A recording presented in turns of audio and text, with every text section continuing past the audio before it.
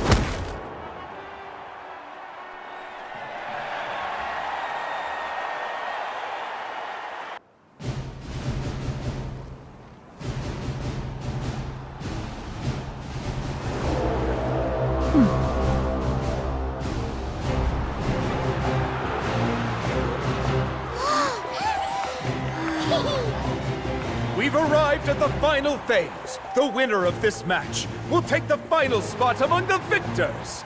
Give it up for a long-time contender and first-time finalist from the Children of Echoes, Kachina!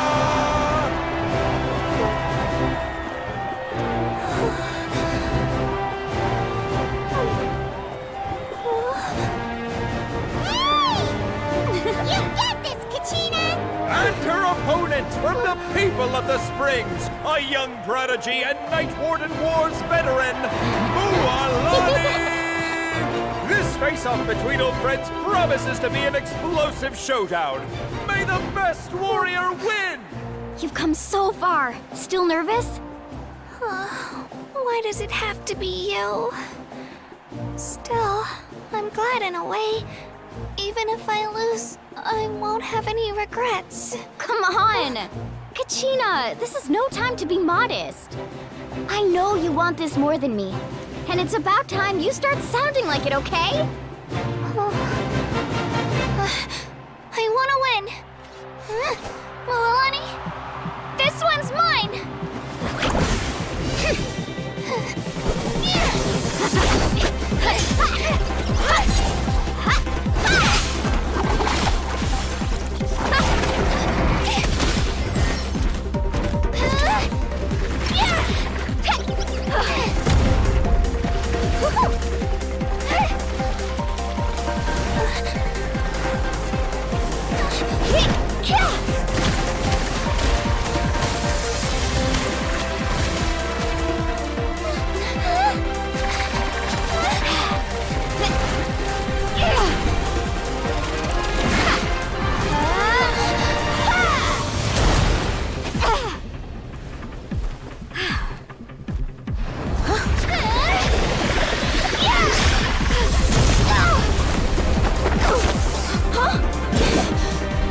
I'm sorry!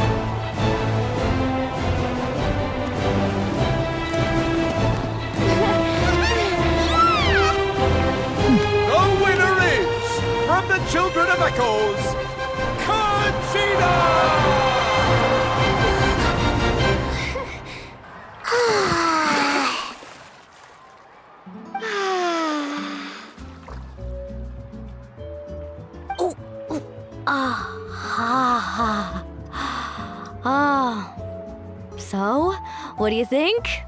Can you feel the warmth relax every muscle in your body? Yeah, it's so nice. The steam is warm too. The first time I came to the hot springs, there was no calming effect whatsoever. I was such a little ball of energy, the moment my parents looked away, I ran off to the high temperature pools. It was actually pretty funny looking back on it.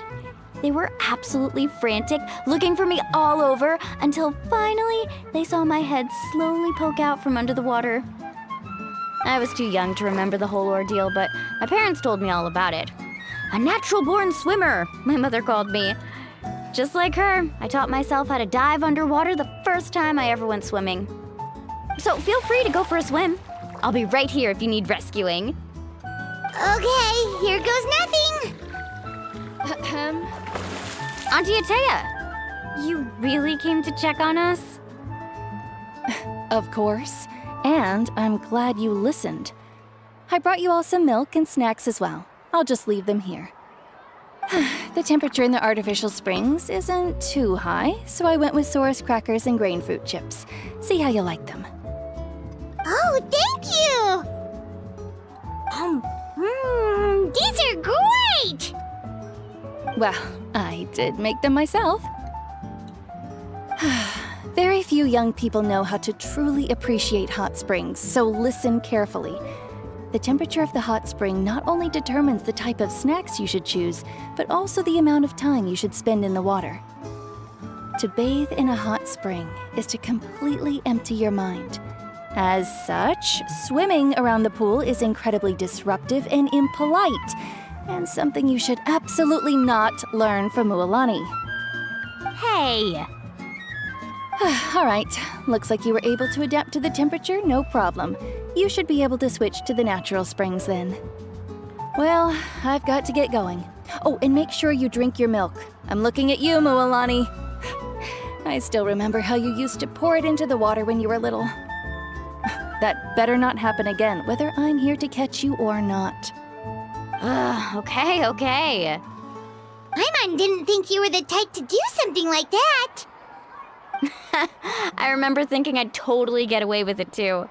But turns out milk is pretty easy to spot when you pour it into clear water. Not my best work.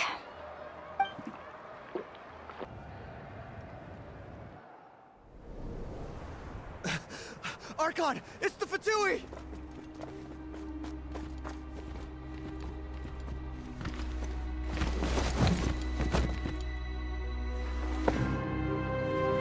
The Archon of Natlan.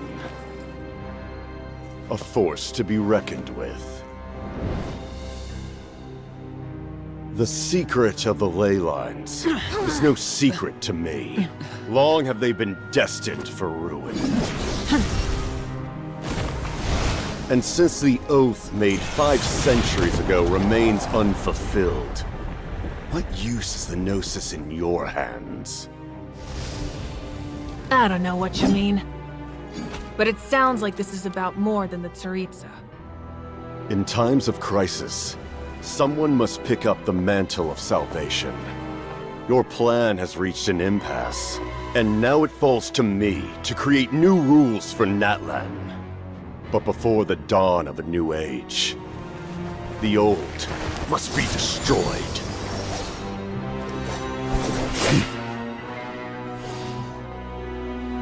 I assume that's the end of your speech? Good. People like us. Let our blades do the talking!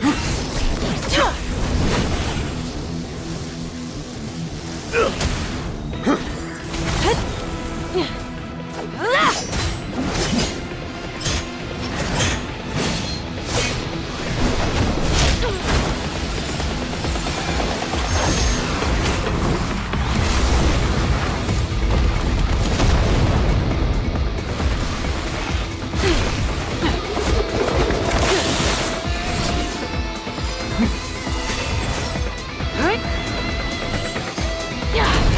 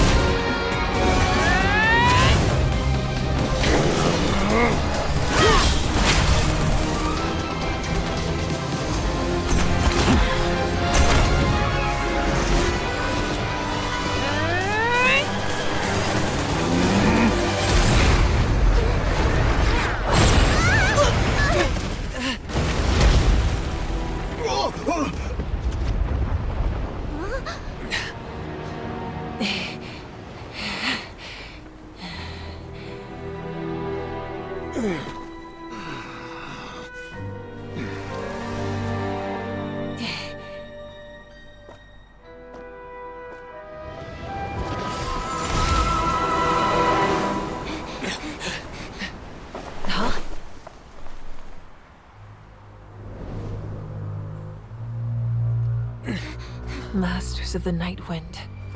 Send word. The captain and his followers must be apprehended.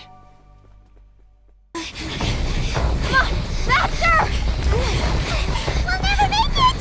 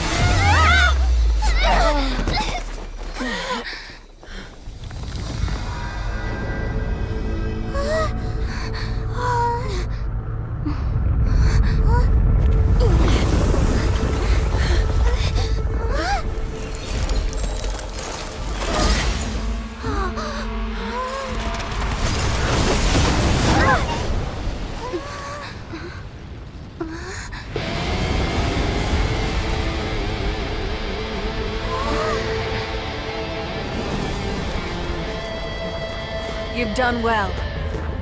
Now come home.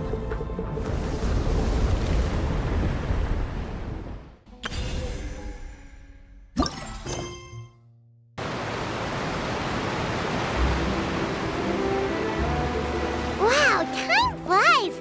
Just like that, it's time for us to embark on the next phase of our journey! We need to head to Natlan next. Neverlight called it a nation of dragons, but that description doesn't give us much to go off of. Exactly!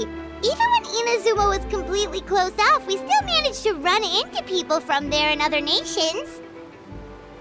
Huh. Could it be that there are no humans in Natlan? Yes, yes! That look of surprise and excitement is perfect! Hold it right there. Now look at the camera, and big smiles on 3. Ready? Okay, just make sure you get Paimon's good side. Wait, hang on a minute! What's with the photo shoot, Charlotte? Well, I heard you two were about to leave for the next part of your journey. After everything you did for Fontaine, the Steambird simply had to follow up on a scoop like that. Oh, I have a feeling we're going to be short on material once you're gone. Oh, so you knew we were leaving. We don't need a big send-off. That's not really our thing. Yeah, that's definitely not your style, but we got to thinking. And, well, a little change never hurt anyone, right? We? All those obstacles we overcame side by side.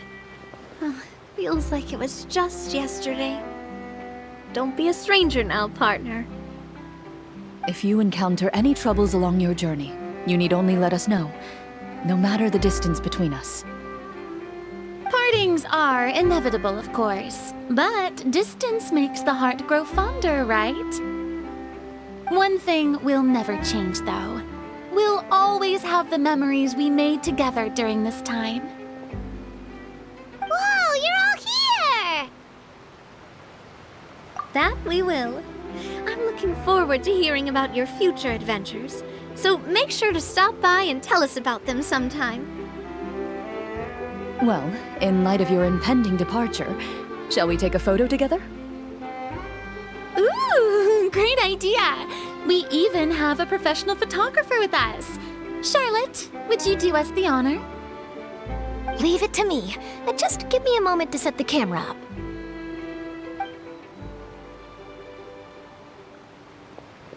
Oh, by the way, you're overthinking the whole Natlan issue, Paimon. Natlan has human inhabitants and its own unique culture, just like Fontaine.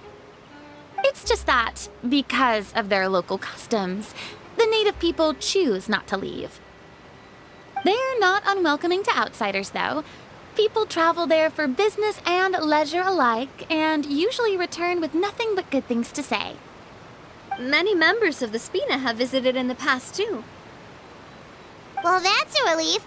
Hopefully we don't get swept up in any major drama this time. Well, given your experience and skill in that regard, I have no doubt you'll be able to overcome anything that comes your way. Still, I hope you can avoid danger this time around. An uneventful trip might be a nice change of pace. All right, I'm ready. Shall we?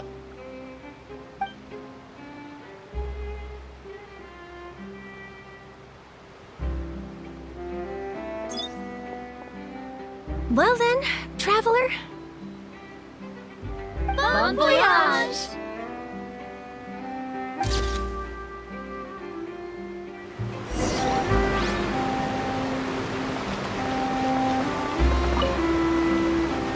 One picture to publish and one to keep for myself. Perfect.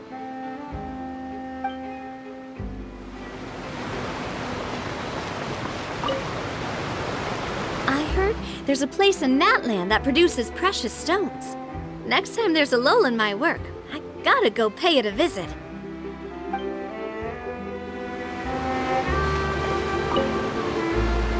Safe travels, traveler. You're welcome back anytime. If you let us know in advance, we could arrange even more people to greet you when you return.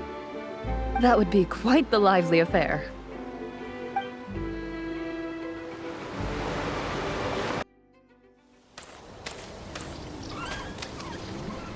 Wow! So this is Natlan! So many strange mountains, and so many animals Paimon has never seen before! Doesn't look like there are any cities around here, though. Where should we start? Good idea! Finding people means we can learn information about the local ARCHON. And once we've met the ARCHON, we should have a better idea of what to expect during our journey. Well, Paimon hopes this one is easy to get along with. As long as we don't get on their bad side, we should be fine. Come on, let's keep following the road.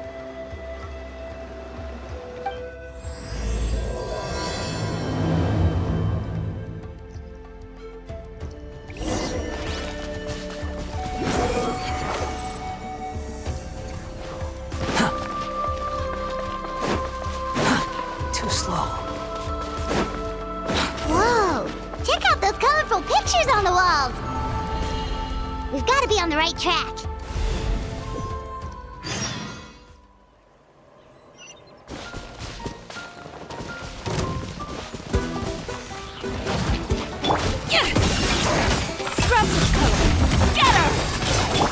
Quietly now. Game's up. Fun's over. Gotcha. Squall and Fury.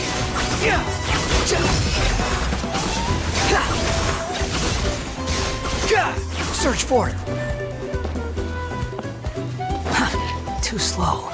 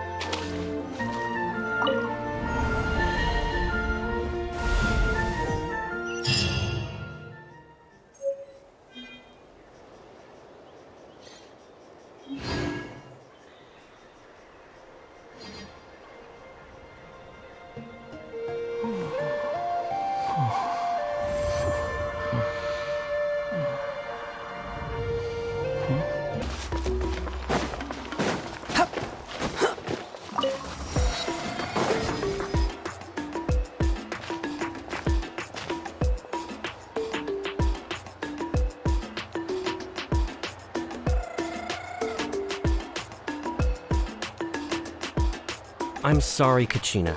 I know it's not right for us to go back on our word like this, but Kempoa and I have to do well during this pilgrimage. You can't seem to find other people to join our team, and we don't have time to sit around and wait. But if you two leave, I'll be the only one left.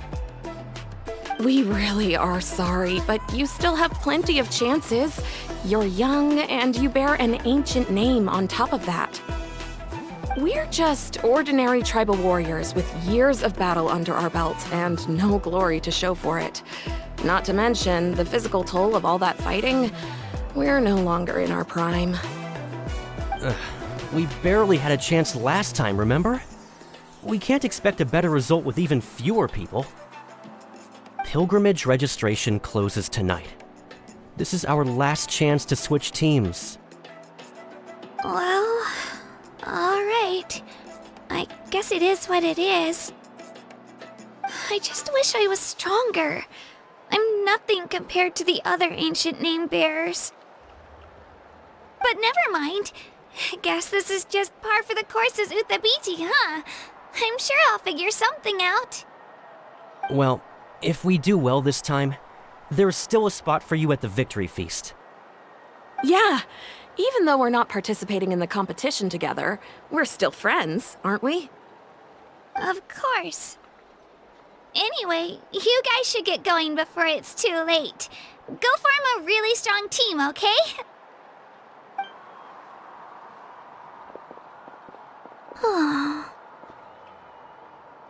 Guess I'll have to wait until the next pilgrimage. Looks like that little girl over there was just abandoned. Wonder what happened.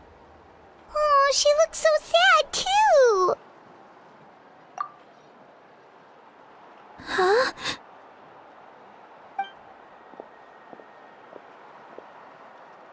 Oh, gosh, I'm fine. Don't worry about me. Wait, I haven't seen you around the tribe before. Are you travelers? Yep, we just got to Natlan. Oh, welcome! I'm Kachina. Uthabiti Kachina. Oh, that's something we call an ancient name.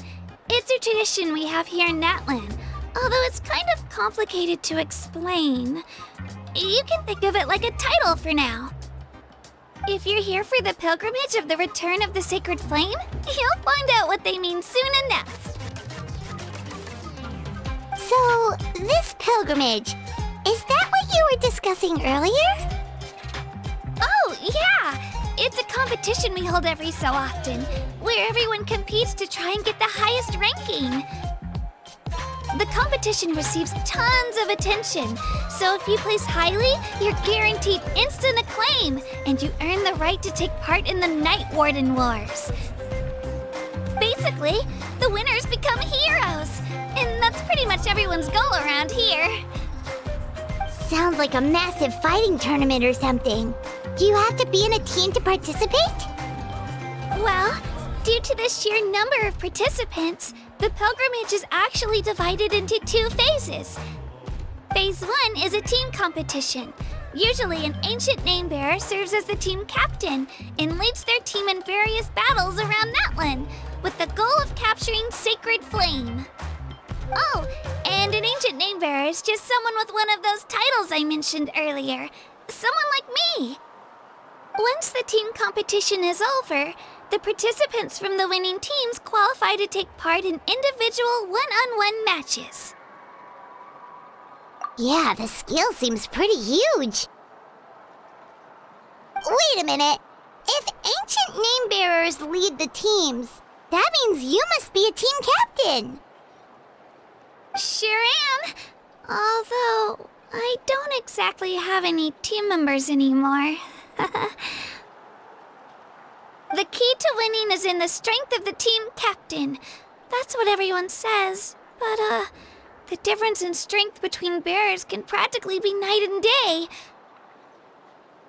So, their decision does make sense. I'd feel the same way if I were in their shoes. All ancient name bearers have to take part. It's our duty. So if no one wants to be on my team, then I'll just go it alone. At worst, I'm looking at a few extra scrapes and scratches. I'm not great at fighting, but I always manage to get back on my feet in no time. Psst, Traveler. Based on the direction of this conversation, Paimon thinks it might be time for us to do our thing. Yep, time for the next phase of our journey to start for real! What are you guys talking about?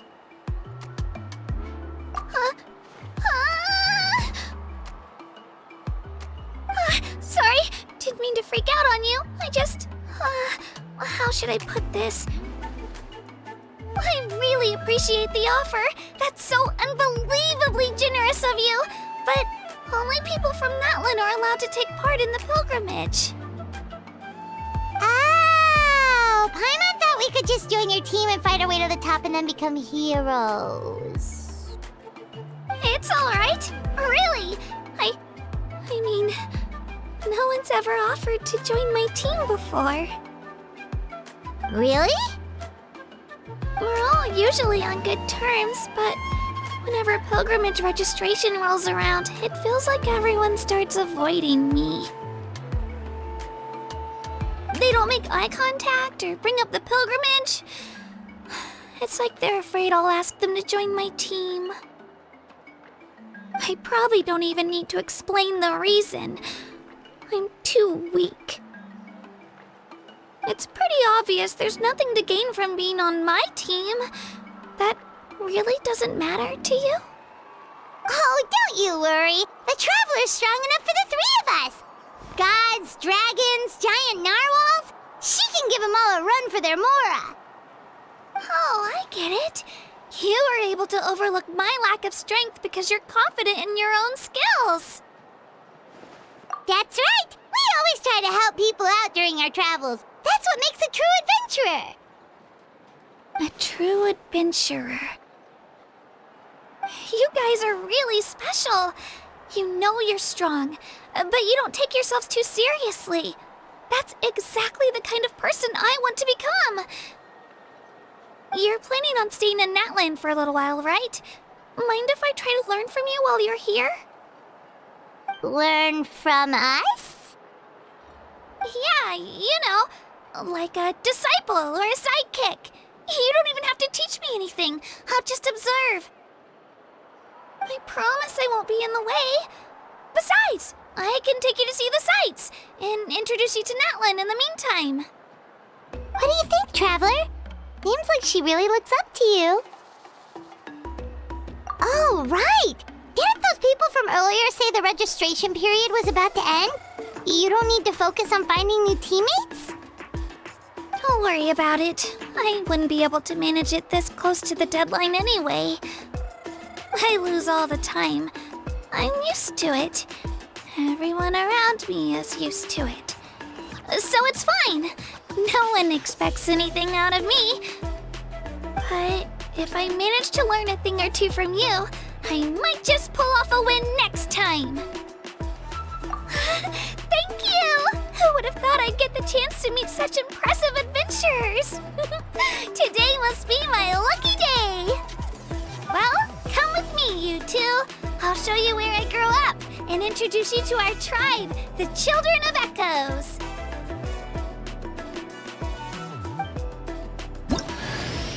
Hello, I'm Kachina, a member of the Children of Echoes. I adore...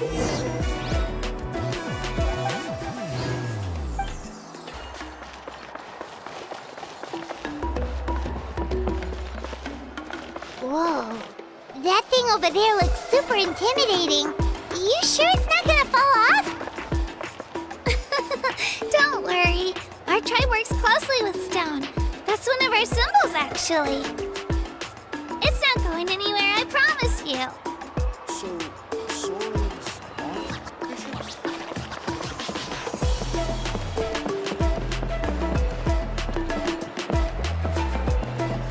Many of our tribespeople love music and dance and have an amazing sense of rhythm. In the past, Outlanders have come here just to study our culture and exchange views. My parents wanted me to learn dance, but I wanted to become a warrior instead.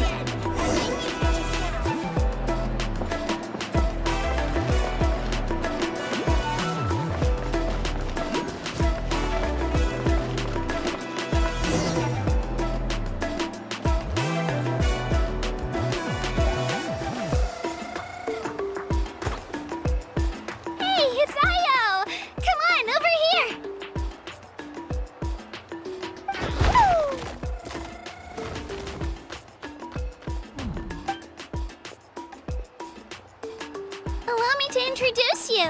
This is Io, my Saurian companion, and also an important member of my family. He's saying hello. I think he likes you. Saurian? So in Natlan, you consider Saurians to be part of your family? Of course. Natlan is not only a nation of heroes, but also a nation of Saurians. They occupy an important place in every tribe. Outlanders always seem to think of Io as my pet, but that's not the case at all. Io and I go on adventures together, but he also has a Saurian family and a place to stay of his own. Sometimes he even brings his entire family over to eat at our house. The children of Echoes have the closest ties to the Tepetlisaurs, which are naturally very friendly to humans. That's how our relationship became what it is today. All Saurians have their own personalities, but I think calling them our companions pretty much sums it up.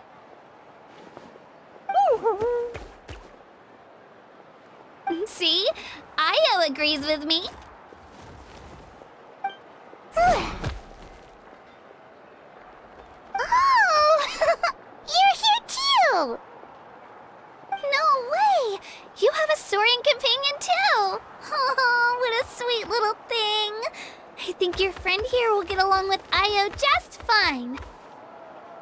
Alright, you two go have fun. I've got some important business to handle, and then I'll be right back. No mischief, okay? And you better not go leading your new friend astray, or I'm telling your parents.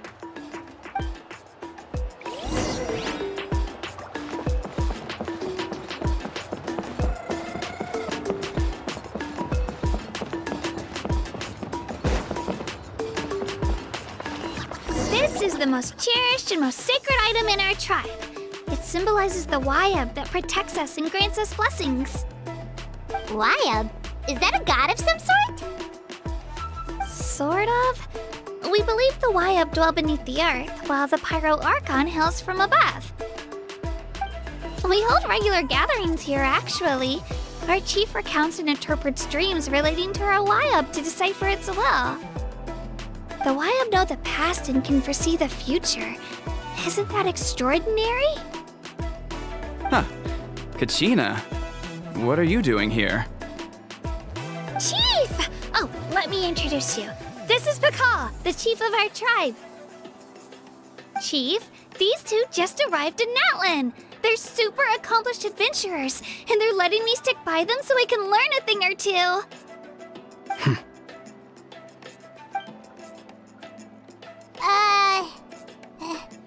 Hello? Kachina is a child of our tribe. Her safety's my responsibility, so I'll just come out and say it. I don't know how you met her, but I'm gonna need you to prove your identity. Whoa! There's no need for that, Chief. They're good people. I can feel it. A feeling isn't going to satisfy your parents, Kachina. How about, we show you our adventurer handbook? It's where all our previous travels are recorded. The people who belong to the Adventurers Guild are kind of a mixed bag. I'd prefer something more reliable. Huh. You're the Traveler, and you're Paimon, her familiar. Paimon is a guide! Jeez, these rumors are getting out of control. Well, okay, maybe this one's not that bad. It does make you seem super powerful and mysterious, Traveler. Wait, is there something special about those names? You haven't heard? Nope.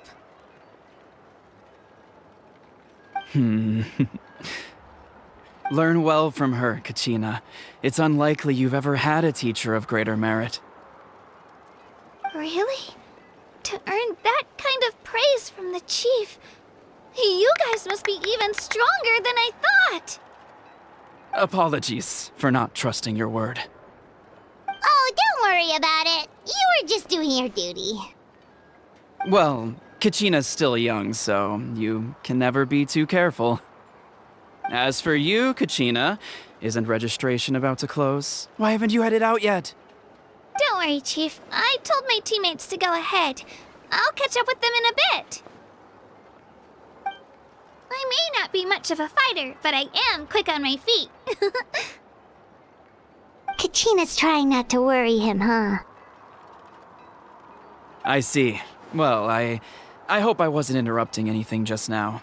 If I did, just tell me where you left off, and I might be able to help with the explanations. Let me think. I told them about the Wayab, so now's the perfect time to dive into ancient names. Good thing you're here, Chief. I don't think I could explain it very well. Oh, right! That word kept popping up in our conversation earlier. So what does it mean exactly? Well, Natlan is a nation of heroes whose valiant deeds are preserved and passed down over time in the form of stories.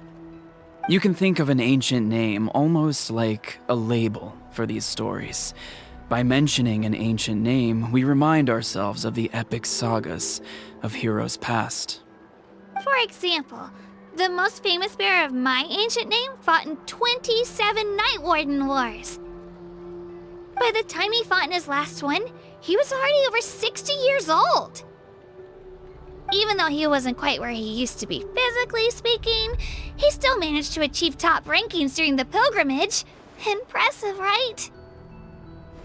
Ancient names allow us to preserve the stories of the past, but they're also much more than that.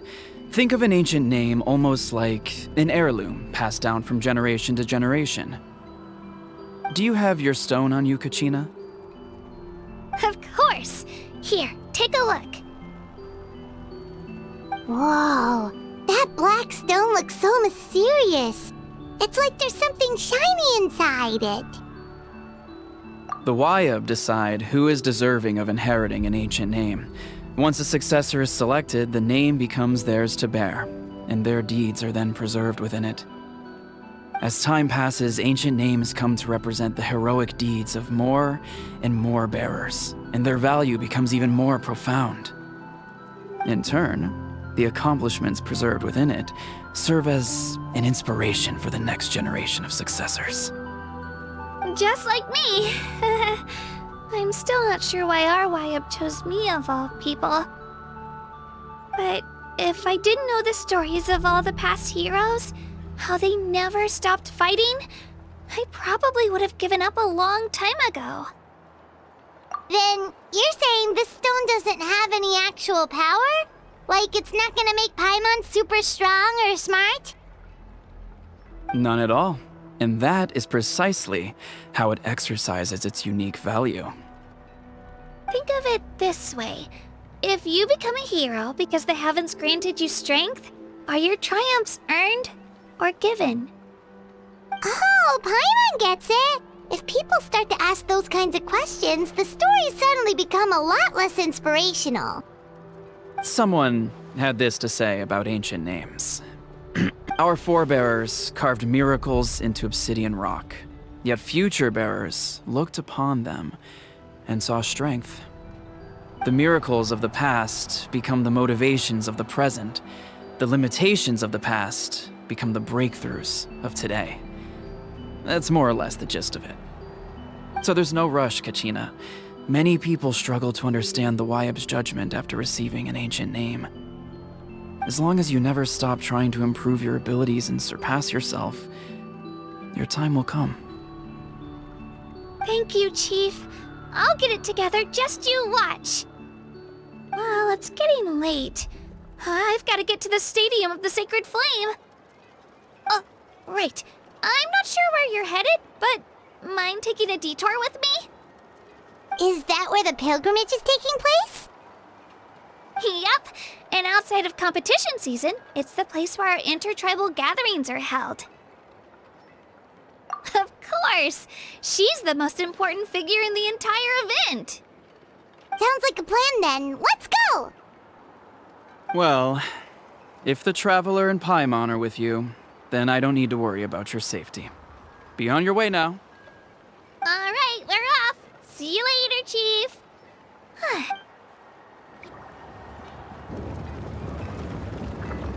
I got so carried away just now, I didn't consider what would happen if our destinations were different.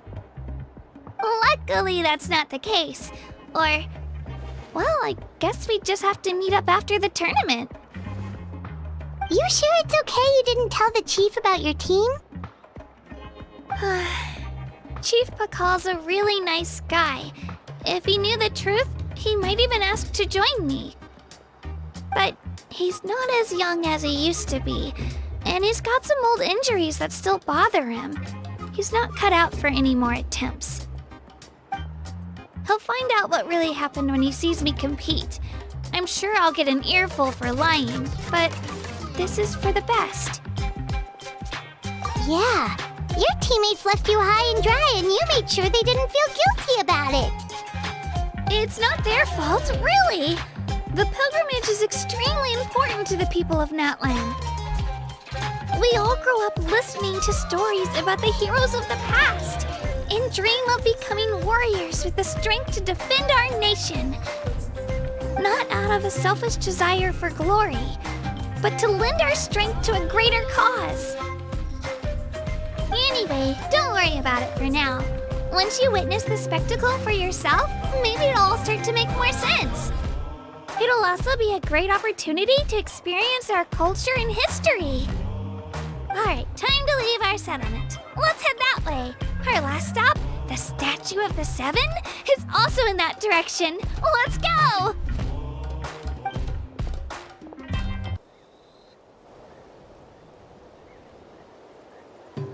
The statue is so pretty. Is that what the pyro ARCHON is like? You betcha. Beautiful, effortlessly confident, and absolutely awesome. Oh, since we're here, you might as well go get your shiny new elemental powers, Traveler. Huh? You can get elemental power from the Statue of the Seven? Oh, just you watch, Kachina.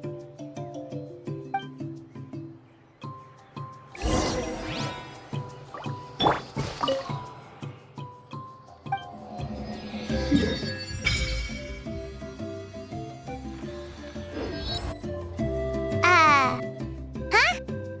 That's not right. Is the statue asleep or something? Huh. Shouldn't you be able to shoot fireballs or summon flame pillars by now? Strange. Must be something unique to Natlan. Sorry, Kachina. We got your hopes up for nothing. No, it's all right. If anything, I'm even more curious now. Were you really able to gain elemental powers just by touching the Statue of the Seven? That's something only vision bearers can use. Could you show me? Only if you want to, I mean. No pressure. Take it away, Traveler!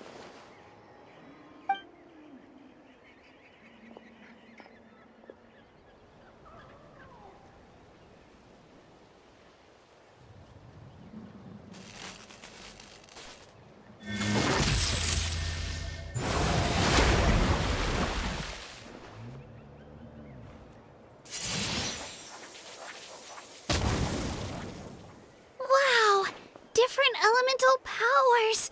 Wielded by a single person! I've never even heard of something like that!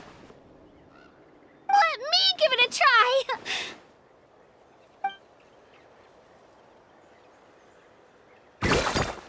Nope.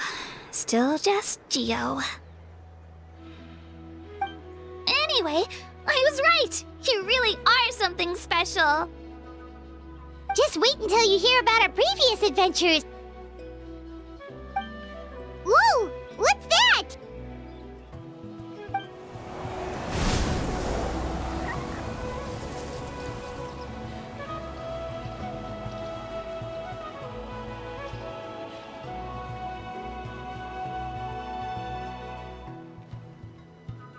Oh, that's a cuckoo soar.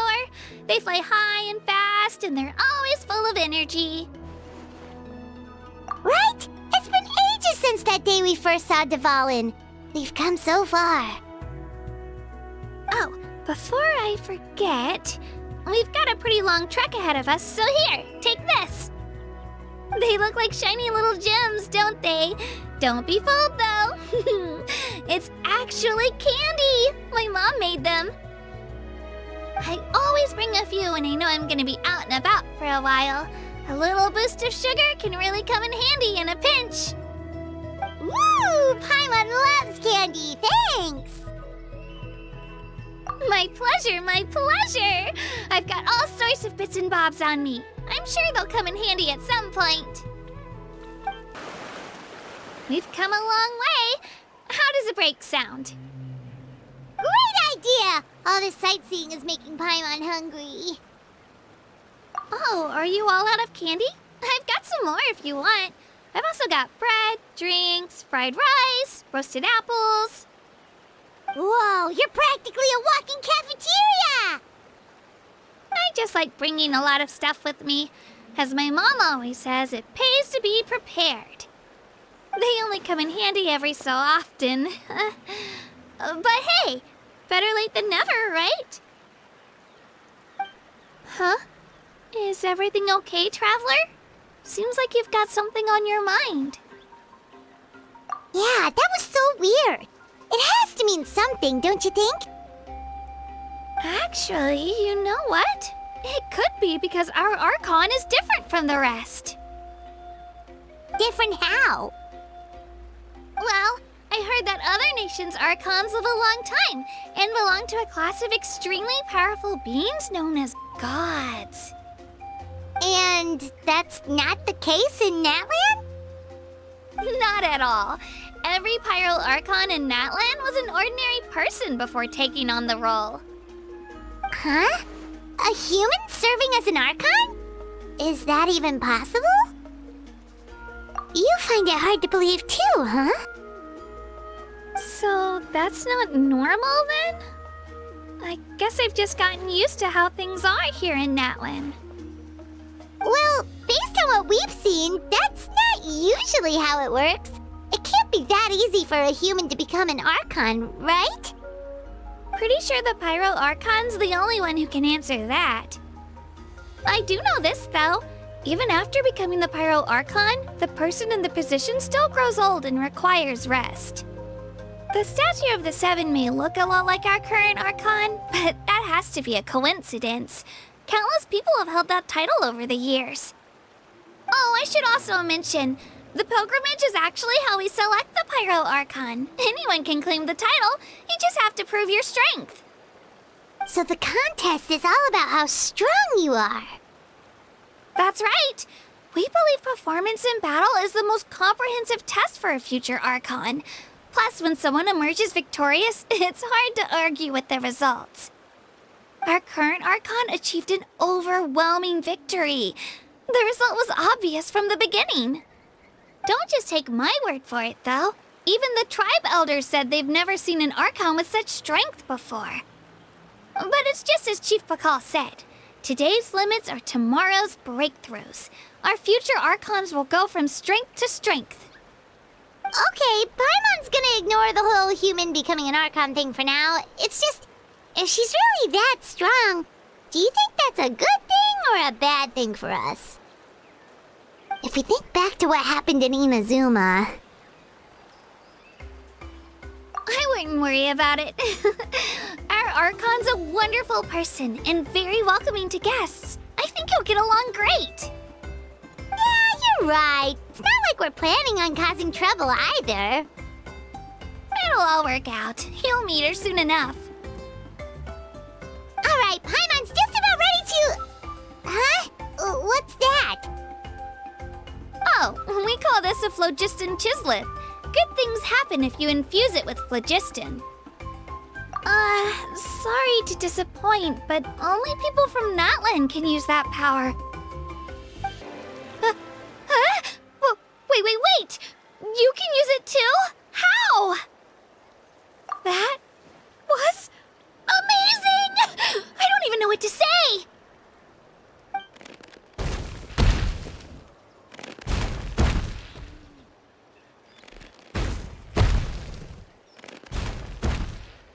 Wait, look behind you!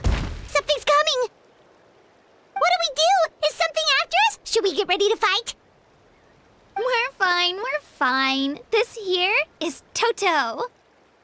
Hiya, Toto. It's me, Kachina.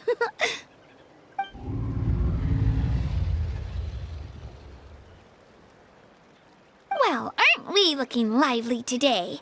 Did the chisel lure you over here? Warm, isn't it?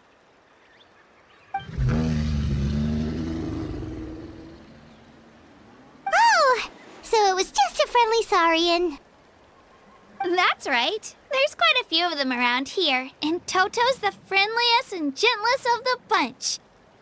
He's always hanging around these parts. I swear he does it just to show off to any outlanders that might come this way. Don't let his size fool you, though. He's just a big softie.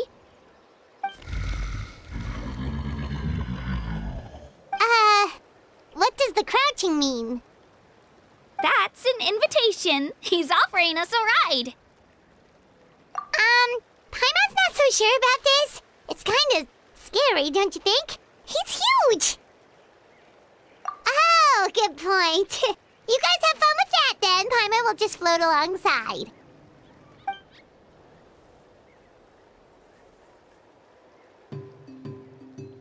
Wow, the sightseeing is even better from up here. The higher the vantage point, the better the view. Are you and Toto close, Kachina? Yep. When I was little, my parents and I went to the Stadium of the Sacred Flame to buy a bunch of different fruits, but the cart we were using to transport them flipped over on our way back. Toto wasn't even half his current size back then, but I still burst into tears when I saw him approach. I was afraid he was going to eat all the berries and sunsettias and leave none left for me. In the end, though, he didn't eat a single one, and even chased off a few other saurians looking to snatch a few for themselves. After that, he used his big head to help get our cart right side up again. I've been bringing him fruit ever since. Oh, and I was the one that named him Toto, actually. With the sheer amount of food he can eat, he pretty much grew like a weed. Before I knew it, he was already this big.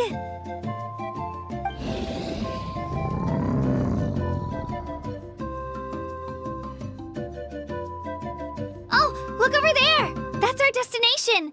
The Stadium of the Sacred Flame. You can let us off here, Toto. Thanks for the lift.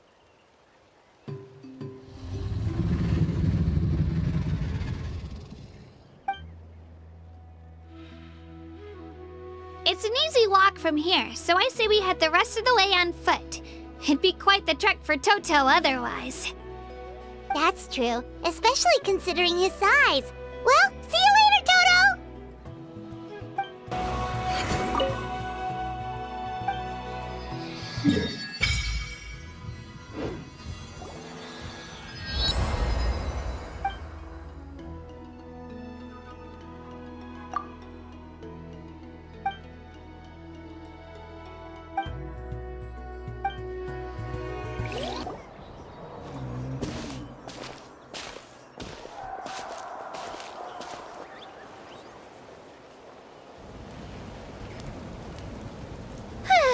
We made it! I'm supposed to meet some friends here, but... I don't see them anywhere. Maybe they're not here yet. Open your eyes, Slowpoke! Ugh, we've been here this entire time. I've already lost track of how long you've kept us waiting. Listen here, you. It's not just Kanish and Moalani's time you're wasting, but mine, too! Mine! What the heck? That's a strange-looking Saurian. Or, wait, is it even a Saurian? Take it down a notch, alright? You don't even know some of these people. Just because Kachina's too nice to get mad at you doesn't give you an excuse to be rude to her. And what are you gonna do about it? You think you're the boss of... Hey! Oh, what do you think you're doing? Alright, I've put him in a timeout for now. Sorry about that. Aw, you didn't have to do that. Al just doesn't have much of a filter, that's all. I don't mind. He got what he deserved.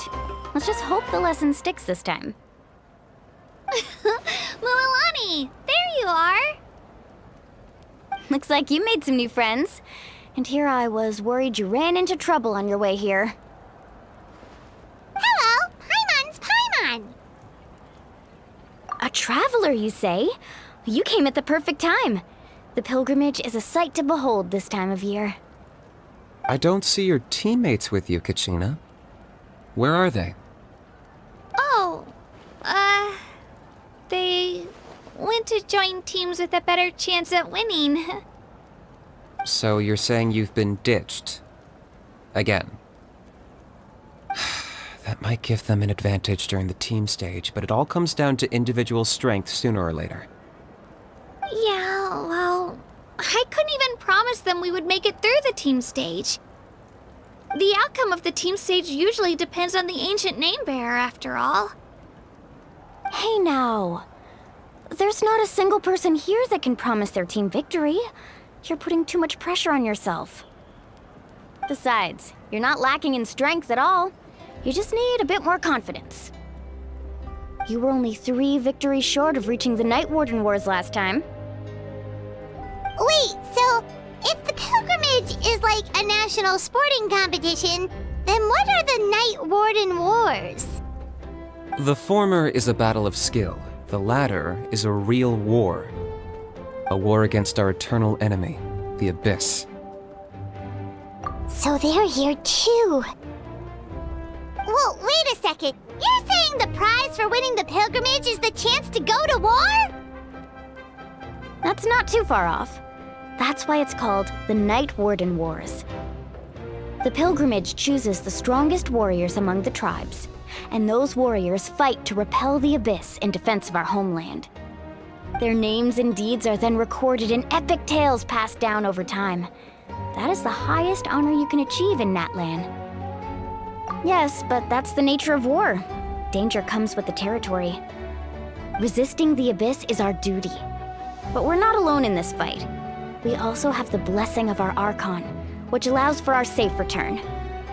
It's something we call the Ode of Resurrection, which does exactly what it sounds like, basically. Resurrect people, you mean? Yep, so it's not so scary, really. Our Archon's blessing gives us the courage to keep moving forward. Let's go register. We don't have much time. Wait, what about you, Kachina?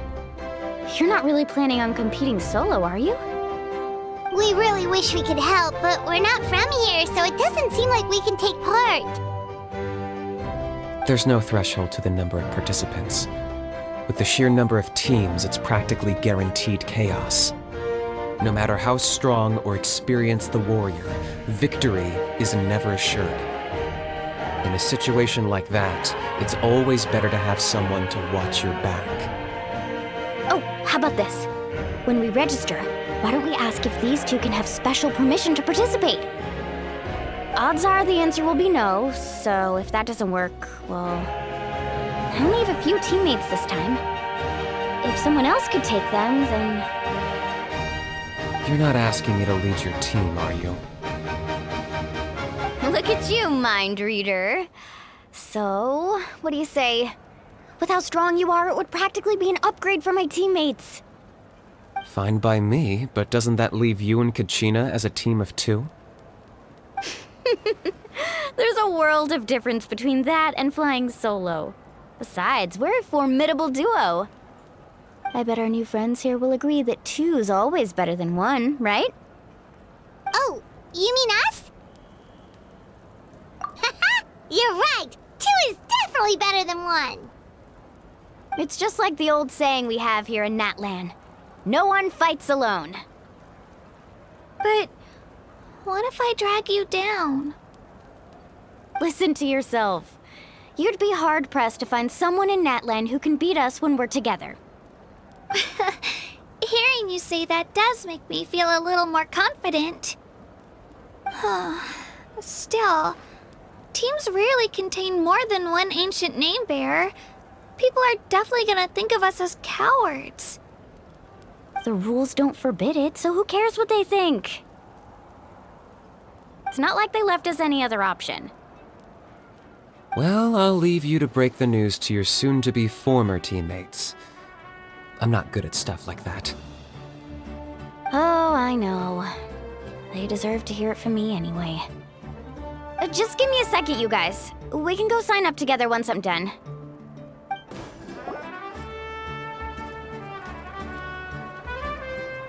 This is the place. Let's wait for Mualani here. Did you see the flags at the front gate when we entered? Oh yeah, there were flags, weren't there? Those are our tribal flags. One for each of the 6 tribes that make up Natlan, including the Children of Echoes. Why the sudden tour guide routine? I said I'd introduce them to Natlan, and we've got nothing better to do, so I might as well deliver on the promise. Fair enough. Well, I'm from the Scions of the Canopy. We live high in the mountains and have the closest ties to the Yumkasaurs. My friend Mualani belongs to the people of the Springs, a seaside tribe. The scenery over there is beautiful, and you can find some really tasty fish. That just leaves the Flower Feather Clan, the Masters of the Nightwind, and the Collective of Plenty. If we get a chance after the pilgrimage, I'll be sure to show you around. Well, if we're talking tribes, allow me to stand in for our chief and welcome you on behalf of the people of the Springs. Mualani, you're back! We were just talking about you. Everything's settled on my end. My teammates took it unbelievably well, actually. Your reputation is really something else, Kanich. They probably just didn't see any drawbacks to your proposition. We're saying the same thing here. You, my friend, are a formidable competitor, and they recognize that. Anyway, thanks for waiting, you guys. Let's go register. Hello there. Here to register for the pilgrimage? That's right. I wanted to ask, though. These 2 travelers are very interested in the competition. Any chance they could take part? I'm sorry, but only people from Natlan are eligible to participate. You couldn't make an exception just this once? This traveler is a renowned adventurer.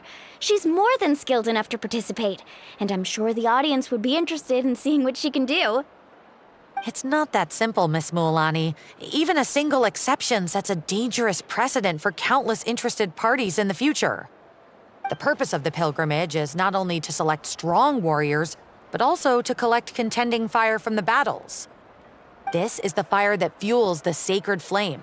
Natlan is only safe from the invasion of the Abyss, while the sacred flame burns eternal. Oh, so there's another purpose for the tournament. That was the initial purpose, actually. Every participant, whether they win or lose, contributes to the defense of our nation. That's what makes it such an honor to take part. Exactly right, Mr. Kanich. Contending fire can only be produced in battles between people of Natlan. Outlander participation would inhibit the production of this fire, which could in turn jeopardize the sacred flame. Oh, so it all comes down to the contending fire. Well, you can still enjoy the event from the stands. I'll try to get you some good seats. That would be great! Tourists like us are better suited to being spectators anyway. Still, there's something Paimon was wondering, actually. You read Paimon's mind, Traveler. Why doesn't everyone just fight together? You know, since you can bring them back to life. The power of resurrection has its limits. For starters, the ode only works on those who bear an ancient name. That's also why ordinary people who emerge victorious in the pilgrimage aren't sent to fight the Abyss. It's for their own protection. Although, they're still afforded the same honor as those who triumph over the Abyss in battle. That brings us to the other condition for resurrection. Not much to this one, actually. Just one word. Victory. Victory? The victors shall burn bright, while the losers must turn to ash. Only those who triumph over the Abyss earn the right to be revived. Defeat in battle not only means death, but also the destruction of your ancient name, preventing it from ever being inherited again. The tales of the vanquished are eventually forgotten, and an ancient name cannot survive when the stories of its bearers are lost to time. Yeah, they won, right? Isn't it the defeated ones who need reviving? You have to think about it at the team level. For example, 5 representatives will be sent to repel the Abyss this time. Even if 4 of them were to perish, the Ode of Resurrection would still take effect. All you need is for 1 person to return victorious. Because every victory is a building block of our legacy. Of course, the team needs to be strong enough for that to be the case. Otherwise, the price of failure is still very high. That's why the first stage of the pilgrimage is divided into teams, to instill in us the importance of working together. No one fights alone.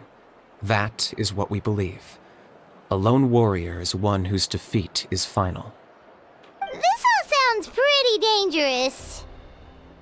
Well, that axiom is meant to be a warning as much as a source of inspiration. Danger is always present, but together, we can move forward, united in the knowledge that behind every hero charging into battle lies the support of all of Natlan as well as our ARCHON. Not to mention, the Abyss isn't an enemy with a concrete form. We're often just dealing with the fallout of its scheming. I've actually fallen in battle before. I spent some time wandering the realm of the Wyab. It was unlike anything I'd ever experienced before. The realm of the Wyab? Does that mean the Wyab exists somewhere in Natlan? Hard to say. The realm's not somewhere you can access by ordinary means, and very few people are capable of establishing a mental connection with the Wyab. We call this realm the Night Kingdom, a mysterious liminal space between the body and mind, life and death. The fact that you were resurrected at all is the worst thing in the world. Then releasing you from your timeout has gotta come in at a close second. You would do well to speak with reverence of the almighty Dragon Lord Kahula-How! Lest you live to regret it. If you're done arguing, your registration is now complete. It all went fairly quickly, considering we all know each other. Now, I just need to register your team members according to their name cards, and you'll be all set. In the meantime, you can all go rest at the hotel. As usual, dinner and lodging for tonight are free. Nice. Oh yeah, I forgot to mention. All food and entertainment before tomorrow's matches are on the house, courtesy of our ARCHON. Family and friends included, which means you both get in on it. Come on, let's go have some fun! Dig in, you guys. Eat as much as you want. These dishes are all local specialties. There's more where this came from too, so don't be shy. Let's feast until the bill gives the ARCHON a heart attack. Don't be dramatic. The Pyro Archon is very generous, even if it does cause some trouble for all the hotel workers and volunteers. Speaking of trouble, I've locked a How away for now, so you don't have to worry about him being a nuisance. Wait, isn't that a little harsh? Nah, Kanich and How are always like that. Everyone has their own unique way of getting along with their Saurian companion. What's got you all down in the dumps, Kachina? You don't have to worry about tomorrow. I'll be with you every step of the way. I know. Everything's fine, really. I'm just nervous. I can't keep using my age as an excuse. I have to get stronger. I have to prove to people that I'm not trying to avoid the Night Warden Wars. You don't have to prove anything to anyone. You know your own heart. So stop beating yourself up over other people's opinions. If they don't think you deserve to bear your ancient name, they can take it up with the Wyub. Trust me, Kachina. The Wyub see something special in you. I just hope it's not the fact that I can take a few punches. Yeah, I'm on a 7 or 8 pilgrimage losing streak. My ranking has been improving little by little, but still no wins. To be honest, losing 7 or 8 times isn't even a lot. Maybe other people can't see your improvement, but your performance still isn't something to scoff at. Yeah, didn't you say you got really close before? It's just... what if I don't even make it through the team stage this time? Hey, have a little faith, will you? You've got me on your team. Stumble, and I'll be there to get you back on your feet. Run into someone you can't beat, and we'll face them together. I know you've never tasted victory, but you trust me, don't you? Well, Alani, you're the best. I trust you. I definitely do. And you're right. I've got to pull myself together. I still don't know why the Wyub chose me to inherit an ancient name. But I can't be the only bear who's ever felt this way. If they can keep at it, so can I. Not to mention, the fact that your ancient name has survived until now means all your forebears managed to honor its meaning. Otherwise, it would be lost to us by now, shattered by defeat in battle. That's right! And you'll have us rooting for you too! No. It should be the other way around. I was clearly the one who asked to learn from you. But still, thanks you guys. Geez, now I'm crying again.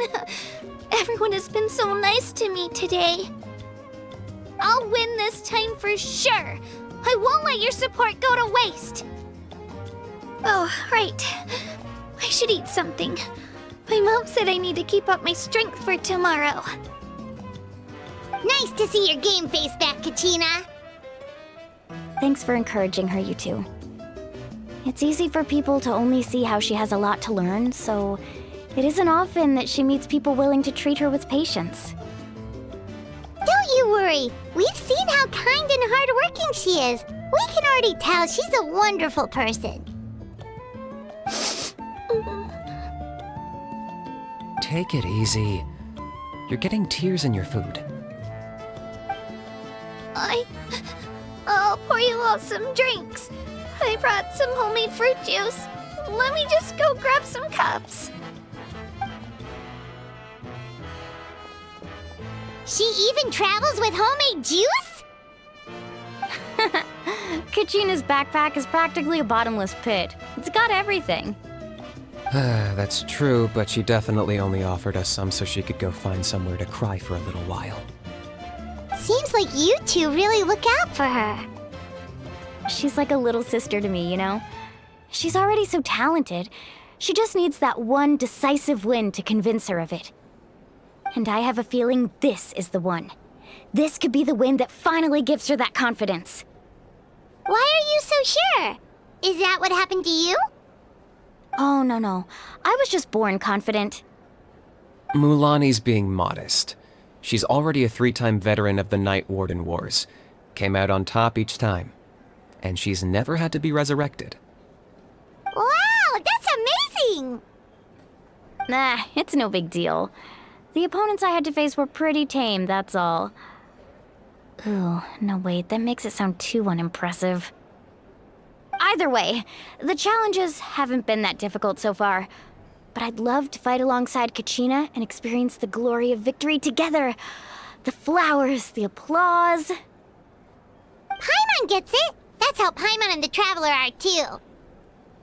Hey, a little more confidence, please! Paimon's always there to cheer you on! Drinks are here. Better try them while they're still fresh. Feeling better now, Kachina? Me? I'm totally fine. Really, I promise. That was just nerves earlier. I'm gonna get some meat in my system, then head out to get some exercise. Want to be nice and loose for the tournament tomorrow. I'll come with you. Just don't go overboard, okay? The last thing we need is for someone to oversleep. We've got an early day tomorrow. If only we had a friend who never oversleeps. All right, fine. Make sure you guys are up on time. Attaboy. I knew you'd catch on. So full. I'm so sleepy. We should get a good night's sleep before the competition tomorrow. I'm still a little worried about Kachina, though. Maybe we can help her out with her training. She did say she wanted to learn from us. Not that Paimon's gonna be doing much of the teaching. Off we go.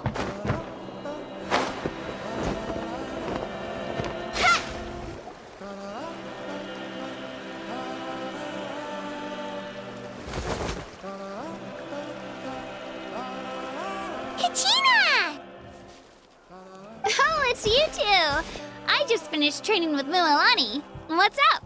Well, you worked so hard to introduce us to Natlan, we wanted to return the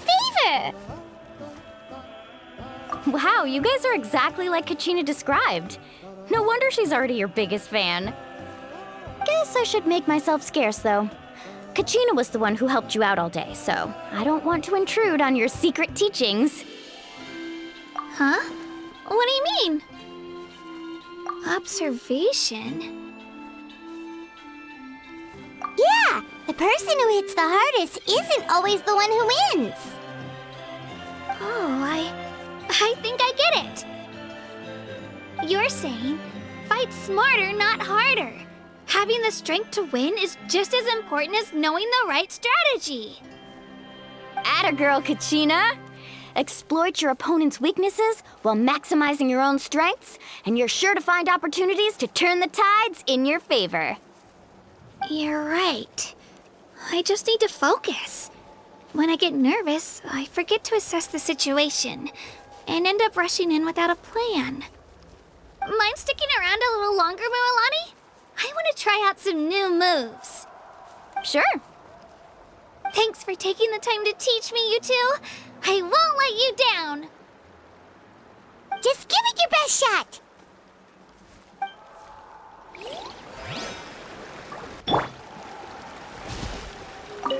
I'm not keeping you up, am I? You sure you'll be fine tomorrow? Oh, I'm bursting with energy. Couldn't sleep if I wanted to.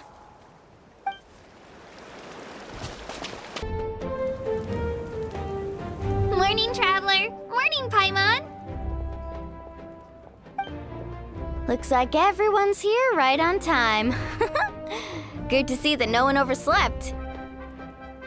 Says the one who only made it because I was there to get you!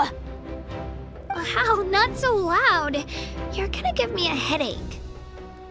Well, if you don't do well today, we know who to blame now, don't we? See how your friends talk to me, Kanich? I help you wake them up, make sure everyone's on time, and do I get a thank you, a how? No! I get told off! Mualani's right, though. Hopeless. Every last one of you. All right, moving on. How did you sleep last night, Kachina? I had some nerves at first, but my bed was great. I fell asleep the minute my head hit the pillow. That's good to hear. Maybe you handle stress better than you know. The competition's about to start. Did everyone eat something? A little. Didn't want to overdo it. Oh no! We were so busy focusing on the tournament we forgot to buy something! I thought that might happen. Here, I brought you some. No thanks necessary. I'll treat you to something even better once... Attention everyone! The tournament is about to begin.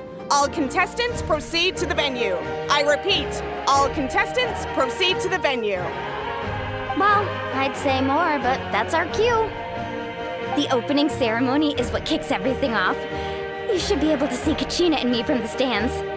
We're counting on you to cheer us on. Don't you worry! Paimon's gonna cheer so loud, you'll hear it across the stadium! Thanks, you two. I'll be sure to keep an ear out. Well, we should get going. See you later. Okay, bye-bye!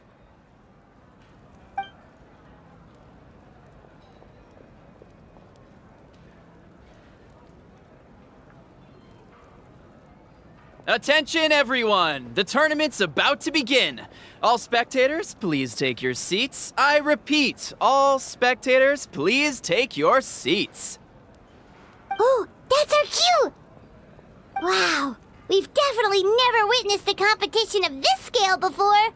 Let's go in once you're ready.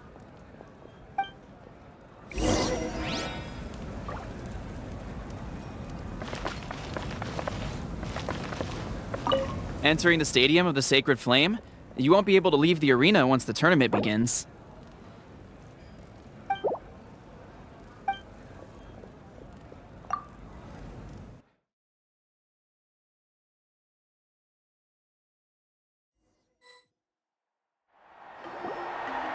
The pilgrimage of the return of the Sacred Flame is a competition with a long, storied history.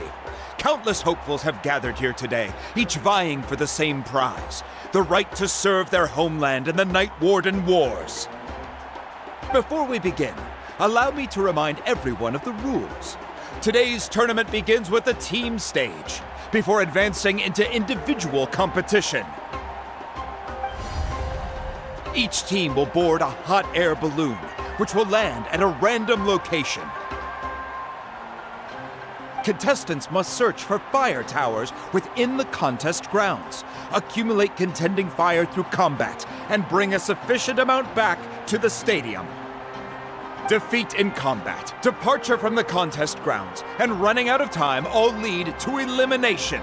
Only the strongest teams will be able to withstand the onslaught of battle and return to the arena, blazing fire in hand. Only those who emerge triumphant in the team stage earn the right to take part in the individual battles.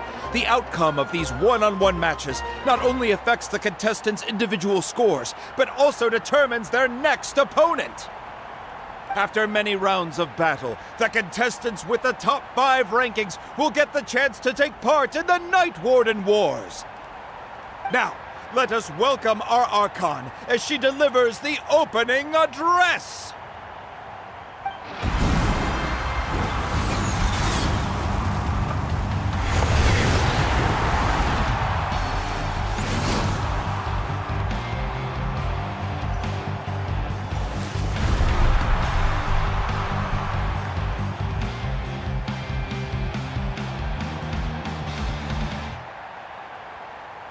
Skill, strategy, fortune, form. Many factors influence strength, but victory never lies. The pilgrimage is not merely a trial to determine the strongest among us, but also a stage upon which to showcase your individual growth. Today marks the beginning of yet another legendary saga, one written in the triumphs of the victors. So, without further ado, let the games begin! So that's the Pyro Archon? Is it just Paimon, or does she seem kind of intimidating? Kachina said she was friendly and welcoming, but, how did she come to that conclusion? Didn't Kachina say she was just an ordinary person before becoming the Archon? Sure doesn't seem like it. She doesn't seem ordinary at all. Oh, look! It's Kachina and the others! Well, folks, it's clear the contestants are already raring to go. The teams will now board their hot air balloons and make their way to the competition grounds. Chaska! Chaska! Yeah! Cool girl! Do it! Kick their butts, Ixna! Go, Mualani, go! You can do it, Kachina!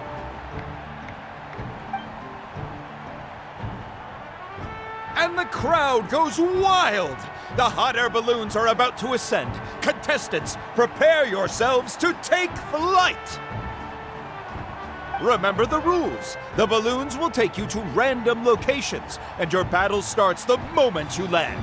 Best your competition, collect sacred fire, and bring it back to the stadium. Good luck, everyone! Guess this is where we're starting. Let me see. It seems pretty quiet around here. Looks like we get to ease ourselves into combat today. Let's head that way. We don't need to worry about avoiding other teams. Anyone that crosses our path can kiss their chances goodbye. Okay, I'll follow your lead. Just remember, don't hesitate. The team matches are all about keeping the energy up. So let's do it! And with that, the pilgrimage is now underway. Time for the contestants to give it their all. Ooh, a fire tower! And an unoccupied one from the looks of it.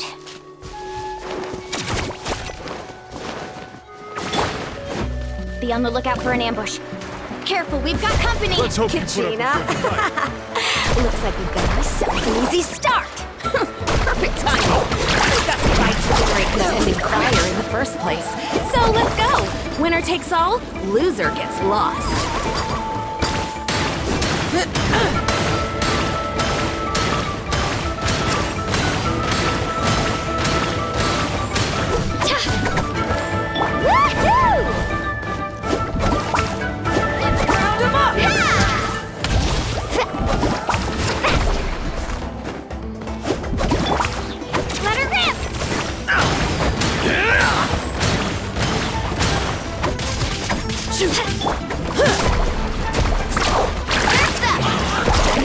This was new.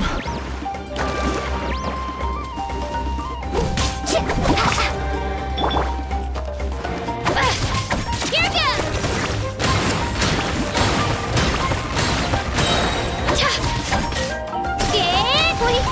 We won! We're just getting started. Grab the fire and let's head to the next spot. Currently in the lead, we have Chaska, one of the contestants from the Flower Feather clan, really leaving her competitors in the dust. Amaru has taken out 6 contestants in a row! What a legendary competitor! But can his hot streak continue?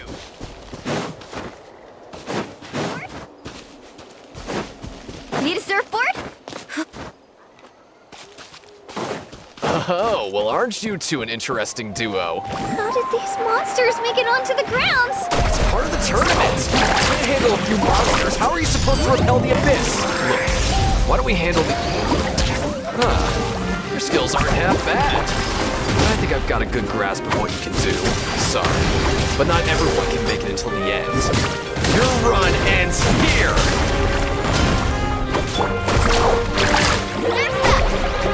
Nicely done, Kachina! We actually beat a legend! Come on, don't just stand there. Let's grab the fire and go! We have a new team pulling ahead! Mualani and Kachina have already eliminated several favorites for the win!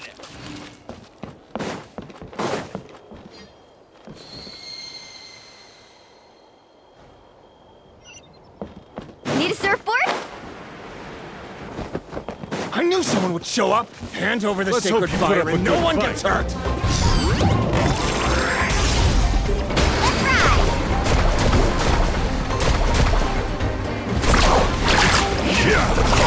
Would you look at this? 2 favorites for the win. Itzna and Unkunga have run into each other. Looks like it's gonna be an early goodbye for one of... This mountain is huge. Is the next tower really all the way up there? It's going to take forever to make it to the top. Just leave it to me. I'll get us up there.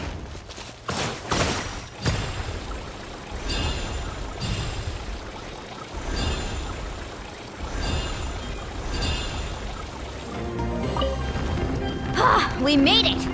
Great work, Kachina! Glad I could help. An empty fire tower. We're too late. Darn it! So close! And another competitor crosses the finish line.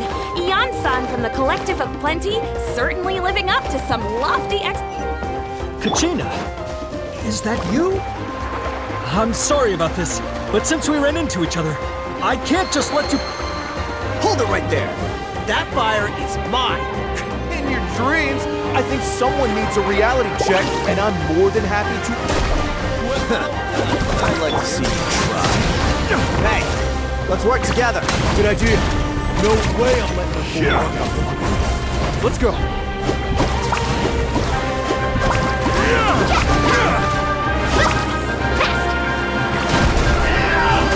Let's round them up!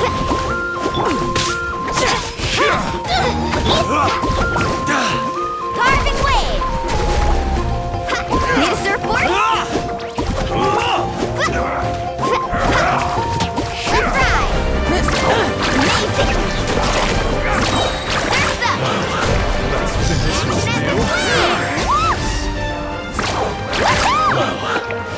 This was new. We've collected enough sacred fire. Still doing all right, Kachina?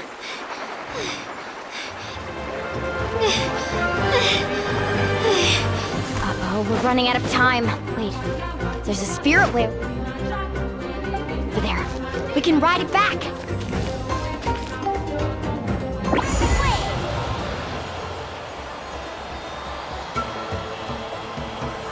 Oh, we really lucked out.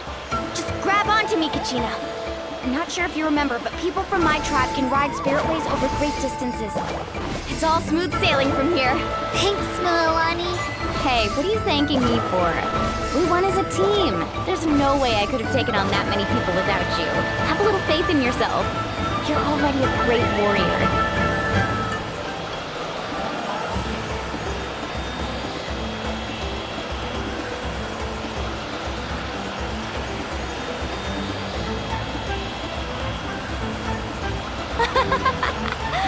Oh, those were some steep curves.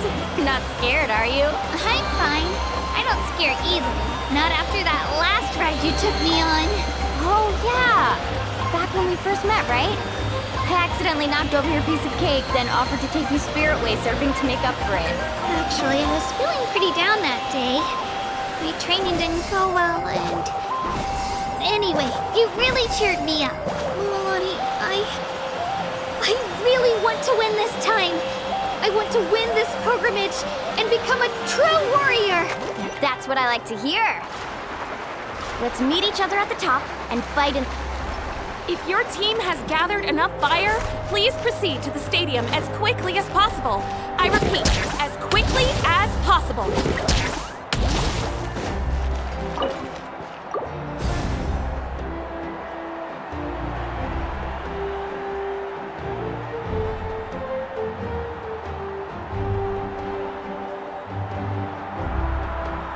Congratulations, Mililani! Congratulations, Kachina! You've successfully cleared the team stage. Amazing! Congratulations! Congratulations! Keep it up, Mililani! Kachina! Mililani! Kachina! Mililani! Kachina! Mililani! You two can take a short break while the team stage comes to a close. We'll draw names to determine the individual matchups in a moment. After that, we'll proceed to the next stage of the competition. I wish you both the best. You two are assigned to different lounge areas. If you'll follow me, please, Kachina. Solo battle's next. And I was 3 wins short last time. I've got to do better. Just calm down, Kachina. You're in good form. You can do this. Hold it right there. This is the contestants' lounge. Unauthorized access is prohibited. We're contestants too. Let us through. According to my list, you're not among the individual match contenders, nor are you related to any of the remaining candidates. Well, we'd still be candidates if it was just based on strength. We only lost because 2 other contestants snuck up on us like cowards. If you could just go contact the referee, we'll wait right here for you to... Wait, you two are... Well, look who we have here. Remember us? Your little trick got us disqualified. Since we've crossed paths again, let's settle this once and for all. We'll see who truly deserves to advance to the next stage. Fight us! Right now? Don't mind him, Kachina. Tournament rules place you under no obligation to honor that request. A loss is a loss, and that's final. You! Don't just stand there! Get security over here now! Forget the rules. Isn't the pilgrimage about picking the strongest warriors? She just happened to catch us off guard. It was all luck. Exactly. Now's our chance to duke it out fair and square. Kachina! Who are you? Traveler! Paimon! What are you doing here? We just came to have a chat, and then all of a sudden these guys were threatening you! Huh. You're not bullying Kachina on our watch! Thanks, you guys. I don't know your names, but if you really want to face me, I'll allow it. It has to wait until after the tournament, though. I need to focus on the upcoming matches. I don't want to let my parents down, or any of the friends who helped me get this far. That's enough, you two. Being caught off guard is not an excuse. You think you can cry foul play when you face the abyss? If this behavior persists, you may find yourselves barred from future competition. Whatever. Let's go.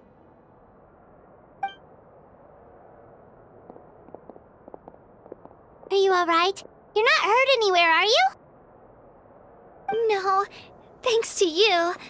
To be honest, I totally blanked out just now. I had no idea what to do. Right. I'll show them what I'm made of. That sounds more like it. You can do it! I heard there was trouble.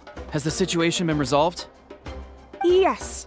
It was nothing out of the ordinary. A couple of sore losers coming to stir up trouble with the contestants. Some people are so obsessed with glory, they can't even bear the idea of failure. I hope you don't let him get to you, Kachina, because you'll need to get ready. Your match is up soon. That came up quick. All right, I'm coming. Well, guess I'm off.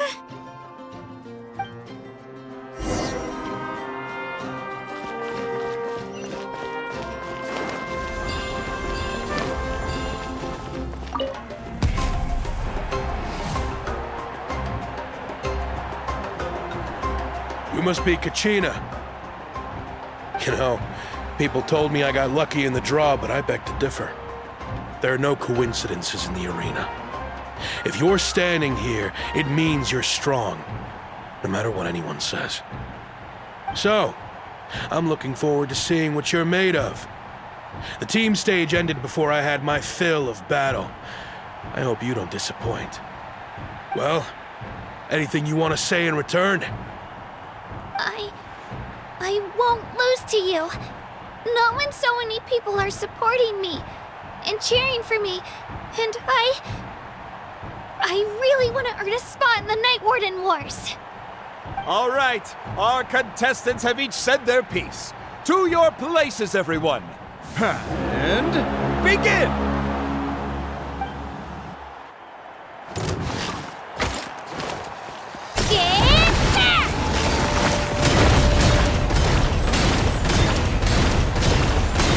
Come on, you can do better!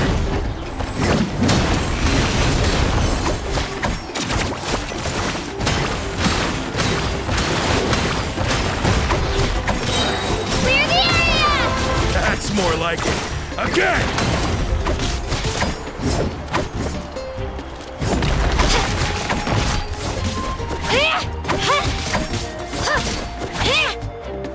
Let's go, Swirly! Yeah!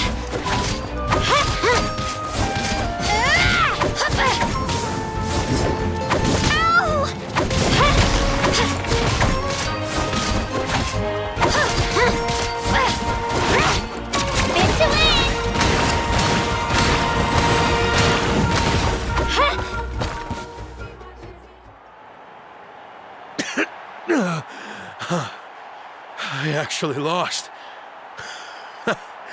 Knew I had an eye for the good ones. Guess that means I was right about you all along. Congratulations to Kachina for taking the win. Let's give her a round of applause, everyone. Now, diving into the other matchups. That's one down! Woohoo!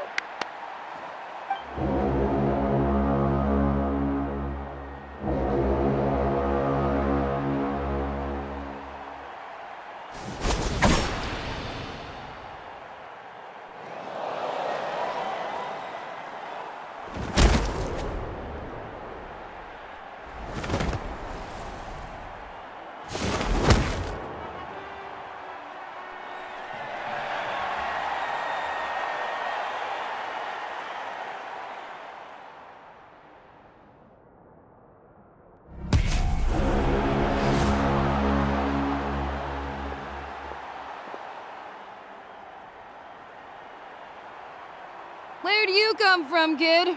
Think you've got what it takes to go to war? Hate to break it to you, but it won't be easy to get through me. And you are... You don't recognize me? Figures. Our generation's been in decline ever since Ateya and the others retired from the front lines. Either way, once we face off, you won't forget my name anytime soon. Let's do this! Hear that? The exhilarating cheers of the crowd. That's why I'm here.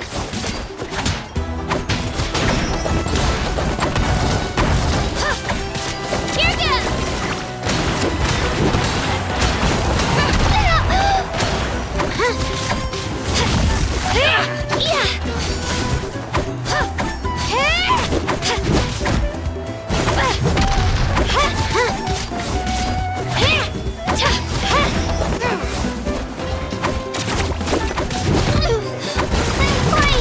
Looks like it's time to get serious.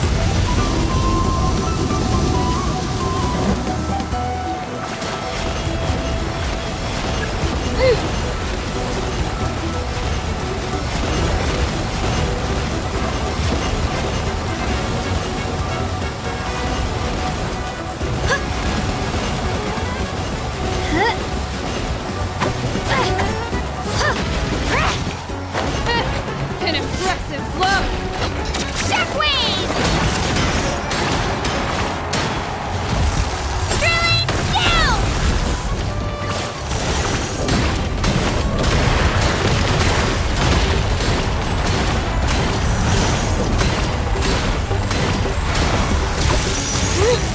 Drilling down!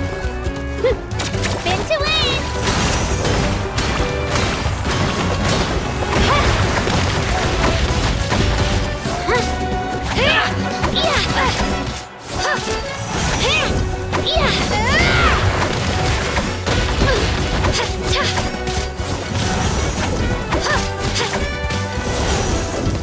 Let's go, Squirrely! Clear the area! Try this on for size.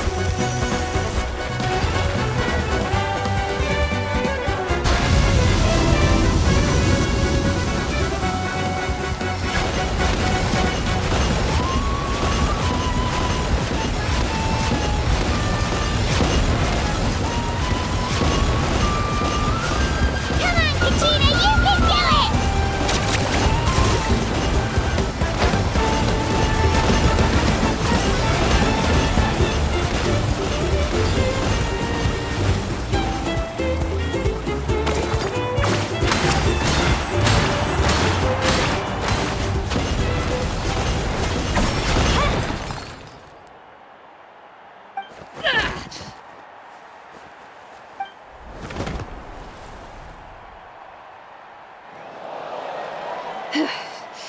Gotta hand it to you, kid. You really impressed me. I take back what I said before our match. You've got what it takes, Kachina. Youngsters like you, you'll forge your own miracles.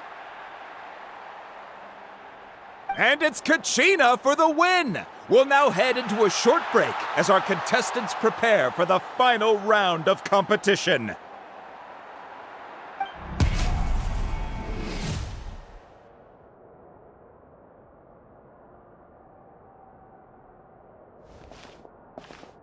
Thanks for cheering me on, you two. You were great out there! You faced a lot of impressive competitors, but they never stood a chance. I don't think I did too shabby either. I've never gotten this many points before. You ready for the last round, Kachina?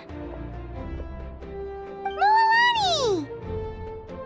I got permission to come see you before the last round starts. Based on your score, it looks like you'll make it to the Night Warden Wars if you win your next match. But, your final opponent... it's me. What? Yeah, I just found out myself. We're really close in the rankings, so only the winner gets to move forward. But I wanted to fight alongside you. I did too, but it is what it is. People with similar scores tend to get matched against each other. But we just have to get past it. War is cruel, and the Abyss certainly isn't going to go easy on us. Only Natlan's strongest deserve to stand against them. So, I'm going to give this battle my all, Kachina. And I hope you do the same. To hand victory to your opponent is to take pity on them. But no one's asking for pity here, yeah? So, you ready? I'll do my best! Atta girl. So, if one of you has to lose, who should we cheer for then? You mean one of us is destined to win? It's something worth celebrating either way. I'll be happy no matter who wins. And I know you feel the same way, Kachina. So, don't overthink it. Let's just have ourselves a good match. Traveler, Paimon, I'll see you after the match. Kachina, I'll see you on the field.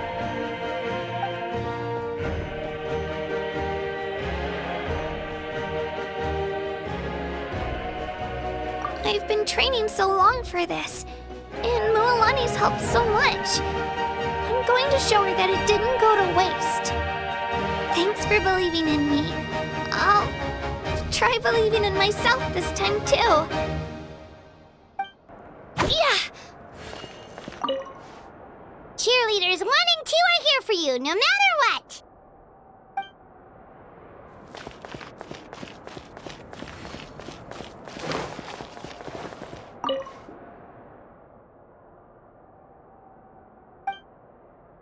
Mualani.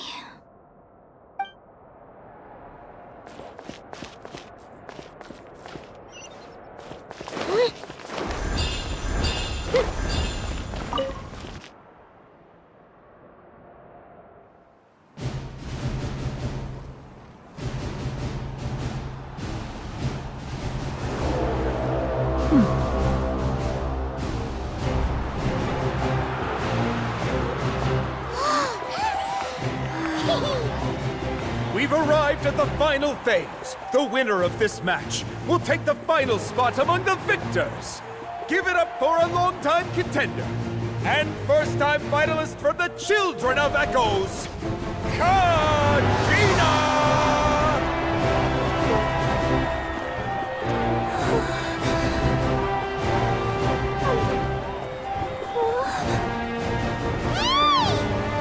You get this, Kachina!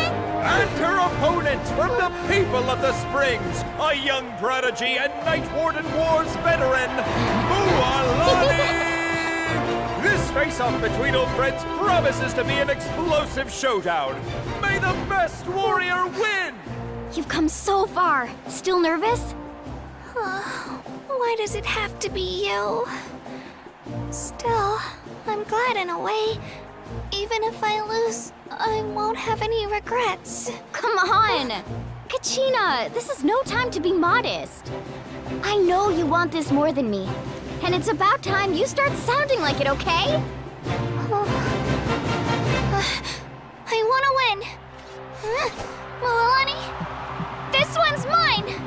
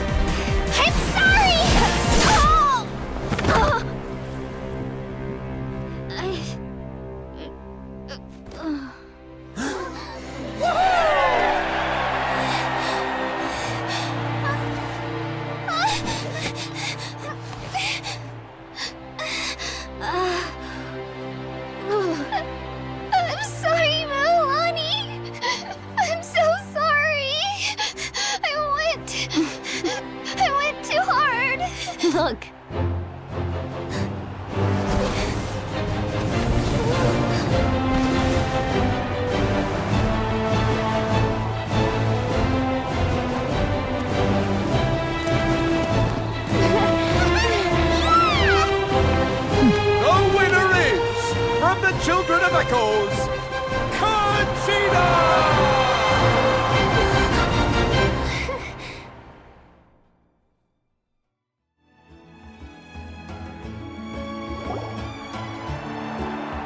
And with that, the winners of this pilgrimage have been decided.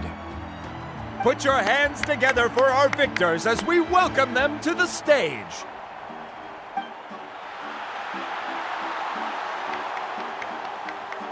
With her 6th consecutive win, Cheska of the Flower Feather Clan.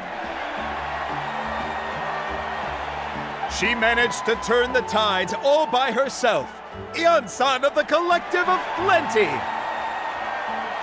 With an explosive comeback 10 years in the making, Kaiulani of the People of the Springs. A seasoned and renowned warrior, Kibungu of the Scions of the Canopy. Last but not least, finally living up to her true potential, Kachina of the Children of Echoes! Woo! Over here, Kachina! I made it. Feels like a dream. This is no dream. Your strength is what got you here. We'll be going to war together. It's an honor to fight alongside you, Kachina.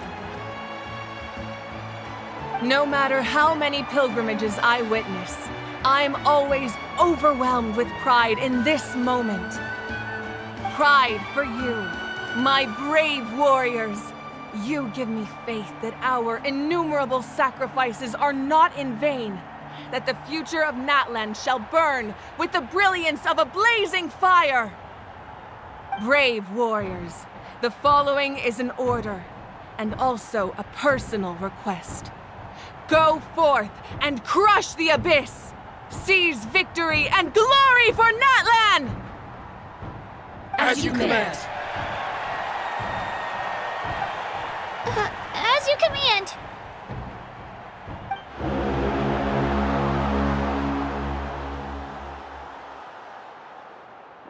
Traveler, Paimon, there you are! I wanted to thank you for supporting Kachina back there. She really has grown into a formidable competitor. She deserved that win. Not that it feels good to lose, but I'm happy for her. It's definitely bittersweet, though. Hey, wanna go for a walk? Kachina and the others will be busy fighting the Abyss, so why don't I show you around Natlan for a while? Sure! What do you say, Traveler? Something on your mind?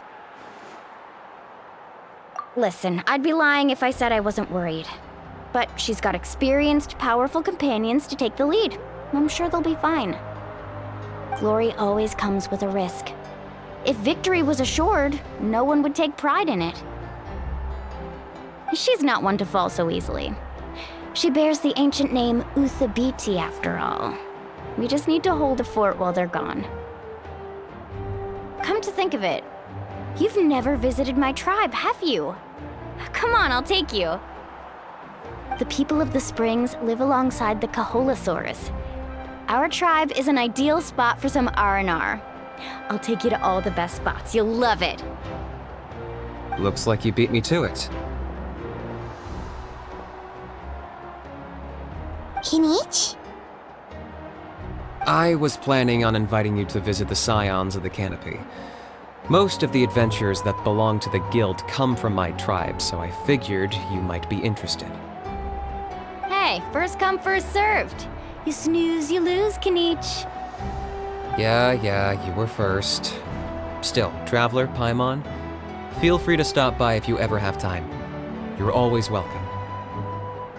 Yeah, thanks for inviting us. All right, let's pack up and head out.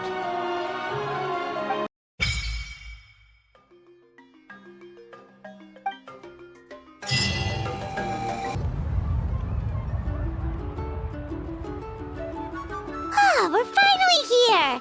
So this is your home, Mualani? Paimon can't wait to have a look around.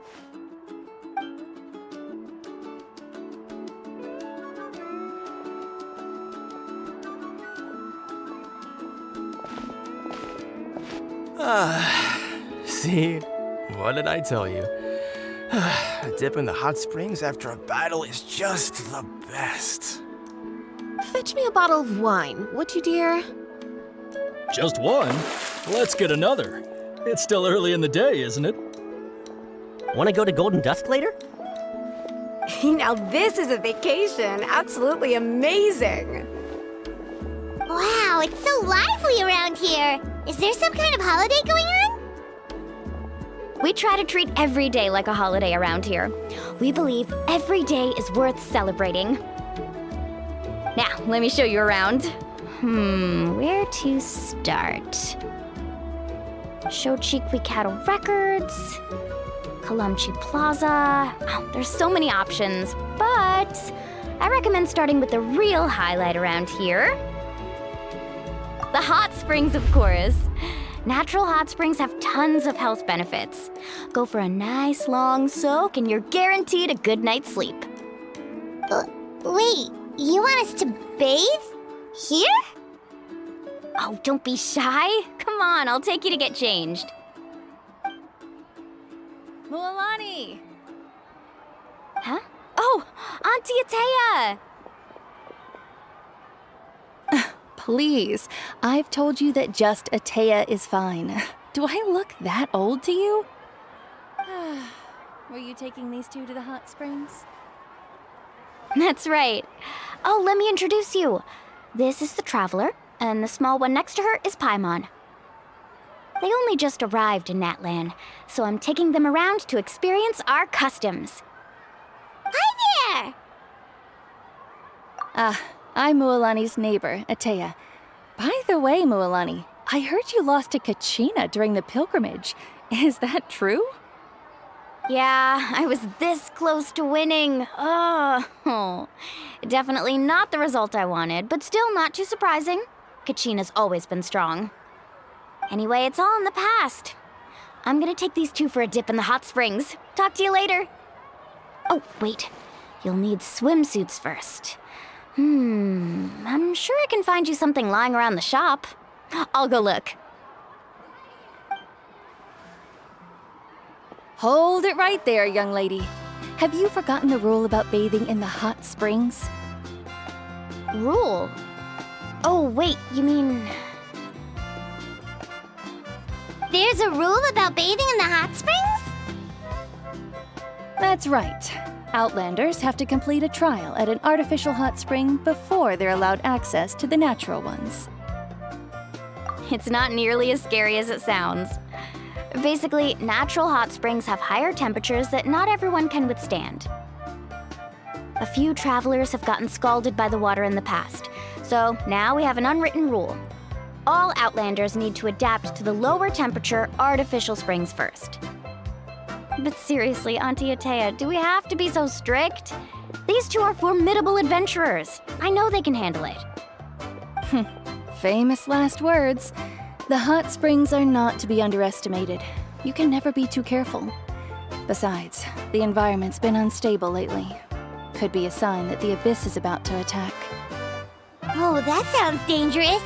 You know, Paimon's really not all that formidable, so careful is good. Exactly. There will be no excessive risk-taking on my watch. Mualani, take them to the artificial spring first. Okay. That's more like it. And don't try anything funny. I'm heading to the artificial spring in a bit, and if I don't see you there, your days of copping free meals at my place are done. Relax. Oh, by the way, Atea, how have you been feeling lately? Much better. How else would I have the energy to keep an eye on all you rascals? Hey, you over there! How many times have I told you no roughhousing near the hot springs? Oh, shoot! That weird lady's back again! Run! Stop right there! You need a stern talking to! She sure has a lot of energy. She's a legend in our tribe. Everyone knows her. Back before I inherited my ancient name, She was one of Natlan's most renowned warriors, famous for her love of hot springs. In fact, she often threw parties at the hot springs. She referred to anyone who came to these parties as her hot spring buddies. The attendees were all respected warriors like Liliuo, Kaiulani, Vichama, oh, and the ARCHON. If Paimon lived here, she would take advantage of the hot springs too. It's just, during battle, she was impaled in the abdomen by an abyssal monster. The doctors managed to save her life, but they made it clear that she could never bathe in the hot springs again. Abyssal power still exists within her body. Immersing herself in hot water would accelerate the corrosion of her internal organs and the progression of her illness. Oh, no wonder she has so many scars. Paimon had no idea she was so seriously injured. That's normal. She never talks about her injury. She's worked tirelessly over the years to dig up artificial springs so that more and more people can experience our tribe's natural wonders, even though she can't enjoy them herself. I really respect her for that. Anyway, let's head to the artificial springs. If Auntie Atea gets there before us, we're gonna be in some real hot water.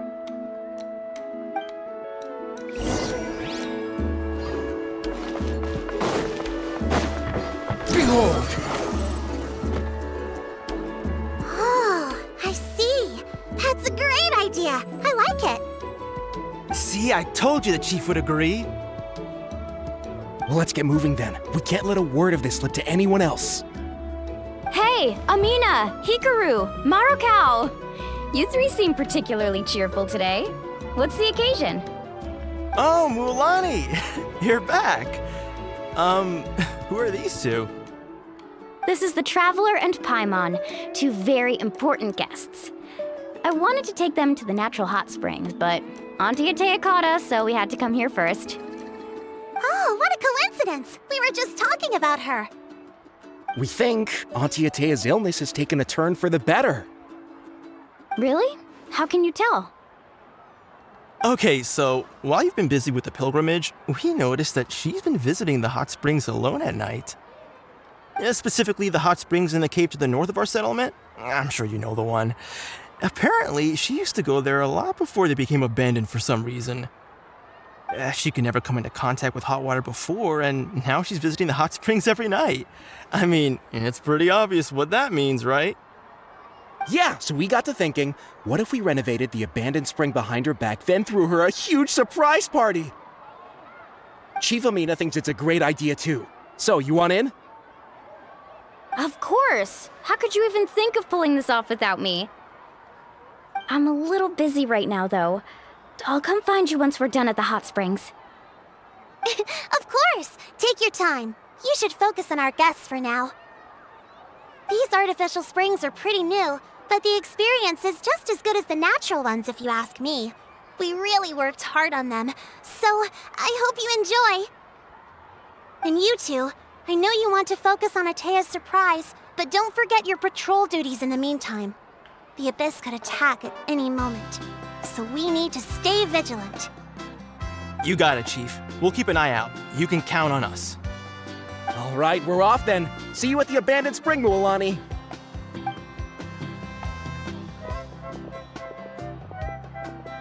I'm also gonna head out. Have fun!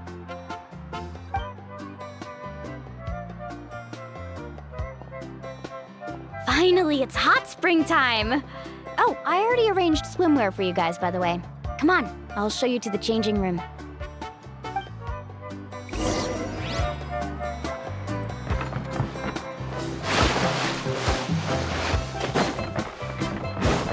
Squall and Fury!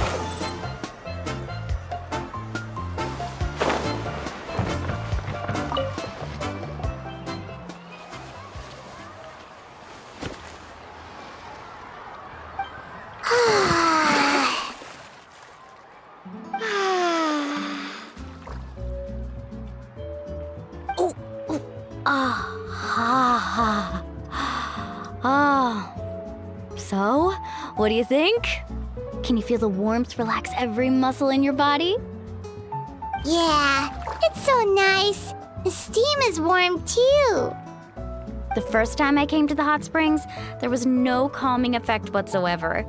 I was such a little ball of energy, the moment my parents looked away, I ran off to the high temperature pools. It was actually pretty funny looking back on it. They were absolutely frantic, looking for me all over, until finally they saw my head slowly poke out from under the water. I was too young to remember the whole ordeal, but my parents told me all about it. A natural-born swimmer, my mother called me. Just like her, I taught myself how to dive underwater the first time I ever went swimming. So feel free to go for a swim. I'll be right here if you need rescuing. Okay, here goes nothing. Auntie Atea, you really came to check on us? Of course. And I'm glad you listened. I brought you all some milk and snacks as well. I'll just leave them here. The temperature in the artificial springs isn't too high, so I went with Source crackers and grain fruit chips. See how you like them. Oh, thank you! These are great! Well, I did make them myself. Very few young people know how to truly appreciate hot springs, so listen carefully. The temperature of the hot spring not only determines the type of snacks you should choose, but also the amount of time you should spend in the water. To bathe in a hot spring is to completely empty your mind. As such, swimming around the pool is incredibly disruptive and impolite, and something you should absolutely not learn from Mualani. Hey! All right, looks like you were able to adapt to the temperature, no problem. You should be able to switch to the natural springs then. Well, I've got to get going. Oh, and make sure you drink your milk. I'm looking at you, Mualani. I still remember how you used to pour it into the water when you were little. That better not happen again, whether I'm here to catch you or not. Okay. Paimon didn't think you were the type to do something like that. I remember thinking I'd totally get away with it too. But turns out milk is pretty easy to spot when you pour it into clear water. Not my best work. Some people get dizzy if they stay in here too long. You guys all right? Paimon's fine, just a bit stuffed. Looks like you two are naturals. Oh, by the way, I have to leave you on your own for a little while this afternoon. I'm gonna help the others fix up that abandoned spring. I certainly don't trust their aesthetic tastes. Who knows what will become of the place if I leave them unattended? In exchange, though, I can recommend a couple of shops that are worth a visit. Huh? Yeah, she brought us snacks and taught us about the hot springs. We want to do our part too. Friends are supposed to help each other out. We'd feel bad otherwise. Well then, the more the merrier. All right, we should get going. Let's organize the best hot spring gathering Natlan's ever seen.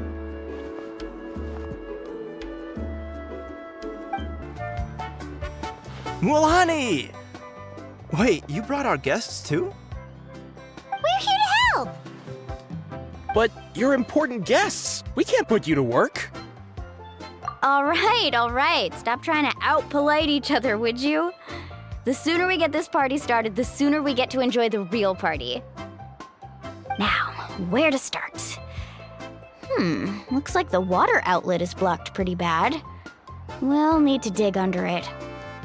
Ooh, those boxes in the corner need to be thrown out as well. Oh, they're moldy as all get out. Ugh. Also, someone needs to go out and get some cloth, wood, and decorations. Oh, and snacks too. I say we get enough for 20 or 30 people. Bulk purchases fetch the best prices after all. Oh, but don't just accept the first offer they give you. I'm not good at haggling. Why don't you go? Hey, I'm not any better, and I wouldn't even know what to buy. How about we handle things here while you three deal with the shopping? Yeah, that works too. I can introduce you to all the shops while we're at it. All right, let's meet back here later.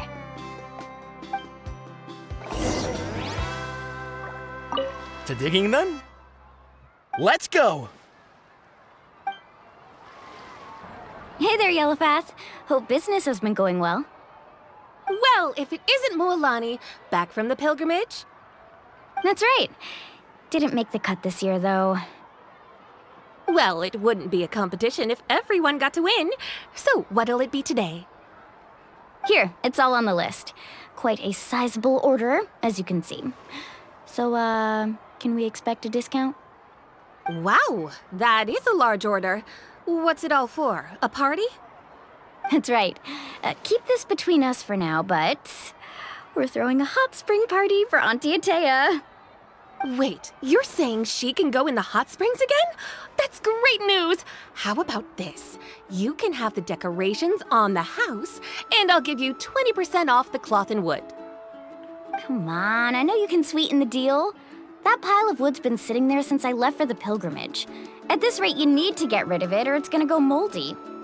All right. Such a handful. Just give me a moment while I pack all this up for you.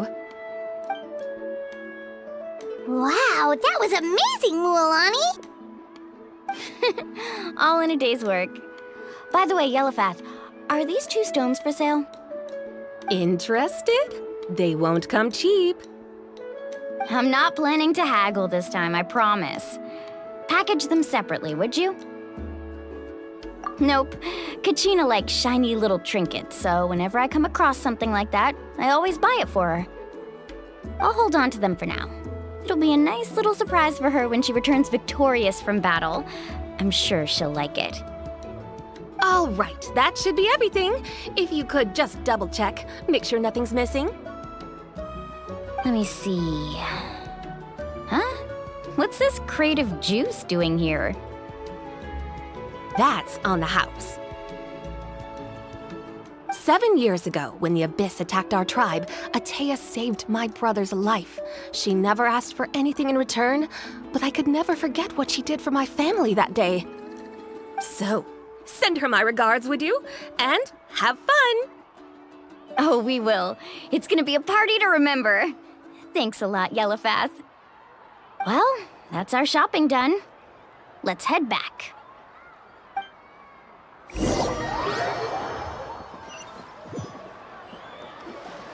We're back. How's everything going? Wow, this place cleaned up nice. You got the water unblocked too. Good work. I would hope so. We spent all day clearing out debris from the bottom of the spring. Did you guys get everything? Oh, we brought back tons of stuff. We set it down near the cave entrance. All right then, roll up your sleeves, everyone, and let's get back to work. Actually, why don't you two take a break? I'll handle it from here. Traveler, mind lending me a hand? So, I was brainstorming on the way over, and I'm thinking we could draw something on the wall over here, and the snacks and drinks can go over there.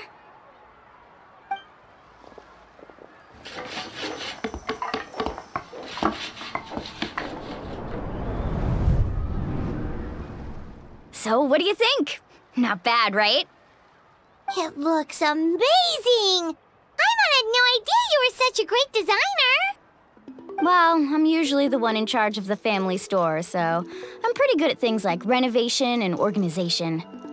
Not to mention, this was totally a group effort. Still, I didn't expect it to take quite this long. Guess it's too late to invite Auntie Atea over, huh?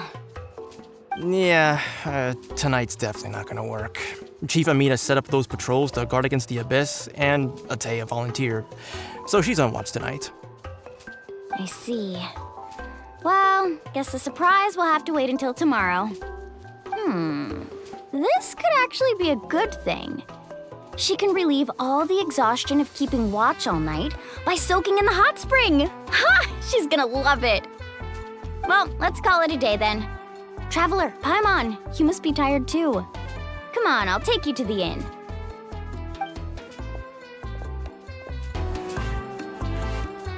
All right, this is it. Get a good night's sleep, okay? I'll see you tomorrow. Yep, good night!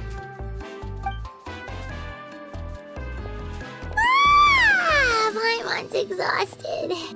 We really went all over the place today, didn't we?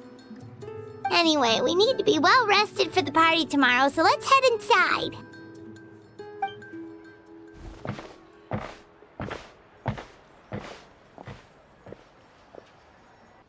To arms, everyone! To arms! Why now?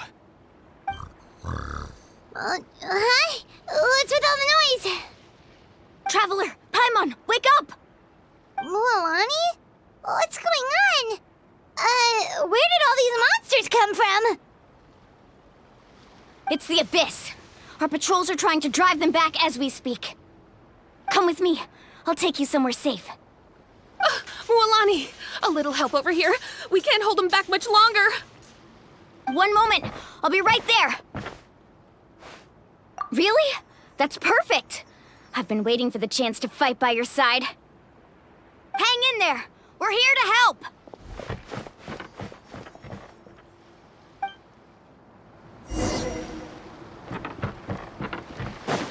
Carving waves. Amazing. Round them up. The tide rises.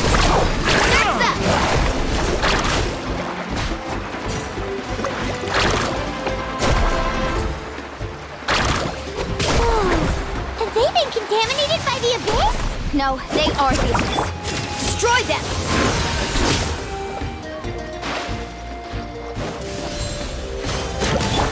Things are about to get dicey. Busted.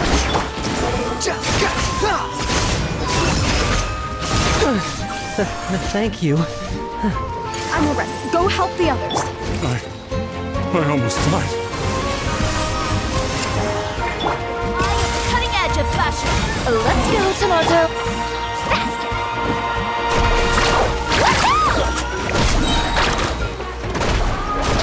Check this out! Best of luck!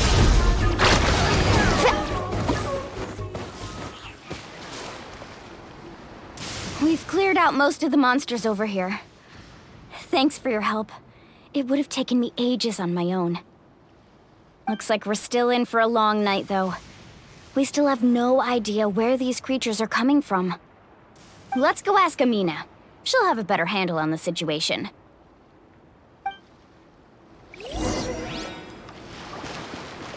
Let's ride!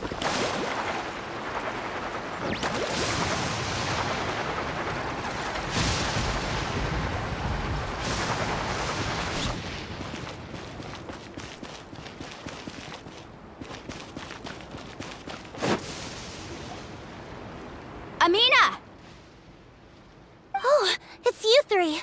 Thank you for helping clear out those monsters. We were prepared for an attack, but we didn't have enough people to prevent them from breaking through our defenses. No casualties so far, though. Where'd they come from this time? The east side. We've pinpointed the position of an abyssal pylon, but we don't have enough manpower to take it down. An abyssal pylon? What's that? A kind of gate created by the Abyss. One that allows monsters from the Night Kingdom to enter the physical world. The only way to end the attack is to destroy the pylon as soon as possible. Otherwise, the endless hordes of monsters will exhaust our defenses. Exactly. That's what I'm most concerned about. Their numbers suggest there might even be multiple pylons in the area. We're searching for them as we speak. All right, we'll go seal off the one to the east. Traveler, Paimon, can I count on your help again? Of course! We can't just sit back and do nothing! On behalf of the people of the Springs, you have my thanks. We're counting on you. Let's go. There's no time to lose. Take care, Amina.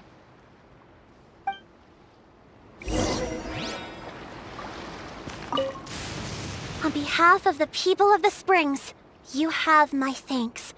We're counting on you. Mualani, is that the pylon? That's it, all right. Come on, let's get rid of this thing.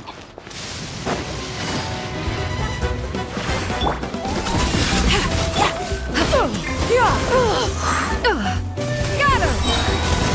Stray clouds converge! Here comes the catch. Squall and Fury.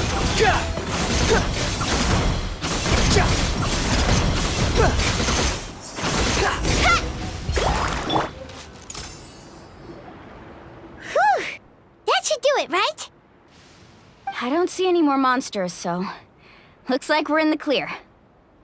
Do these attacks happen a lot? Must be hard on your tribe.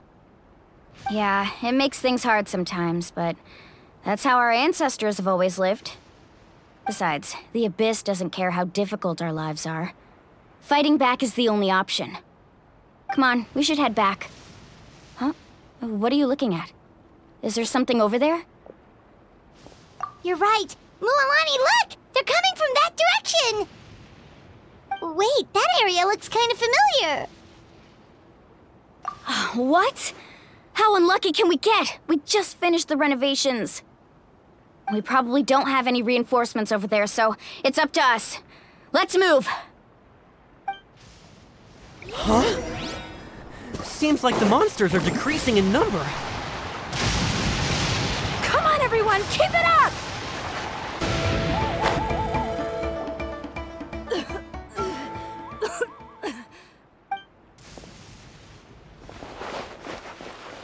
Atea, what are you doing here?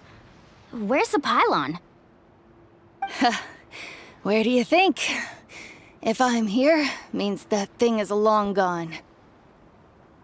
I was in a hurry, so it's not my best work. You should check if all the important stuff is still here. Stop talking for now. That wound looks bad. The abyssal power is corroding your body. Is this the right area? Hello? Anyone there? Mualani and Atea. What's going on? We were told the second pylon was over here. Atea took care of it, but she's injured. Quick, someone get a doctor! All right, stop fussing. Don't you think I know my own limits? The main thing is they didn't destroy anything. This is a beautiful hot spring, by the way. I can tell how much work you put into it. Wait, no! This was meant to be a surprise. For me, right? I know. Atea! You think I couldn't tell you were avoiding me on purpose? Not one of you stopped to say hello today. It couldn't be more obvious that you were hiding something. And you, Mualani, were you the one that brought the snacks? How many times have I told you, you have to choose them based on the temperature of the water? Oh, forget about that. The doctor's almost here, and you're gonna get all better. Then we can have a meal together, and I'll help you make whatever you want, okay? You just have to hold on.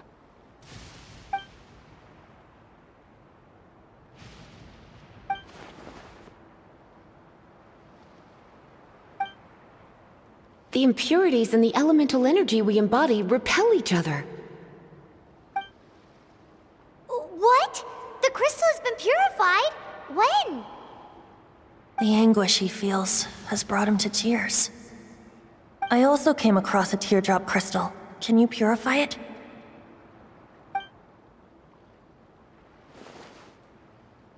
Atea! Atea! Wait, what do you mean?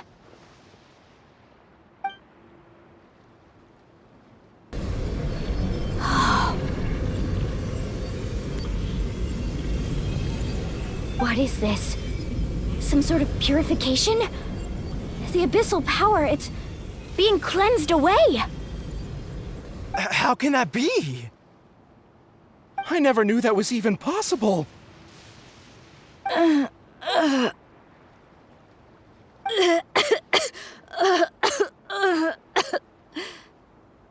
Atea!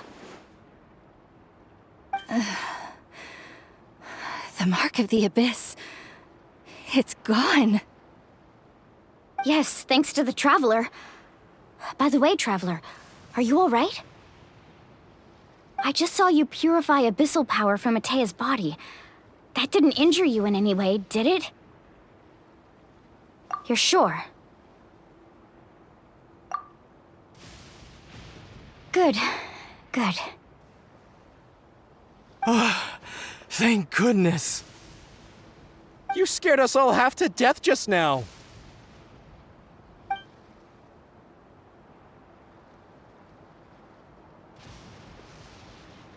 All right, everyone, head back and get some rest. We'll meet here tomorrow. We'll celebrate Atea's recovery and our triumph over the Abyss. And most importantly, we'll show the Traveler and Paimon how grateful we are for their aid. Let's make it an occasion to remember. Dismissed! Got it!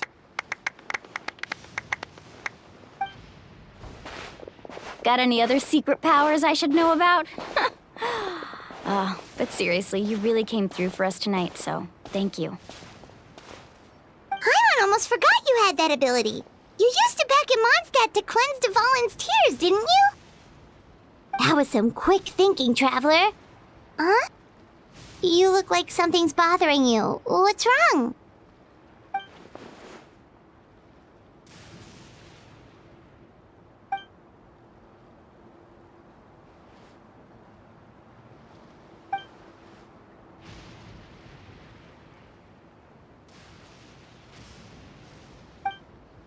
Abyssal power still exists within her body.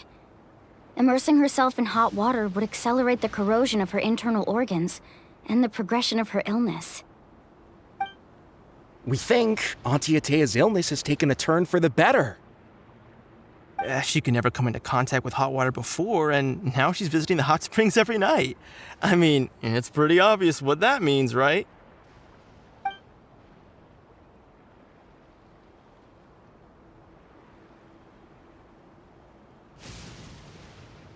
Hello? Traveler? Maybe you can zone out some other time because Paimon can barely keep her eyes open. Let's head back for now.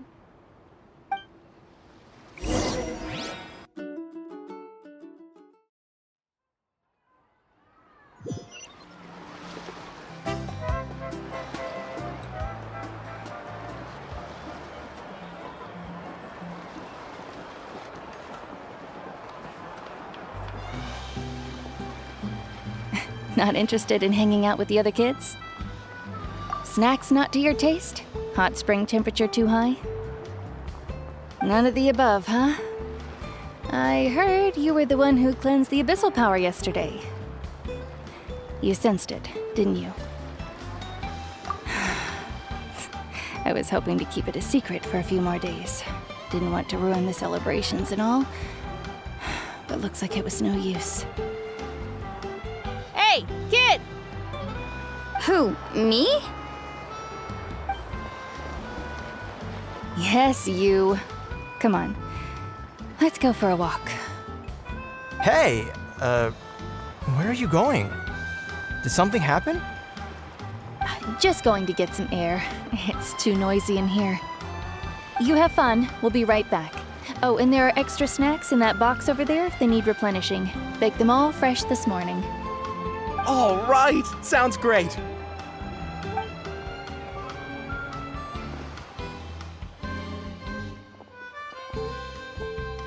Mualani.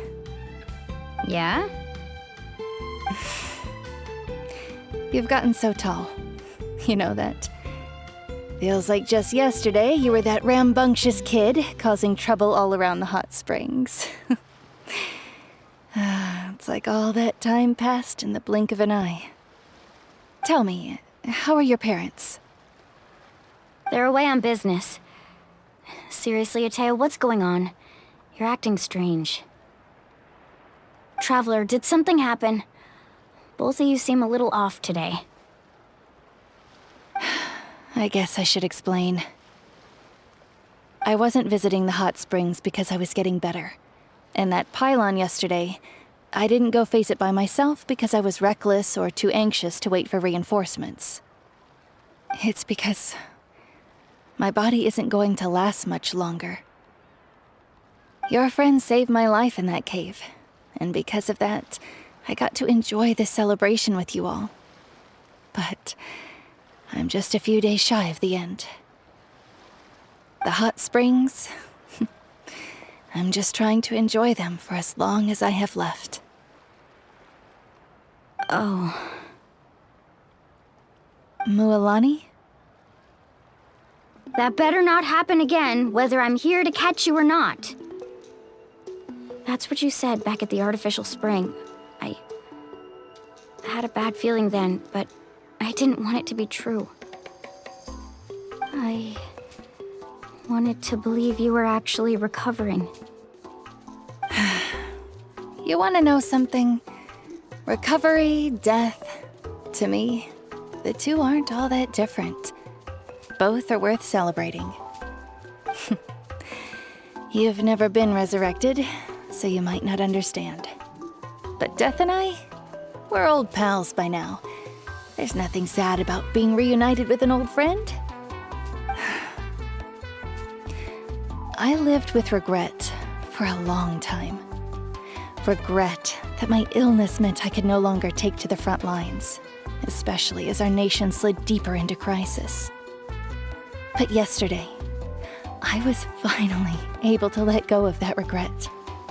Not only because I found the strength to fight the abyss, even at the end of my life, but because I got to see you in action, Mualani. Seeing you out there, it made me realize that I don't need to worry about our tribe or our nation's future. You have the capacity to bring us all together. Even if I was never injured, old age would still take me one day. But I've done what I needed to do. The future is in your hands now. Just remember, whether in life or death, I am always with you. I understand. Seems like you've given this a lot of thought, Atea. Thank you for telling me all this. I'll do everything in my power to protect our tribe, our nation, and live up to the example you set for me. Good. Oh, and if any of you have the chance to meet with the ARCHON, could you give this to her for me? A talisman I've carried with me my whole life. It may seem strange to say while I'm still alive, but just think of it as a relic I'm leaving for her. It's brought me good fortune in battle. Even after I became too sick to fight, I never took it off. Just tell her it embodies fond memories and my strength of will. She'll know what I'm trying to say. Don't worry. We'll make sure she gets it. All right. That's all I wanted to say. Let's head back to the party. No use spending what little time I have left being sad.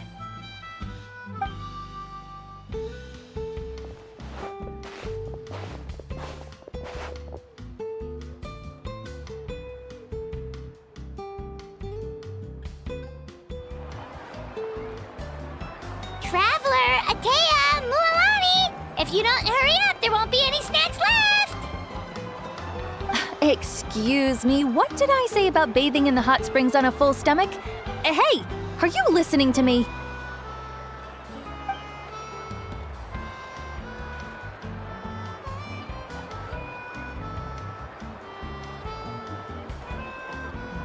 Life is a journey in which there's no turning back.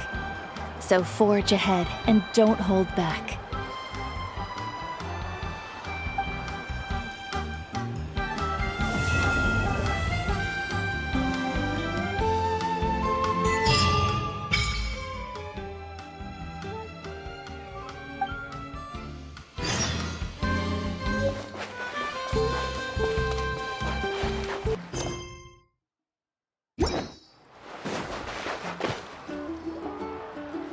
Feels like a whole new Paimon after those 2 days in the hot springs. The abyss kind of threw a wrench in our relaxation, though. Still, spending time here really has felt like a vacation. The Kaholasaurs are so nice and so fun to play with. Their bellies are super bouncy. Oh, And Atea's snacks were so delicious. She gave Paimon some for the road just this morning, actually. Yelling at some kids who got caught throwing stones in the hot springs, so not much has changed since we first met her. Hey, you guys. Sleep well last night? Yep, this area is so nice. Glad you like it. I was thinking of taking you guys out to do some sea fishing. Later tonight, we can eat whatever we catch. Fresh fish is absolutely delicious right off the grill. Hey, Moalani! Yeah? What do you need? The team sent out to fight in the Night Warden Wars has returned. And Kachina? Is she back as well? Kachina fell in battle. But don't worry, the team was victorious, so the Rite of Resurrection will be held in the stadium soon. That's a relief. The Abyss is cunning, and it was her first time. Mistakes are bound to happen. Exactly. She deserves to hold her head up high. All right, thanks for letting me know. We'll head out in a bit.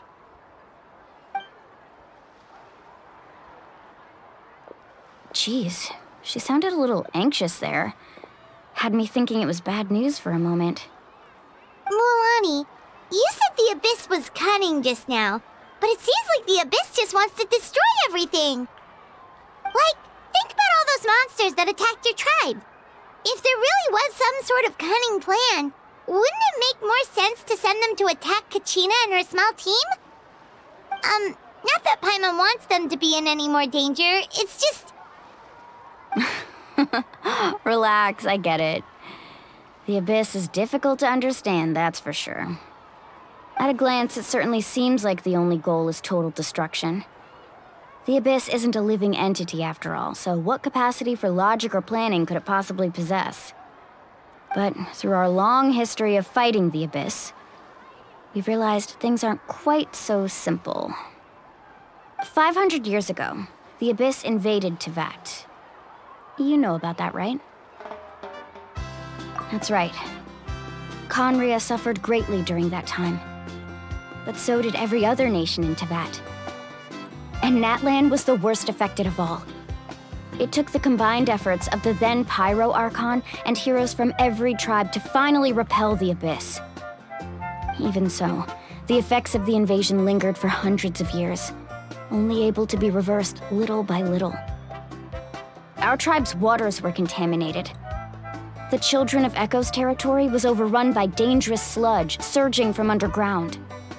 Unrelenting black winds tore across the lands of the Flower Feather clan. It was like each disaster was designed for a specific tribe. Exactly. We once thought that the Abyss's desire for destruction was a sort of primal instinct, but its methods are, in truth, marked by intelligence. We now believe the Abyss has invaded the Night Kingdom, and has the capacity to read the memories of this land at any given moment. And that's how it became so dangerous and cunning, almost like it knows you inside and out. Yes, and that's why we've been unable to fully eradicate it, even after all this time. Luckily, the problems left behind by the Abyss have been successfully addressed by the various pyro archons we've had over the years. Now every tribe is prospering and things are looking up. I mean, just look at what we managed to do a few days ago. We totally fought them off.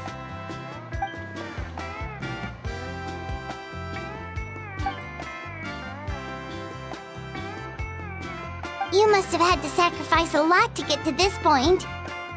Every battle, every sacrifice is in pursuit of a future where we get to stop fighting. Responsibility, duty, unavoidable burden. Everyone in Natlan views the war differently. But I believe we will be rid of the Abyss one day, and the efforts of all who fought against them will become a story for the ages. To think that my name could survive in ballads passed down to future generations, it's kind of romantic. Everyone has something that drives them forward, you know? We have to. Not only for ourselves, but for our future. Anyway, let's head to the stadium. Our fishing trip can wait until Kachina's back with us. The sea's not going anywhere.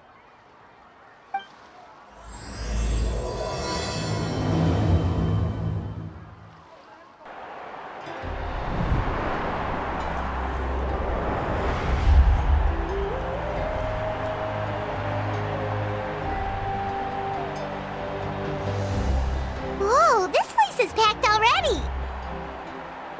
Of course. No one's gonna miss out on the chance to welcome our heroes back from battle. It's their moment of glory. Kachina's gonna be so flustered. She's never had this many eyes on her before.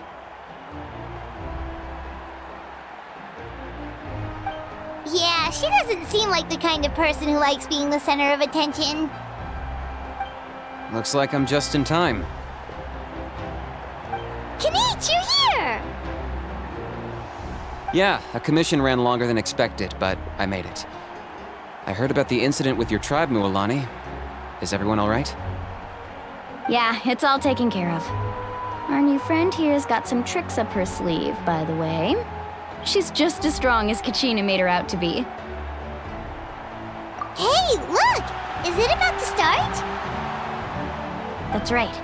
Someone will come out and recite a eulogy, and then we'll sing the Ode of Resurrection together. Come on, let's find a spot with a good view. When the singing starts, just follow my lead and you'll be fine. Let's go somewhere higher up so Kachina can spot us.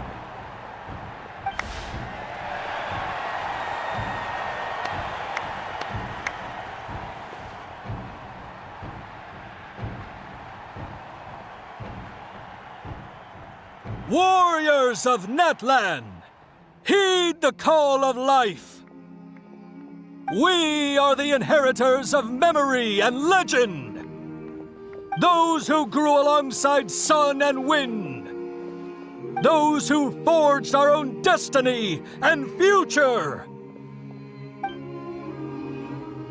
That is Natlan's fire, the lifeblood of our nation.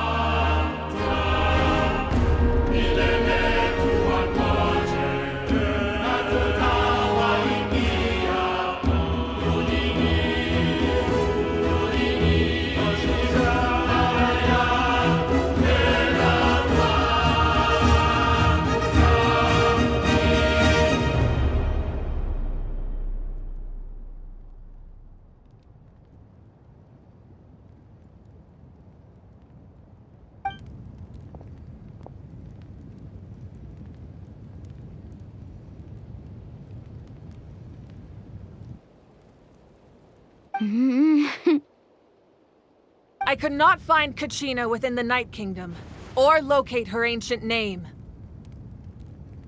What? What does that even mean? Usually once the ode is complete, the pyro ARCHON and resurrected person will emerge from the flames. But something went wrong. What's going on? This has never happened before. Well, I think it's pretty obvious. Clearly, the team sent to fight the Abyss didn't win after all. Think about it. The Ode rekindles all victors. We've witnessed it countless times. Since the Archon couldn't find Kachina in the Night Kingdom, that must mean there's more to this victory than meets the eye. Hey! You just haven't gotten over the fact that Kachina beat you in the pilgrimage! Pathetic. The both of you. Your wild guesses are misplaced. We completed our mission. Maybe you did, but who's to say whether that little girl even contributed at all? Maybe she got scared and ran off. Why would the YUB recognize someone like her, even if she was on the winning team? How dare you insult a hero of Natlan like that? Kachina sacrificed herself to repel the Abyss. She doesn't deserve to be subjected to your vile rumors when she's not even here to defend herself. Calm down, Mualani. There's no point arguing with the likes of them. I can't just sit here and let them slander her like that. To insult a hero of Natlan, the person actually has to be a hero. You... Think about it, everyone. Who do you think is really at fault here?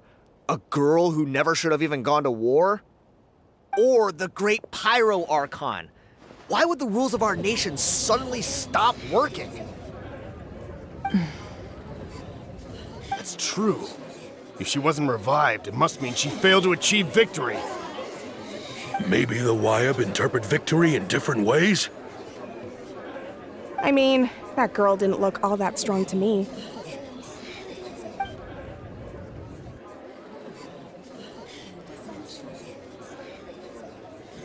Kachina wouldn't have run! That's not like her at all! No, she's been waiting for this moment for too long. No matter how daunting the situation, no matter how scared she might feel, she's always the first person to stand up and face it head on. We don't even know what happened, so don't you dare try to use this as an excuse to vent your anger or slander her reputation. Fine. We'll find out what happens soon enough. Then, we'll see who truly deserves glory. That's enough. There is no doubt about today's victory, or Kachina's part in it. She is a hero worthy of our admiration and celebration. However, the failure of today's ceremony is undeniable. Kachina has not been rekindled, and I offer you all my deepest apologies as I continue to investigate this matter. To prevent further casualties, I have decided to suspend the pilgrimage until this matter is resolved. What? No one is all-knowing. No one is infallible, not even myself.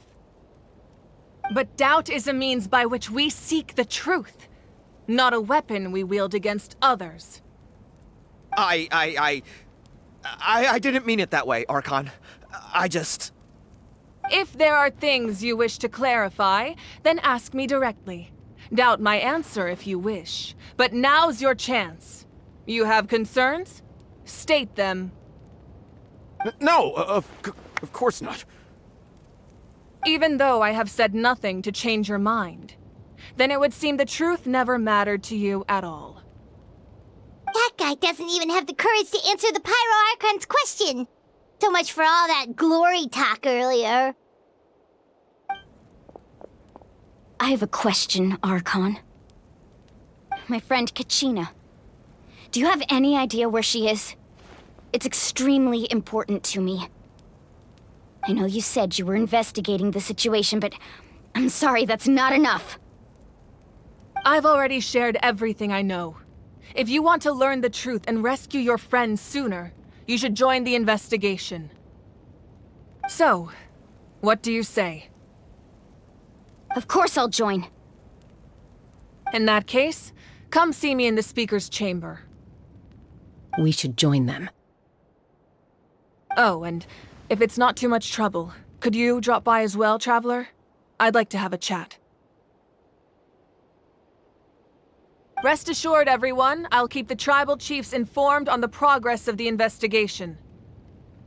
Once again, I apologize for the outcome of this ceremony. If there are no further questions, let's part for now. Did she just ask us to come along? I believe she did. Let's go. I'd like to know what's going on myself.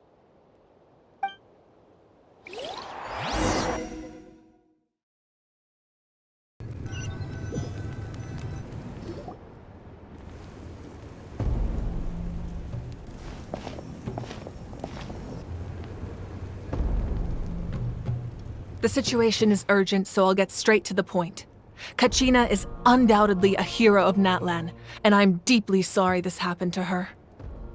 There's been unrest in the Night Kingdom, but I don't know what's causing it. As a result, I've been unable to track down her location.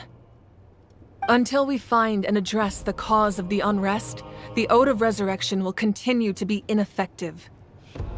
And that means Kachina won't be able to come back? That's correct. Not until the problem with the Night Kingdom is resolved. How long will that take? It's hard to say. Kachina always dreamed of fighting the Abyss, of doing her part to defend Natlan. She wasn't afraid of death because she knew, if it came down to it, the Pyro ARCHON would be there to bring her back to life. Whenever we sat down together, exhausted from training, she would always hum the Ode of Resurrection. She was supposed to come back to us. We were supposed to hug her and celebrate with her and share her joy. We supported her every step of the way, but what are we supposed to do now? Sit peacefully and wait for her return? Lose ourselves in grief over her death? Tell me, are we her friends? Or her murderers? That's not fair, Mualani. It's all right. I understand your rage and your grief. Kachina's life means a great deal to me, Mualani. Believe me, I want to bring her back as soon as possible. I would give you that peace of mind if I could. But please, hear what I have to say so I can at least give you a broader picture of the issue we are now facing. Considering the recent attack on your tribe, I believe the Abyss has found a new means of undermining the rules of our nation. You mean... The Sacred Flame. The foundation of our resistance against the Abyss. If we continue to hold the pilgrimage and send teams to fight the Abyss, there will likely be more casualties. But if we stop altogether, the Sacred Flame will only grow weaker. The Abyss will scale up their attacks, and the tragedy we saw with the people of the Springs will only be the first of many. If we compare the two choices, the former seems to be the lesser of two evils. Sorry, I know that may sound harsh, but I bear the name Malipo. Weighing the costs is my duty. The raw truth can be cruel, but we need to understand it if we want to approach this rationally. But what would you say, Mualani? This is personal for you. And unlike Kanich, I dare say it's not a simple case of weighing up which course of action is less painful, is it? No. I can't choose between them, and I don't want to. Saying that one is preferable over the other is disrespectful to the people who suffered. You're saying it doesn't matter whether I suspend the pilgrimage. The consequences will be equally painful. Yes. What happened to Kachina breaks my heart. But I couldn't bring myself to sacrifice other people for her sake. And that is the crux of the problem. It's not simply a matter of choosing the lesser of two evils. Either way, there will be people who suffer. And the end result will be the same. Belief in the pilgrimage will waver. Once doubt has crept in, the people will no longer unite in battle against the Abyss. And that is exactly what the Abyss wants. Their ultimate goal isn't to break the rules that make the Ode of Resurrection work. It's to destroy the people's faith in them. To prevent what happened to Kachina from happening to anyone else, we need to suspend the pilgrimage. So that is my current plan. And in the meantime, I've made efforts to strengthen each tribe's defenses. Then, we have to find another way of strengthening the Sacred Flame to keep the Abyss at bay. This won't be easy. I'll need time to figure out the best approach. I understand your anger, Mualani, but I hope that provided some clarity at least. Wow. Paimon thought things were gonna get heated for a second, But the Pyro Archon took the time to explain everything so patiently. I owe you an apology, Archon. I let myself get carried away earlier, and I'm sorry. You're right. We need to focus on finding solutions. We could always hold the pilgrimage without sending a team to fight in the Night Warden Wars. That way, we would still be able to fuel the sacred flame. I've considered that, but the two events have nearly always been linked. Without the chance to fight the Abyss, pilgrimage rankings lose their prestige, and competitor numbers will drop. With fewer participants, the amount of contending fire produced will decrease, and the vicious cycle will continue indefinitely. So, essentially, the Abyss has taken Kachina hostage.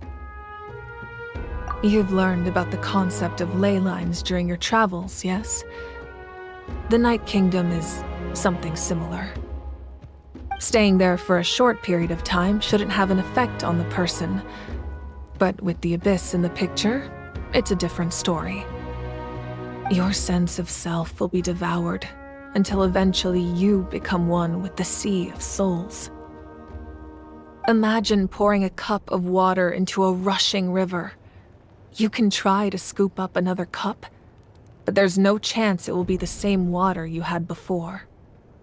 I won't sugarcoat it. That is the danger Kachina is currently facing. Just like you said, Archon. Both of these problems need to be addressed. You can focus all your efforts on dealing with the Sacred Flame. I will go search for Kachina. The Abyss poses the same threat to you as it does to her. It is very possible you will not return. Knowing that, do you still choose to go? Kachina's waiting for us to rescue her. That's all that matters. I failed to protect her during our campaign, but I can make it up to her now. I choose to go as well. Traveler? What do you think? Understood. Then I'll support you in any way I can. The Masters of the Nightwind have a technique that can extract an ancient name from the ley lines. If we can find Kachina's ancient name, I can use the link between them to pinpoint her position within the Night Kingdom. Then comes the hard part. You need to visit the Night Kingdom in person and rescue her. But isn't the Night Kingdom a land of souls? Can we even go there? Under normal circumstances, only the consciousness can enter. But there is a way to go there in person. However, know that the Night Kingdom will attempt to repel you, and the Abyss certainly won't leave you be. That's fine by me. Same here. Fighting the Abyss is nothing new for me. So, Paimon's the only one who's scared? Well, if you're going, Traveler, Paimon's going too. Citlali of the Masters of the Nightwind once created an artifact that can be used to communicate with the Wyab. We call it the Spirit Speaker Stone. It was originally used as a ceremonial artifact wielded by the tribal chiefs, but that spiritual quality also means it can be used to search for an ancient name. That was the artifact I delivered to the Scions of the Canopy a few days ago. Didn't think I'd be hearing about it again so soon. Thank you so much for your help, everyone. Your thanks are unnecessary. I will offer you whatever aid I can, but your fellowship and courage are what will truly decide the success of this operation. Besides, you're the ones helping me. I can only focus on one thing at a time, after all.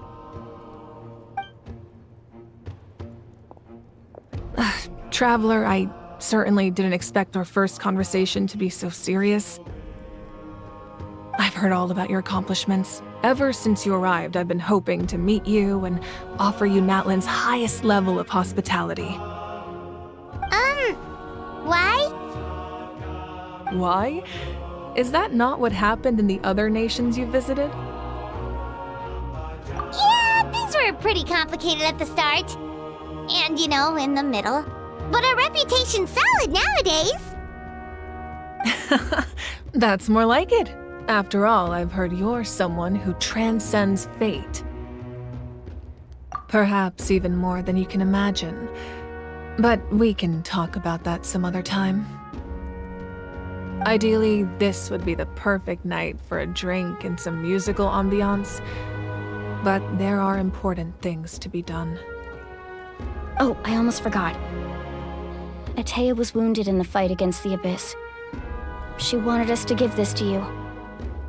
It embodies fond memories and my strength of will.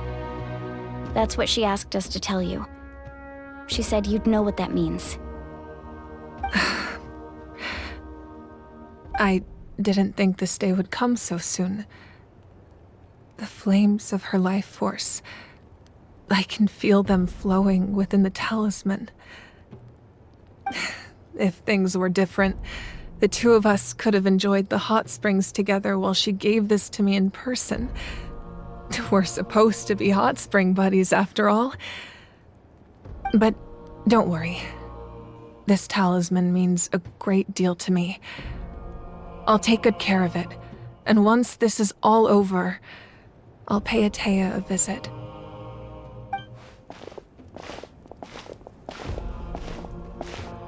You said you didn't want to jeopardize the production of Contending Fire. But that's not at all why you decided to suspend the pilgrimage, is it? You're right. Even now, the production of Contending Fire is far from sufficient. The gradual corrosion caused by the Abyss has resulted in a massive shortage of pyro energy, and we're currently at the breaking point. As things stand, the pilgrimage is a lost cause. Suspending it allows us to save our strength to defend the tribes. The Abyss has brought catastrophe to Natlan, and Kachina's disappearance in the Night Kingdom is a direct consequence of that. We can't let the general public know that. No. If the public learned that Natlan's destruction was close at hand, there would be immense panic. But if I said nothing at all, they would have continued to question the integrity of Natlan's heroes. Another simple choice. The latter was clearly the better solution. But you chose otherwise. I have never subscribed to the belief that the right choice is the one with the fewest sacrifices. Let's go. There's still a way for the sacred flame to last a little longer. You mean? Yes. Come with me.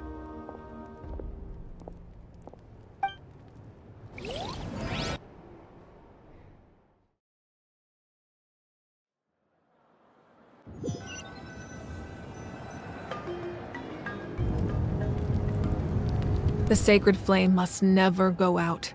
Not only does it strike fear in the Abyss, but it's also the pillar of Natlan's stability. So until our heroes are ready, I will sacrifice my power to keep it burning. But that can only last so long. I think we should focus on the remaining ancient name-bearers. Don't let desperation cloud your judgment. Those chosen by the Wyeb have already embarked on their destined path. It is for them to decide how that journey ends, not us. All we can do is support them. Even so, for you to make this sacrifice, it's not right. If not me, then who? No other is capable of sustaining the sacred flame. I possess great strength, but I'm not above my people. This is part of my duty.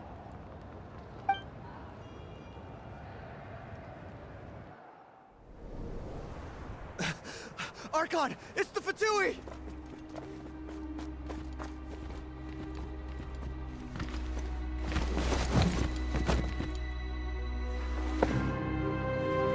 The Archon of Natlan.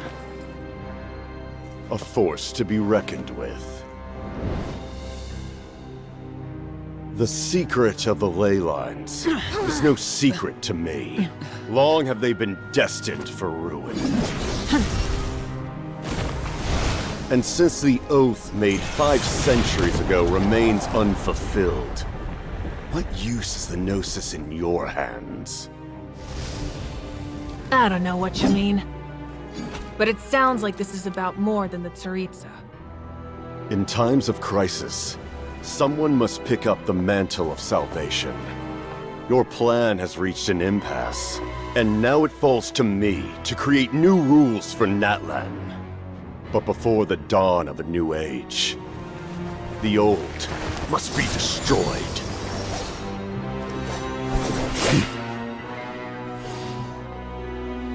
I assume that's the end of your speech? Good. People like us, let our blades do the talking!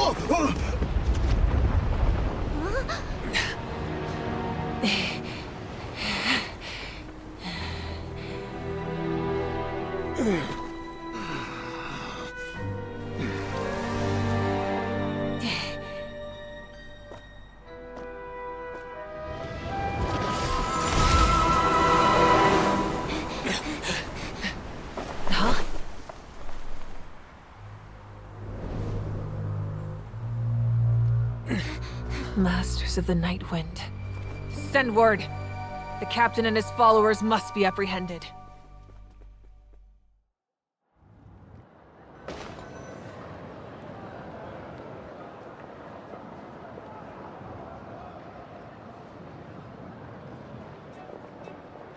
Are you alright, Archon? He was a formidable opponent. Exactly what I would expect from the first of the Fatui Harbingers. I never imagined someone could match you in combat. If the Tsaritsa sent him here, why would he bring up what happened 5 centuries ago? Yeah. And how much does he know about Natlan? The Harbingers are all driven by their own personal goals. The only purpose that unites them is collecting the Gnosis. But I'm sure the captain has his own reasons for being here as well. Whatever his motive, we should shift our focus to the Fatui. If they attack again, and we're not prepared, we're done for. No, we're running out of time. The wound I inflicted should hold him back and weaken him for the time being. Besides, I'm sure you noticed, the power that came to his rescue just now came from the Masters of the Night Wind. In other words, there are traitors among us. Not necessarily. This could prove to be a very valuable turn of events. When we exchanged final blows, I sensed an unusual presence within him. I'll need to investigate further. Kanich, go to the Masters of the Night Wind and look into who could have aided the captain. Speak to Sitlali. She should know. Of course, I'll head out right now. Do you still intend to... Yes, but fear not.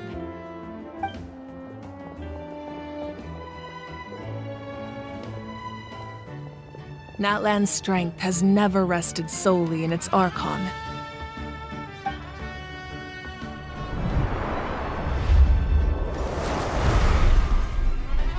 Together we foresaw the only path that leads to our nation's future.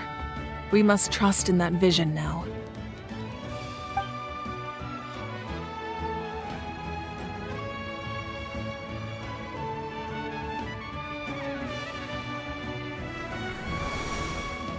Is everything okay, Archon?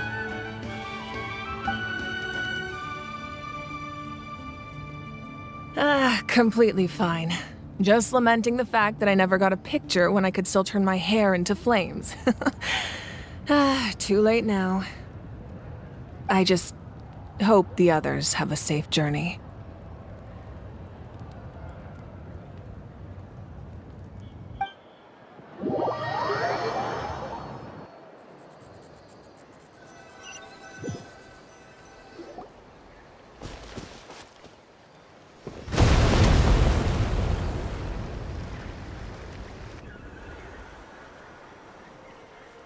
What's happening at the stadium?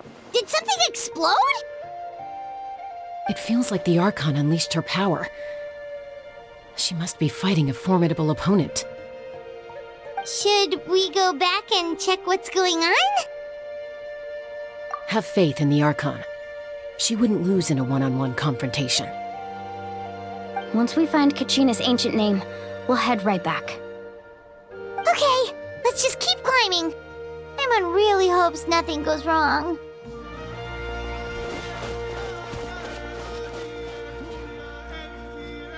Take it easy. Skyward! What can you tell us about the scions of the canopy? The tribe's people are very adventurous. Oh, kinda like us then. I'm not so sure. You don't strike me as the type to enjoy danger. The scions of the canopy are a bunch of thrill-seekers. They love extreme sports like rock climbing, rappelling, volcano parkour, or even bungee jumping without a rope while a Yunkasaur stands at the edge and uses its tongue to catch them. Sound like something you'd be interested in? Okay, that does sound different from our usual adventures. Paimon's not doing any of that. She can just cheer you on from the sidelines. That's Wyna, the tribal chief. Let's head over to her.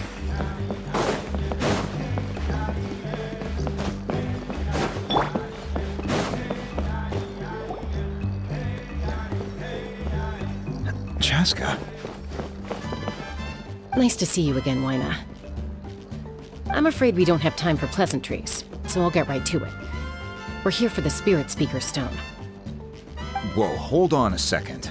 At least tell me why you need it first. My friend Kachina is trapped within the Night Kingdom. We need the stone to find her ancient name and rescue her. Rescue her?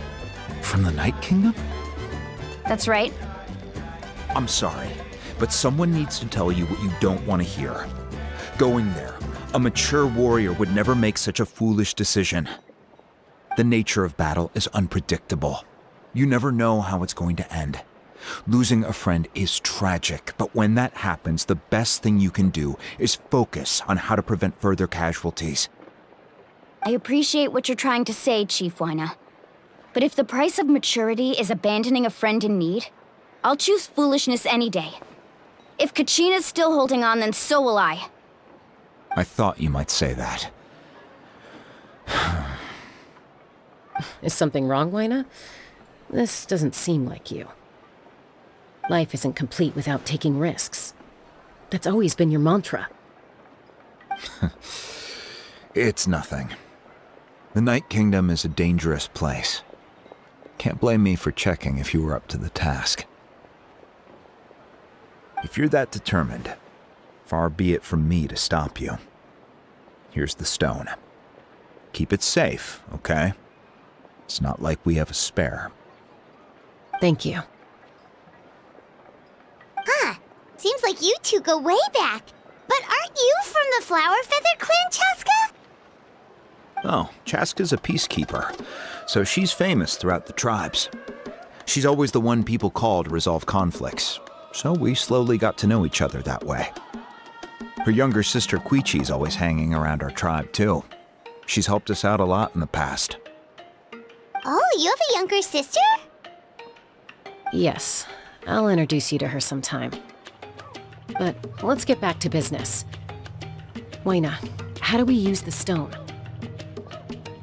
As you probably know, your intended destination is completely different from the real world. The Night Kingdom is like a river flowing with concepts, and the ancient name you seek is like a tiny fish swimming downstream. In that sense, the stone is like a fishing boat drifting down the river, but the boat alone isn't enough. You need a fisherman experienced enough to steer it in the right direction. We couldn't do that ourselves? With a little practice, I'm sure you could. You have the strength and the talent. If you want to make sure this works, though, I could recommend someone to you. Who? Vichama, a legendary warrior and scout from our tribe. He's got a keen eye and a well-honed intuition. Even his ancient name means to seek. If you're fishing for a name, you're gonna want him on the boat. Vichama? Why does that name sound familiar? He's one of Auntie Atea's hot spring buddies. I've heard stories about him. Where can we find him? Ever since Malco passed, he spends most of his time gazing out at the scenery from the cliff tops. Follow the path that way, and I'm sure you'll find him. Thank you. We'll go look for him there. Good luck. I hope everything goes well.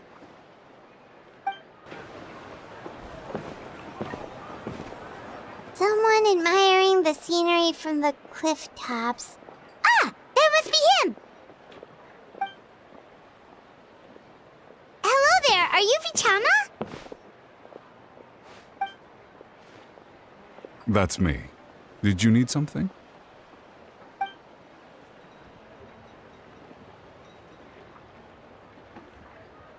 What?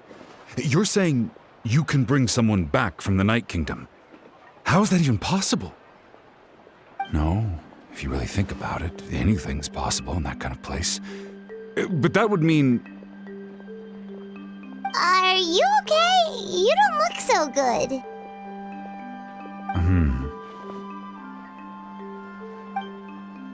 Everything's fine. I'll help you, but I do have a small request. After I help you find Kachina's ancient name, I want to use the stone to look for my friends as well. Your friend? Oh, why not mention someone named Malco? Is that who you're talking about? Yes, but I'd rather not get into it if it's all the same to you. That's not a problem. We agree to your request. Yeah.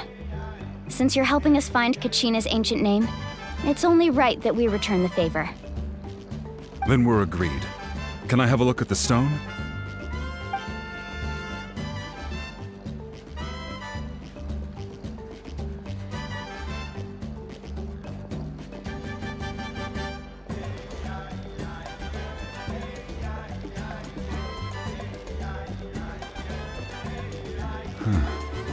I see.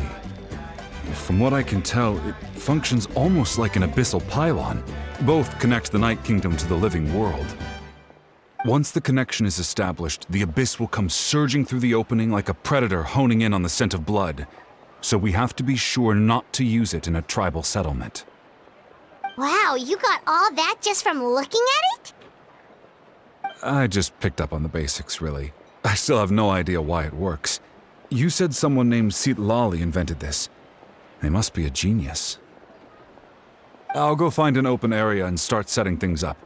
In the meantime, I need you to get 2 things for me. We'll go right away. What do you need? First, I'll need some hook ropes. Pretty much every store around here carries them, so no need to go anywhere special. Oh, and I need to build a net out of them, so make sure you get a good amount. Wait, are you saying you're going to use a real net to catch Kachina's ancient name? How does that work when one's tangible and one's not? By creating something tangible in our world, like a net, we can create a connection to a corresponding concept in the Night Kingdom. Basically, I'm going to use the concept of a net to catch something equally intangible, an ancient name. Oh, I see. What about the second thing you needed? Right. I need two chunks of obsidian. Once we bring the ancient names into our world, we'll need a place to store them. Normally, you can only get obsidian from the Children of Echoes, but I heard there's a traveling merchant from that tribe around here somewhere, so maybe you can try your luck there. Gotcha! Alright, let's split up. See that clearing? Let's meet over there when you're done. Oh, and you can send someone with me if you want. In case you're worried I might take the stone for myself. What do you think, Chaska? There's no need. Lena spoke highly of you.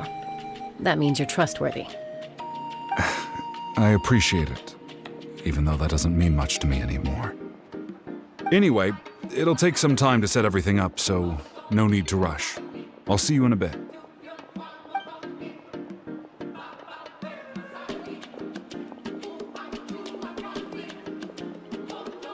What an odd guy. He seemed so defeated, but also really invested in the stone at the same time. I don't have any more insight than you, Paimon. Let's just focus on the preparations for now. Hang on, Kachina. We're coming for you.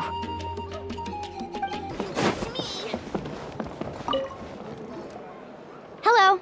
Do you have any hook ropes for sale? Hook ropes? As in rock climbing equipment? Yes. How much for your whole stock? Oh, the whole thing? Let me see. That would be 30,000 mora in total.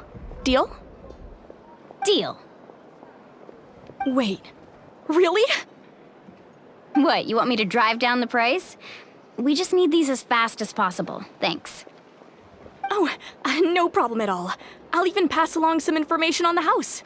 These ropes are usually used by rock climbing enthusiasts. If you want to learn, Roka's the person you want to ask.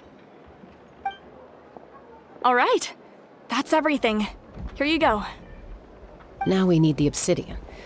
Let's go talk to the traveling merchant Bichama mentioned.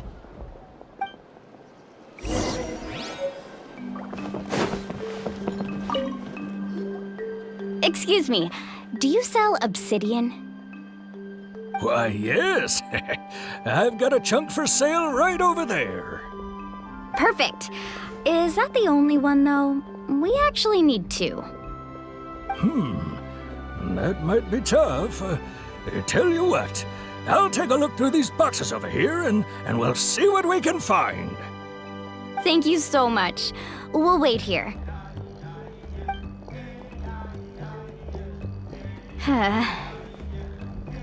Relax. Everything's going according to plan. I know, it's just... I could tell Vichama feels the same way about his friend that I do about Kachina. I hope this chunk of obsidian isn't the only one. Kachina always carries all sorts of shiny stones with her. If I was the one trapped in the Night Kingdom, she'd have a whole pile of obsidian ready in a heartbeat. Well, would you look at that? I did bring an extra. Here you go, young lady. How does it look? Perfect! Thank you. How much do I owe you? If you hadn't shown up, these stones would have just sat here collecting dust. I'll take 3,000 mora for both. Here you go. By the way, I heard you mention Vichama just now. You running an errand for him, then? How's he doing? Malco's been gone for 5 years now. It's about time he started to move forward. Do you know what happened between them? I heard about it in passing while I was out drinking one night, but I don't know all the details. Bichama and Malco grew up together, and even made a name for themselves together. Malco was an amazing fighter, capable of knocking out multiple opponents in a single hit, while Vichama excelled at scouting and analyzing the battlefield. The two made an excellent team and managed to beat back the Abyss several times. 5 years ago, they both emerged triumphant in the pilgrimage and were placed on the same team to fight the Abyss. But on the eve of battle, the Abyss launched an attack on their tribe, and Vichama suffered an injury to his leg while attempting to rescue someone. Then what happened? The team agreed that he couldn't fight the Abyss in his condition. Vichama didn't argue. He knew going to the front lines with an injured leg would make him a burden in battle. So they raised the issue with the pyro ARCHON, and she agreed to let him stay behind. It's just, Melko and the others ended up facing hordes of abyssal monsters in numbers that far exceeded anyone's expectations. The team made an error in judgment, and they fell to the onslaught. Vichama went into a deep depression after that. He blames himself for everything. Oh, you're not wrong. But it's possible he chooses to blame himself. Not because he did something wrong, but because he wasn't able to do anything at all. I've tried convincing him to move forward, to stop dwelling on the past. But the shadow of Melko's death hangs over him still. The Abyss has caused so much suffering, and some wounds never heal. I wish there was something he could do to make himself feel better. But... anyway, that's the gist of it. Maybe you could help him talk things through sometime. I would really appreciate it. Did you get everything? Yep, it's all here. When do we start? I've made all the necessary adjustments, so we're good to go. As agreed, I'll help you find Kachina's ancient name, and then you return the favor. Go ahead. Yes, after Malko fell, I scoured the battlefield to see what happened. It turned out he wasn't bested by some impossibly powerful foe. He was dragged to his grave by the sheer number of enemies. If I had been there, I would have been able to sense the danger. I could have warned them not to advance. I've always blamed myself for what happened. But when you told me about Kachina, I realized there's a chance Malko might also be alive, fighting for survival in the Night Kingdom. But that happened several years ago, right? The Pyro Archon said all life within the Night Kingdom eventually becomes one with the Sea of Souls. There might not be much hope, but I still have to try. Malko and I promised each other, even if we never managed to root out the Abyss for good, we would fight together until the end. All right, let's get to it. I'll start searching for the conceptualized version of Kachina's ancient name. If you see any fragments scattered around the area, please collect them.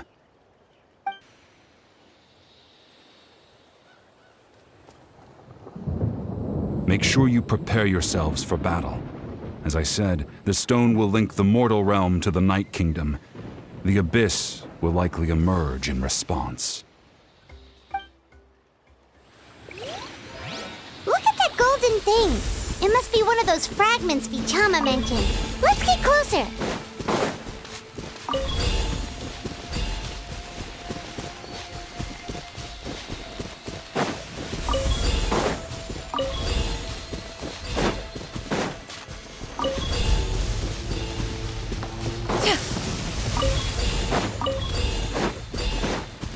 Whoa, monsters incoming! Watch out, everyone!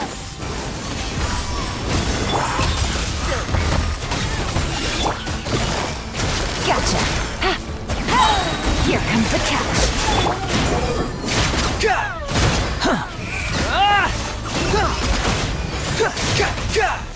Upon the gale!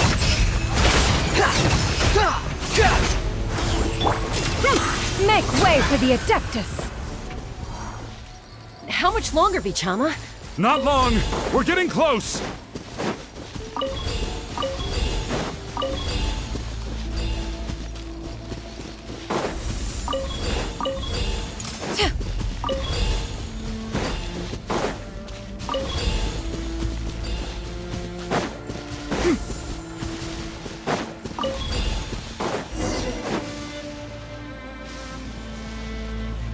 Vichama!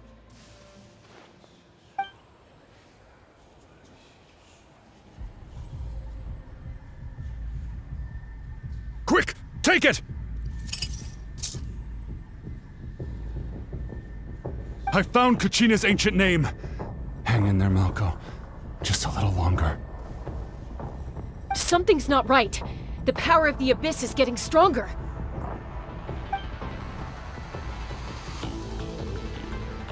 The Abyss is corroding his body. Vichama, you can't keep going. You'll die. I should have died 5 years ago. I just need a little more time. Please, I'm almost there. Thank you.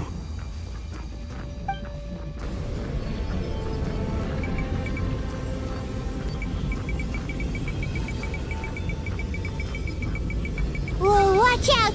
The power of the Abyss is strong.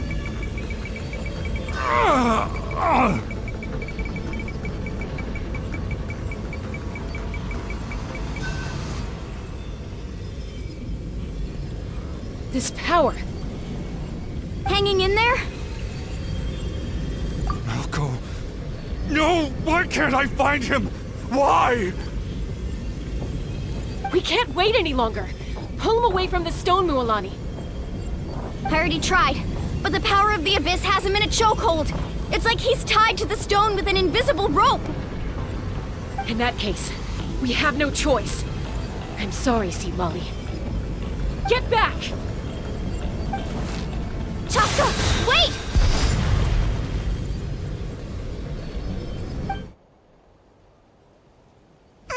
Ouch! What happened just now? It looked like the Spirit Speaker's stone was... The stone's power was spiraling out of control. The only way to stop it was to destroy it. You were all caught in the shockwave of the explosion. You might feel dizzy for a while, but that's normal. Give us a heads up next time, will you? You're lucky we managed to dodge it in time. I thought I said to get back. Yeah, barely a second before you made it go poof. Not everyone has your reflexes, Chaska. We were this close to getting dragged into the explosion. Okay, I'll be more careful next time. At least Kachina's ancient name is still in one piece. Wait, where's Vichama? Vichama!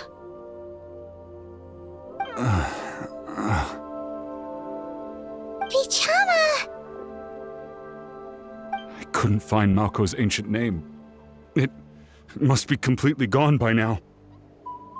Once your ancient name disappears, there's no coming back. From the very beginning, I knew there was a slim chance, but still. And now... it's too late to save him. From the minute he left that day, it was already too late. Vichama. I'm sure he's heard enough condolences over the years. Let's just give him some space. Huh? What's that in your hands, Vichama? It looks like something's glowing. Huh? This is...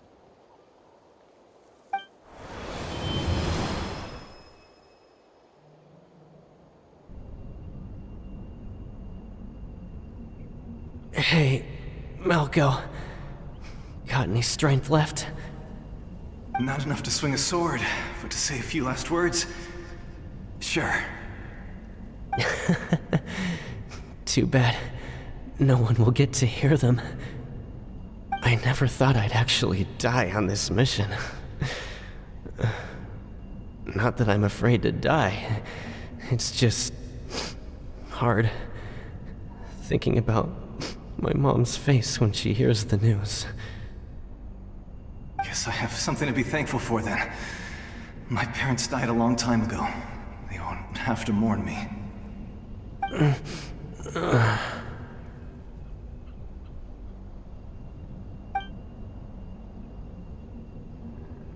Pisak. always had to beat me at everything, didn't you? Right to the end, you were never one for goodbyes. Maybe you're right. Maybe no one will get to hear our last words. But just in case... Vichama, I'm so glad you didn't come with us. Don't be sad. Just keep on living. For the both of us.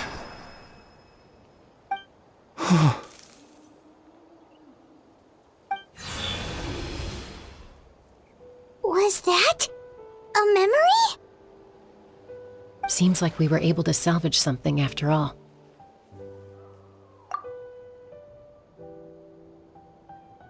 Of course. Seeing him, hearing his voice again, it makes me unbelievably happy. But it also brings with it an even deeper pain. A deeper pain? Why? Malko was always the type to put on a brave face. But in that memory just now, his hands were shaking, and his smile was forced. For all these years, I regretted not being able to fight alongside him to the end. And now I know, at the end of his life, he was thinking the same thing. Vichama. I'm fine. Actually, I heard Chief Wyna wasn't really on board with your plan to go to the Night Kingdom. When you asked for my help, I hesitated too. I knew helping you find your friend's ancient name meant leading you one step closer to danger. But I also understood why you had to try. Everyone has regrets in life, but not everyone gets the chance to make up for them. Once allowed to fester, guilt strips us of our most valuable qualities as warriors. In that sense, we might as well choose the braver path from the very beginning. If I could do it all over again, I would have followed Malko to the front lines no matter what. Even with an injured leg, there were still things I could have done. That way, even if the outcome stayed the same, I still would have fought alongside him to the end. There are critical junctures in life, and if you don't seize the chance to act, there's no going back. That's something I had to learn in hindsight. But you're still at the crossroads of your journey, so I hope you can walk away without regrets. Thank you, Vichama. I feel even more determined now. Kachina will come back to us. I'll make sure of it. I promised I would find her, and I intend to keep that promise. That's good to hear. Strange.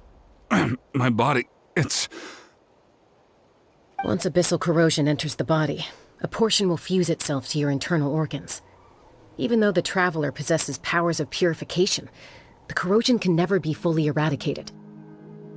Thanks to her, though, you are only briefly exposed. Slowing your breathing and controlling your emotions should help you keep the symptoms in check.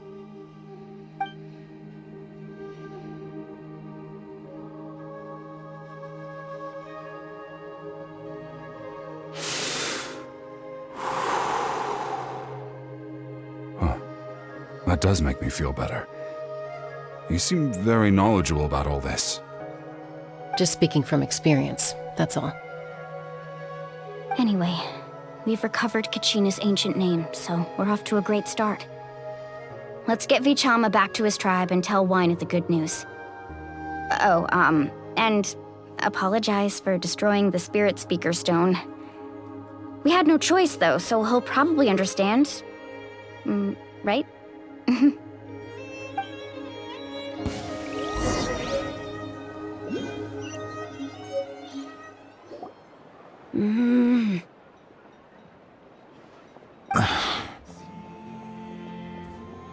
Koichi, are you really gonna just stand there like that? I don't know what you want from me. I think you know exactly what I'm trying to say, Uncle Wyna. I can hear it in your voice.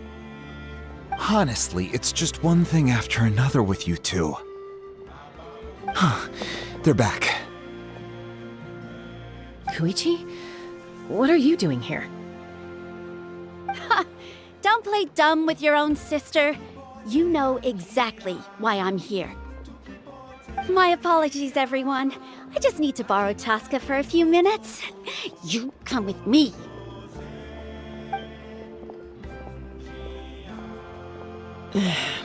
I'll be just a moment. Who is that? Koichi, Chaska's younger sister. Although the two aren't actually related by blood, it's kind of a long story. It's not really my story to tell, but I guess it's not a secret. You see, Chaska was actually raised by cuckoo sores. She was afflicted with a rare disease when she was a child and abandoned in the wild as a result. The Abyss found her out there, all on her own, and tried to devour her. But in the end, all that did was trigger her will to live. That strength of will pushed her to survive, but it also planted a seed of conflict within her. Eventually, she was adopted by the cuckoo sores. Wherever they went, she followed, getting into fights right and left. For some reason, Paimon can totally imagine that. Well, when Chaska finally returned to human society, it was Koichi's parents who adopted her. At the time, Chaska still had a habit of getting into fights, so Koichi was always taking her around, apologizing to everyone. Ah, I remember those days. One of those fights was definitely with me. But, you know, kids. You're fighting one minute and your friend's the next. Eventually, she found a way to rein in that desire to fight. And now she's who people call to resolve conflicts. She's known as the Peacemaker. It sounds like she still argues with Koichi, though. Don't siblings usually stop fighting when they get older? That's partly my fault. Koichi asked me to stop Chaska from doing anything dangerous, but you probably know by now, once Chaska makes up her mind, there's no changing it. Oh, I get it. No wonder you tried to talk us out of going to the Night Kingdom. Chaska even said that wasn't like you. I'm all for your adventure. You need to take risks when you're young, because by the time you're my age, you couldn't attempt something like that even if you wanted to. Better try now than live with regrets later. That's what I say. Still, I can understand where Koichi's coming from. In the end, nobody wants to sit back and let a loved one put their life on the line.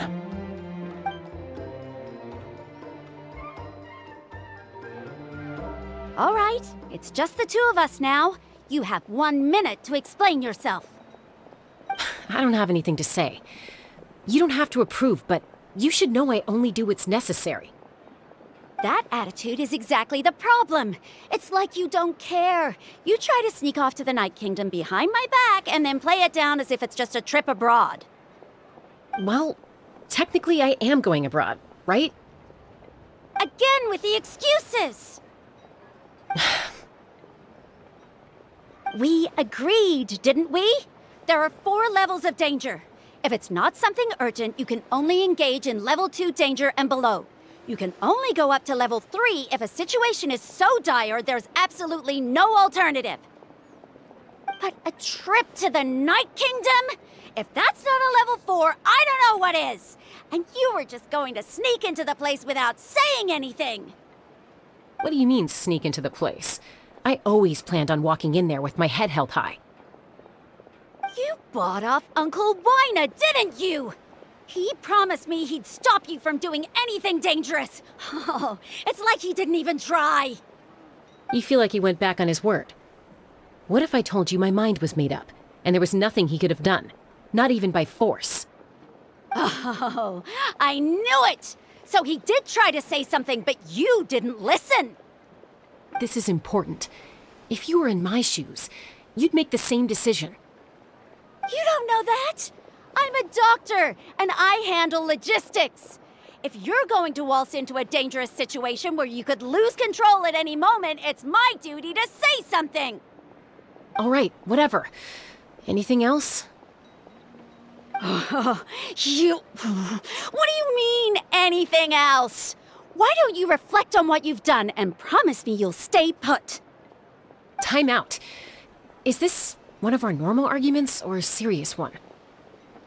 Chaska, does it sound like I'm joking? Then... you need to know something. What happened to Kachina was partially my fault. I can't leave her there to die. That's not who I am. But the person you become when you lose control, that's also not who you are! That's a different issue. You said it yourself. A person is only as good as their morals. If I want to live in Natlan, I need to display qualities that make me worthy of this nation. I've also told you that managing your condition is equally important. Sometimes you have to make sacrifices. All right, let's stop this here. If we keep going, I might actually have to get serious. And I think Wyna prefers his roof attached to his house. Is that a threat? That sounds like a threat to me. Koichi! Younger sisters are supposed to listen to their elders.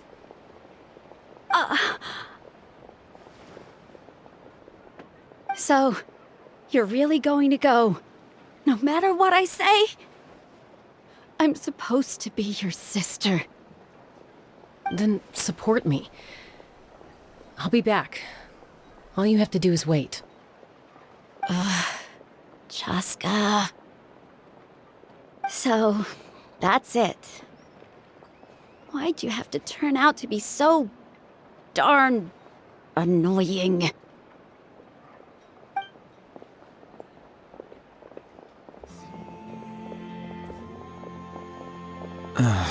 You two are something else. Something you wanted to say? I know you aren't related by blood, but you two sure are similar. Really? You know, I said that very thing to Koichi not too long ago, and she reacted the exact same way, down to the very tone of voice. It's not my place to get involved, but I will say this. Try to spend a little more time with your sister. You're tough kids. That doesn't mean you have to go it alone. Thank you. Anytime. All right. If you're done with the Spirit Speaker Stone, you might as well hand it over. According to Kinich, it's an important ceremonial artifact, so it'd be safer to keep it with me. About that. If only Tone Deaf Bard was here, he could have repaired it just like the Holy Liar. It might be in a few more pieces than you remember. Huh?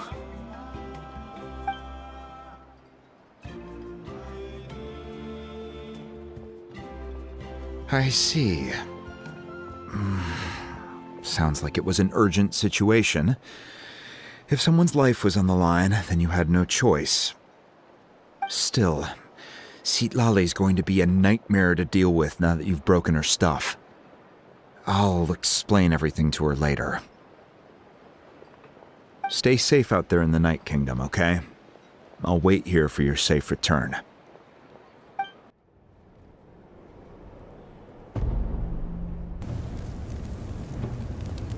We're back! We found Kachina's ancient name, too! Well, it's fairly complicated. Let me give you the condensed version.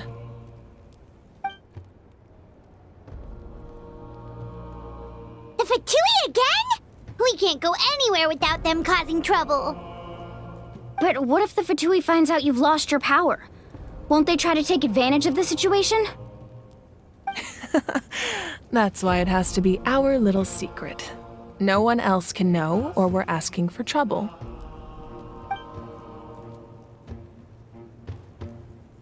Look, I wish I could offer you some sort of consolation, but I won't lie to you. With multiple factions closing in, there's nothing comforting about the situation we're facing. Still, all you need to do is focus on your goal. You can leave the complicated matters to me. I can also step in on the Pyro Archon's behalf. There's a limit to what I can accomplish, but I'll help you however I can. There's no need to be so modest, Dion-san. Your incredible strength has long been a well-known fact. You're the pride of your tribe. Archon, I'm sorry about before. You have so much on your plate, so much that you have to worry about. But all I could do was focus on my own feelings. You have nothing to be sorry about.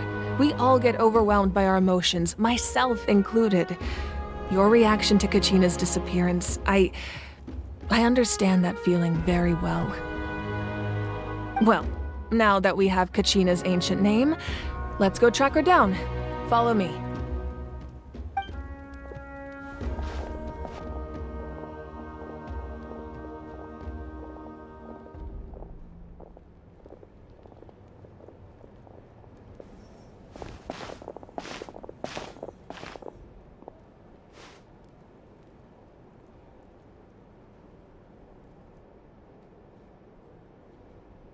What is this place? Hey, isn't that Atea's talisman? Good eye. This is where I store all the various mementos I've collected. Whoa. I've never seen this place before. There's so many things in here. It looks like there are items from every tribe. Collecting them must have taken a lot of effort. I suppose you could think of it as a hobby of sorts. In Natlan, everyone grows up listening to the stories of heroes. And physical items do a far better job of preserving those stories than our own memory. Now, I still have some preparations to make for the ceremony, so feel free to take a look around in the meantime. If you're curious about an item, I'm more than willing to tell you about its origins. Alright, we'll have a look.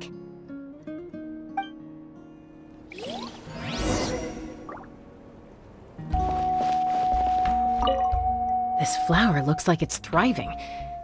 You must be good at taking care of plants, Archon. This fishing basket looks familiar.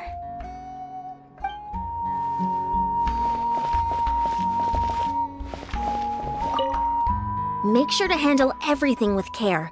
This cup, for example, it's heavier than it looks.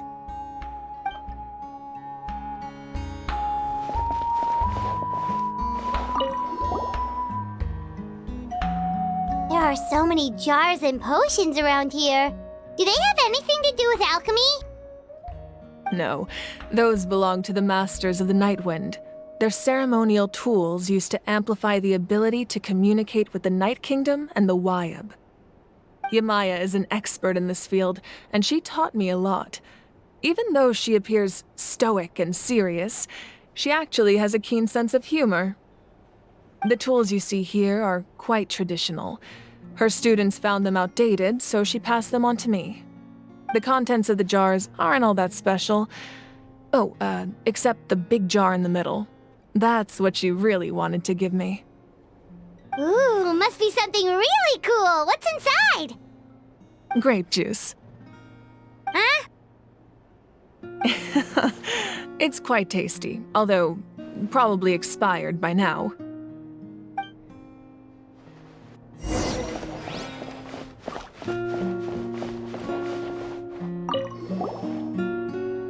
Hey, there's a fishing rod here.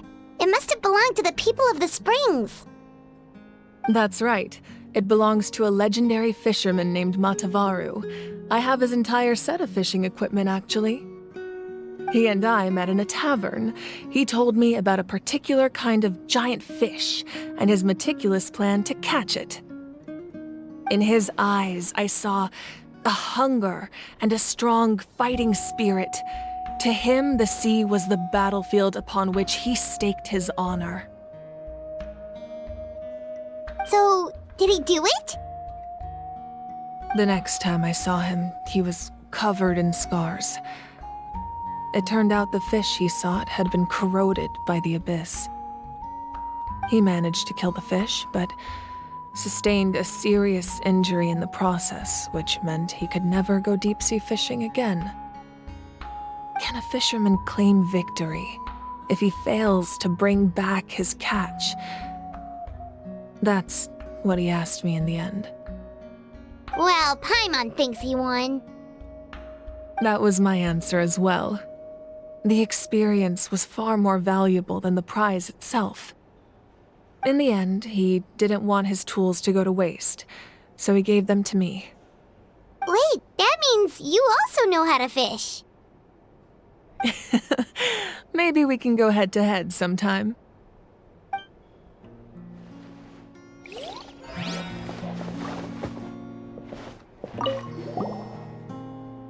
This is Atea's talisman. I'm sure you're familiar with this one already. Atea was rarely ever without it. The talisman brought her a lot of luck in battle.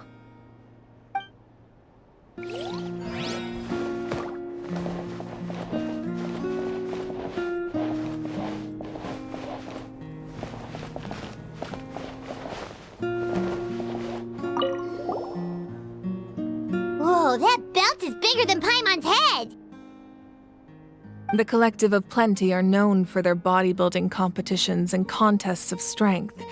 This belt is a symbol of great honor within the tribe.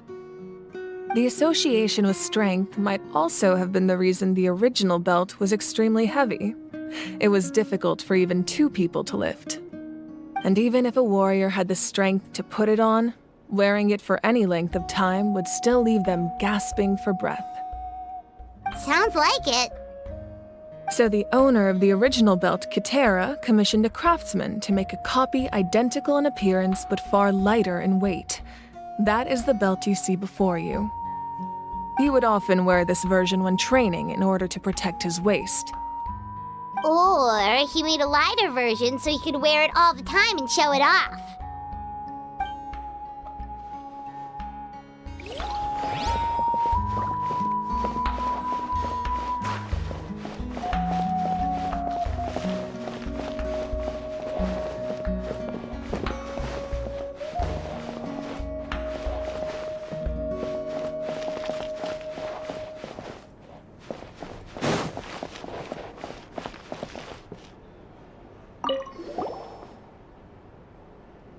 Whoa, this weapon is huge! Which tribe did it belong to?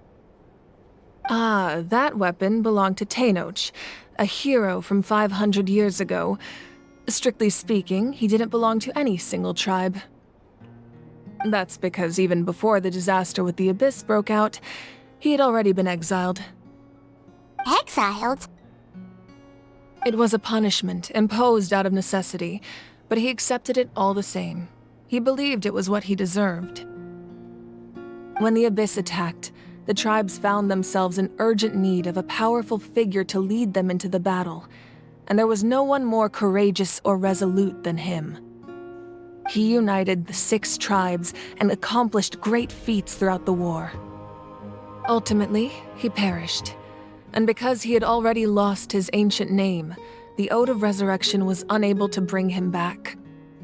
And so, he was laid to rest, alongside the countless warriors and civilians who lost their lives, buried in the soil of his native land.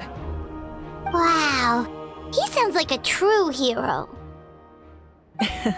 Indeed, even now his story is told throughout the land.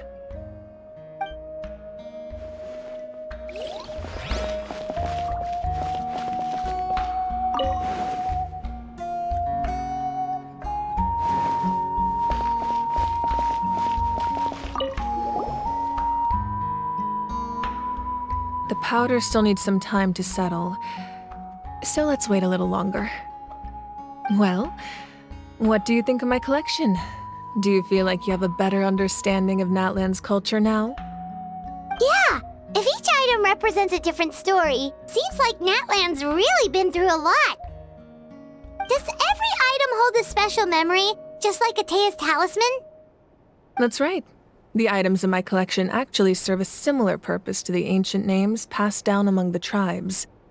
They demonstrate the true shape of time. The shape of time? Most people perceive time as a linear concept, almost like a straight line that can only move forward. We cannot change the past or predict the future. But there's also a different theory, one that I believe to be closer to the truth. Namely, that the past, present, and future all exist at once. At once? Paimon's not sure she understands. Let's say your journey ended right now. Thinking back on your experience in each nation, which one would you say was the most important? Exactly. Even at the end of your journey, the things you experienced along the way don't cease to exist. They become part of who you are. Take out a portion of that journey, and you would likely make very different decisions, and eventually arrive at a very different destination. The future is the same way. It exists even though it has yet to come to pass. We just lack the means to perceive it. Of course, there are those with the power to foresee the future. They simply call it by a different name. Fate. You're quite familiar with that concept, I would imagine. That does kinda make sense. The future hasn't happened, but already exists. Humanity excels at living in the present, but too often we forget the past and neglect the future. While the pilgrimage and the Night Warden Wars lead us to a better future. Only by uniting the people of Natlan across countless eras can we fight back against an enemy as formidable as the Abyss. To come up with such a set of rules, the first Pyro Archon must have possessed a level of insight I can only imagine. That's correct. At first, he was a mortal man with no special power. After he ascended to the Divine Throne, he used it to borrow power from the heavens and establish the rules of Natlan. Namely, a framework through which ordinary people can ascend to Archonhood. By holding the pilgrimage, we're able to determine the strongest among us, and when that person ascends to the Divine Throne, their inner flame will awaken. In addition, the sacred flame will grant them significant knowledge and memory of this land. After all, that's how I came to know everything I just told you. So, it all comes down to the power of the Divine Throne and the rules. Wait, is that a family portrait? Yes, that's my mother, father, younger sister, and the little saurians we raised. I turned a piece of my dad's leather armor into a canvas and commissioned a famous artist to paint our likeness. Your sister is so cute! It looks like the two of you are really close. Paimon was having a hard time thinking of an Archon as an ordinary person, but seeing this portrait, it kinda makes sense now. It really doesn't look like there was anything special about you before. Oh, wait, is Paimon allowed to say that? A little late for that question, don't you think? Sorry! Paimon's so sorry! Paimon's mouth works faster than her brain sometimes! It's alright. I'd never get upset over something like that. No matter what others may say, my past is a precious part of my identity. I'm forever proud of the life I used to lead. Becoming the Archon doesn't mean you sever ties with your family. The position just comes with a lot of responsibilities, so it impacts how often you get to see them. My father made the most delicious stew, so my sister would often bring me a large pot of his cooking, and we would sit on a blanket and eat it together. One time, we didn't close the door securely, and the saurians we were raising ran into the room and knocked over the entire pot. My sister immediately burst into tears. The two troublemakers were going for the meat, but when they saw my sister's distress, they froze on the spot. I still remember the way they laid there, sulking like a pair of children, even after making such a mess. It was frustrating, but in the end, all I could do was comfort my sister and move on. Wow. Isn't that what being a family is all about? I think about that story a lot, actually. As the Archon, I made a vow to defend this nation, and experiences like that, They remind me exactly what I'm trying to protect. Well, what happened after that? This portrait looks pretty old. Your sister must be all grown up by now, right? I believe she ended up working as an architect and artist. She built many houses and crafted many beautiful works of art. Anyway, that's enough about me. Now that the powder is settled, we can begin. Ian-san, Mulani, Chaska, over here, please. Place the ancient name up there, and then we'll begin.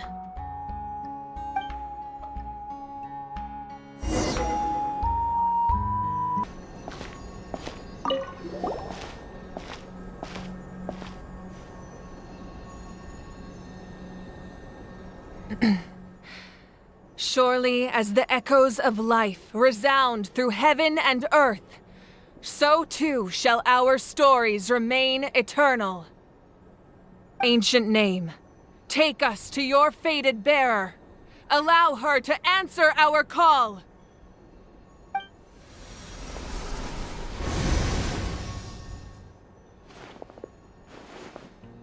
Am I hallucinating again? Kachina, are you okay? Huh? I'm not seeing things, am I? Is the Abyss playing tricks on me again? It's okay, Kachina. It's just us. We're trying to find a way to bring you back. Everyone, you have to listen to me. I've been investigating the Night Kingdom this entire time, and I figured out what's wrong. The Wyab is being affected by the Abyss.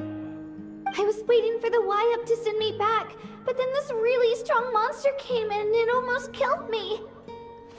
The Wyab saved me, even though its power is weakening, so I've been hiding from the monsters while trying to find a way to help.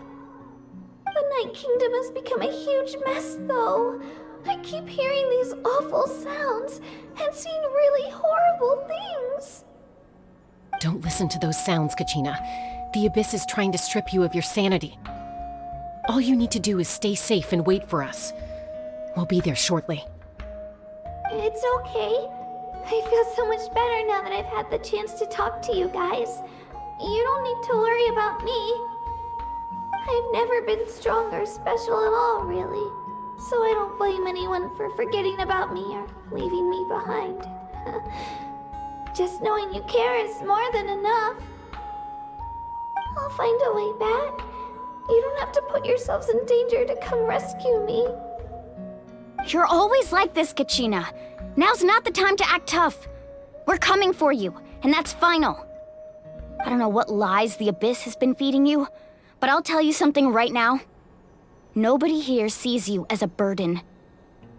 You're a victor of the Night Warden Wars, a hero of Natlan. All you need to do is wait for us to rescue you, and you'll get all the applause and recognition you deserve.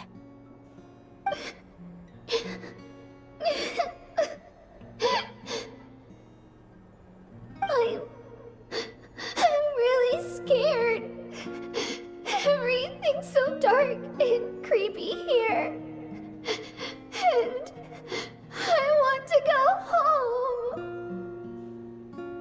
Still, I don't want you to put yourselves in danger because of me. I don't want to hold anyone back ever again. All you need to do is place your trust in us, just like you always have.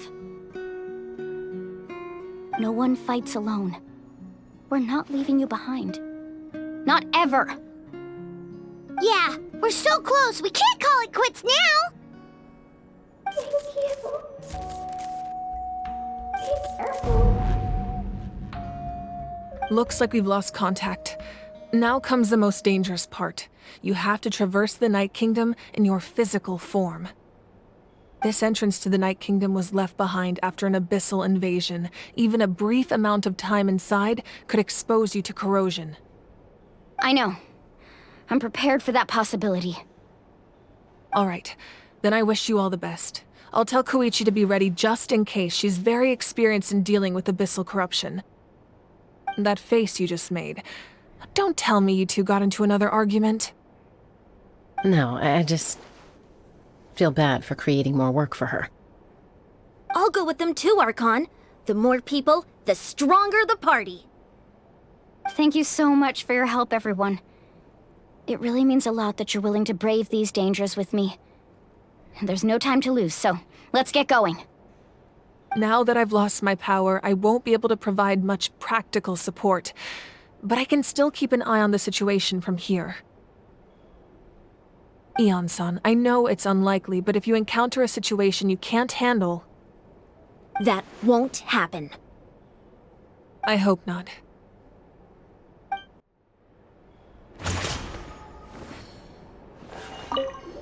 Be careful out there. I'll observe the situation from here.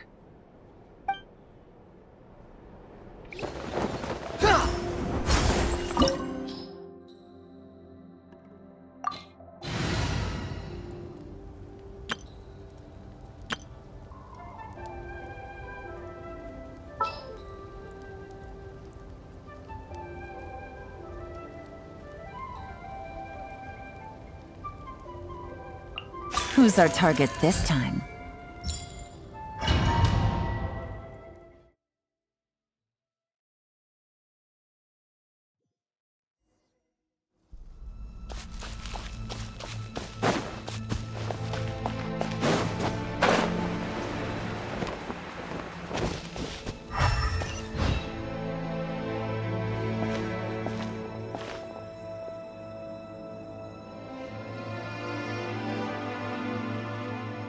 So we're underneath Natlan right now? It looks nothing like Paimon was imagining. That's because in the distant past, Natlan was home to an incredibly advanced civilization ruled by dragons. Humans only established their own society after the fall of the dragons. So these are Saurian ruins? Wait, you mean like the elemental sovereigns? They had their own advanced civilization? Yes, a really long time ago. Very few records have survived until now, so no one really knows what the devices here are for. These ruins have been abandoned for a long time, but with the recent increase in Abyss activity, the installations around here have somehow been activated again. So what you're saying is, we're not in for an easy trip to the Night Kingdom. No. It's going to be obstacle after obstacle from here on out. Why are you all laughing like that? It's creeping Paimon out. It's the pre-adventure excitement kicking in, right guys? Of course. I'm eager to get started. Then let's go. We won't let anything stand in our way.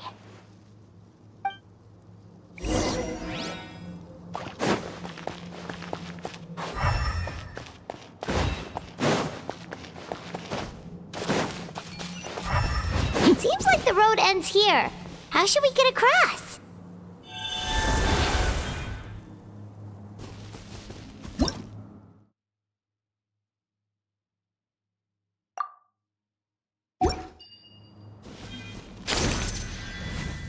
As a professional trainer, I think you could stand to build up your endurance, Paimon. Professional trainer? Paimon thought you were a warrior from the Collective of Planning. Well, that goes without saying. But I actually work as a sports coach. I provide professional guidance for many of Natlan's popular sports. And I don't just mean physical training. I design nutrition plans as well. Ah, so basically no sugar, no soft drinks, no grilled meat. Yeah, we'll be here all day if you list them out one by one.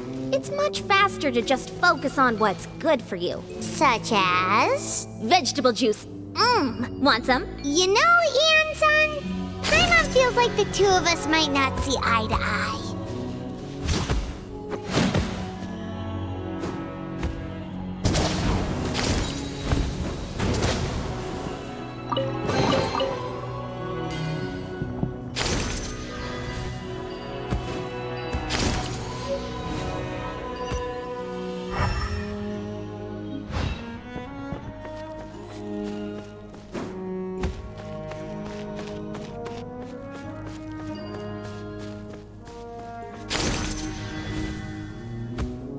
Those guys look familiar.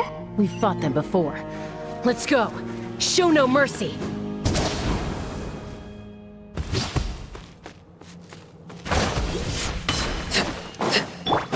Going in! Let's light it up! One with nature. Fallen leaves. Adorn my... Quietly now. Busted. Overruled.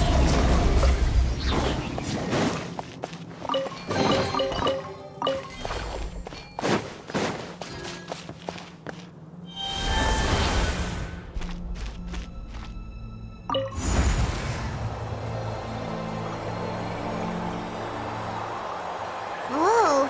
The place we need to go seems really high up.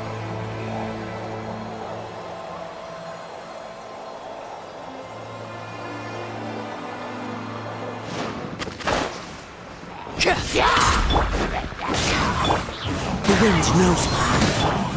Transfixed. Things are about to get dicey. Quietly now. Busted. One with nature. Everybody stand back!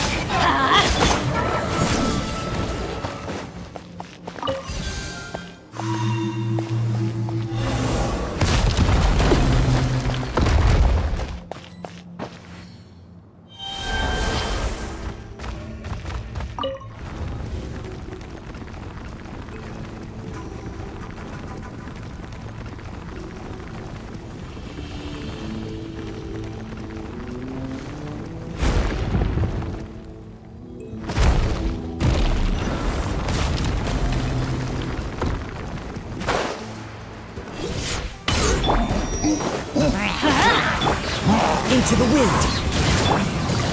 Quietly now. Busted. Overruled. Teamwork is true! As one with wind and cloud. The wind knows me. Here comes the catch. Witness my rise.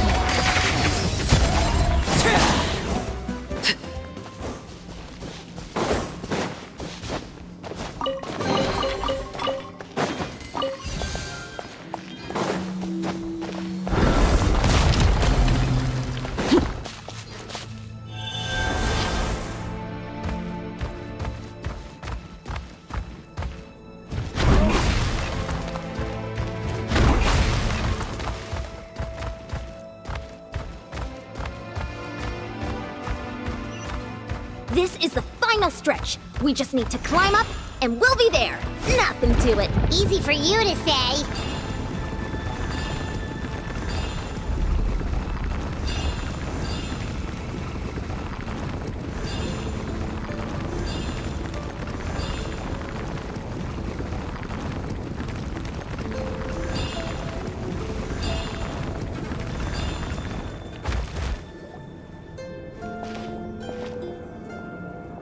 This must be the entrance the pyro ARCHON told us about.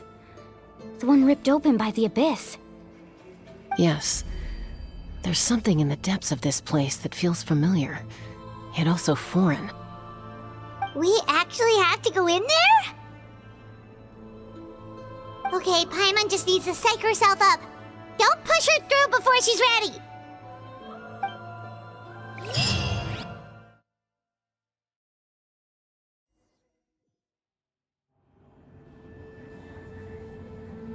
Hey! You don't have to drag Paimon! You're pulling too hard! Looks like we made it. This is the Night Kingdom. It looks so different from what I imagined in the stories. That overflow of energy is probably what trapped Kachina here in the first place. From this point forward, everything we know about the real world no longer applies.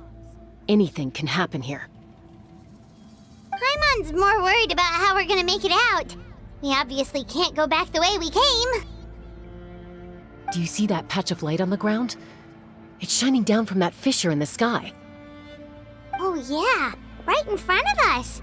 So that's coming from up there? Oh, it's so high up. Did we really fall that far down? Just like I said, our real-world knowledge doesn't apply here. We fell all this way, yet came out completely unscathed. If this was the real world, we'd have to climb our way back up to the entrance.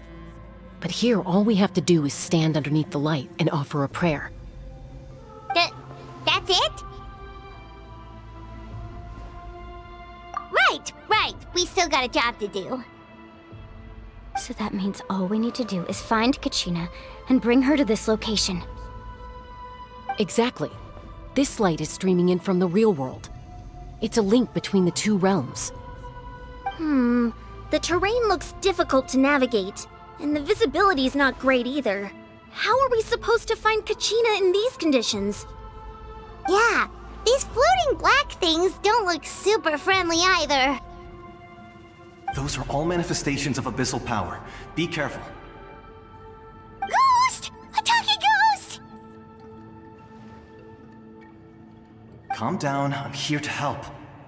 You're the ones who helped Vichama, right? Yes, I'm Vichama's friend, Malko. I was completely lost to this realm until I sensed a mysterious power calling out to me. It's like it was seeking me out, attempting to reassemble the pieces of who I used to be. Of course, it could only do so much. I'm sorry I can only appear before you in this imperfect form. No, we should be the ones apologizing. If the Spirit Speaker Stone hadn't become corrupted by the Abyss, we could have done much more. But we had to destroy it. Otherwise, Vichama and his tribe would have been in danger. Of course. Thank you for protecting him. I never imagined that, even after all these years, he'd still take such a risk for me. Under the power of the stone, it felt like our souls were connected. Turns out even our regrets were exactly the same. Whether in triumph or death, you want your best friend by your side. Exactly. That may not be in the cards for us, but it's not too late for you. You're looking for a young girl from the Children of Echoes, right? She's being chased by an embodiment of abyssal power. I'd like to help her while I'm still in this form, so follow me. Be careful. This place has been severely corroded by the Abyss. Paimon didn't realize it had gotten this bad. It's like a seething volcano ready to engulf our world at any moment. Ouch! Quick, get back here! You can stick close to me. My power will be able to ward off attacks for the time being.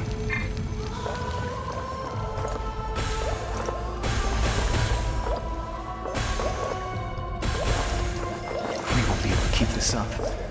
Let's try another route. This way.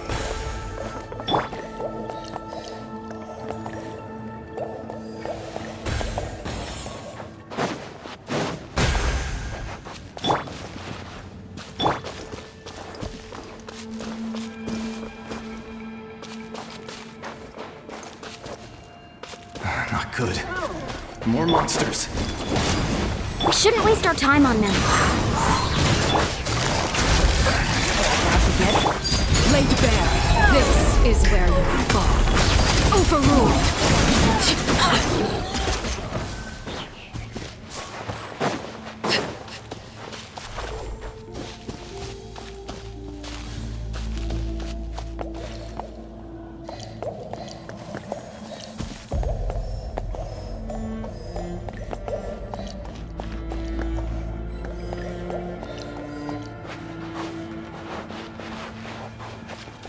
Oh, Paimon can't see anything! It's easy to get lost here. Just stick close.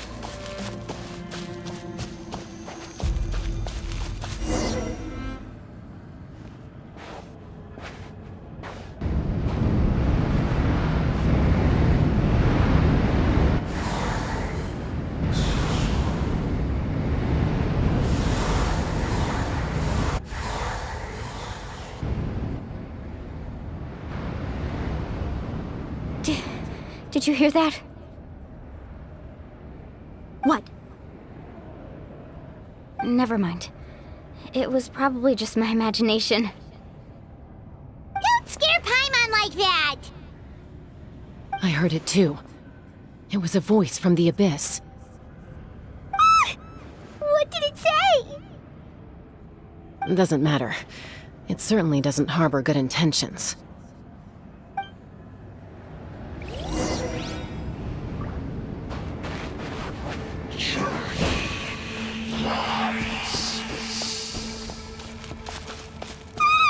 Pyro just heard it too! Let's keep going. Pyro wants to get out of this place!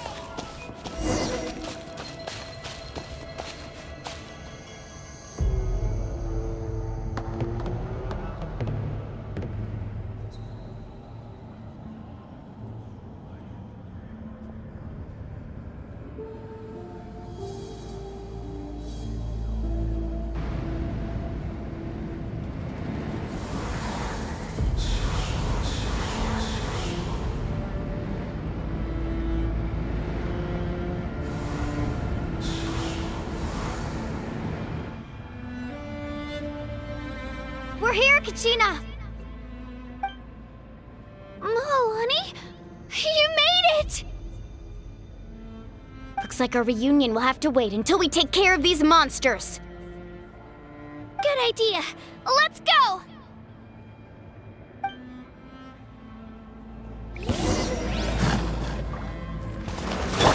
Let's light it up! Into the wind. Clouds high. The birds. Teamwork is dreamwork!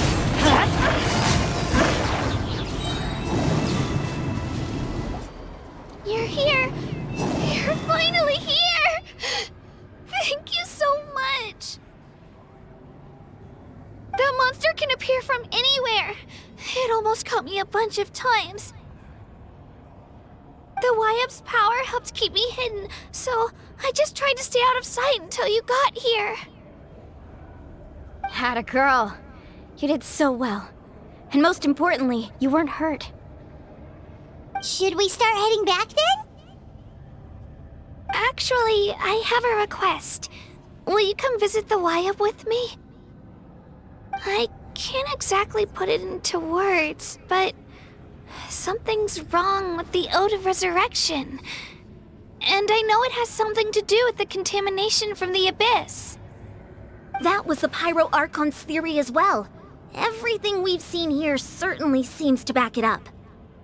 In the Night Kingdom, there are 6 main totem poles representing the Wyap of each tribe. You can think of them like the body of each Wyap. Additional totem poles, like the ones around here, serve as proxies to which the Wyap can extend their consciousness. There are countless proxies scattered around the Night Kingdom. Through them, the Wyap can extend their consciousness over the entire realm and track down souls no matter where they roam. But if a proxy were to become severely contaminated, then a soul could become lost within the Night Kingdom. Judging by the current situation, I don't think we're dealing with just one contaminated proxy. Even if we could drive back the abyssal power from one of them, that probably wouldn't even put a dent in the problem. Still, we can't just leave the Wyap to suffer. It's protected me this whole time. I agree. We might even manage to draw out the monster that's been hunting Kachina. Getting rid of the monster might slow down the deterioration of the Night Kingdom.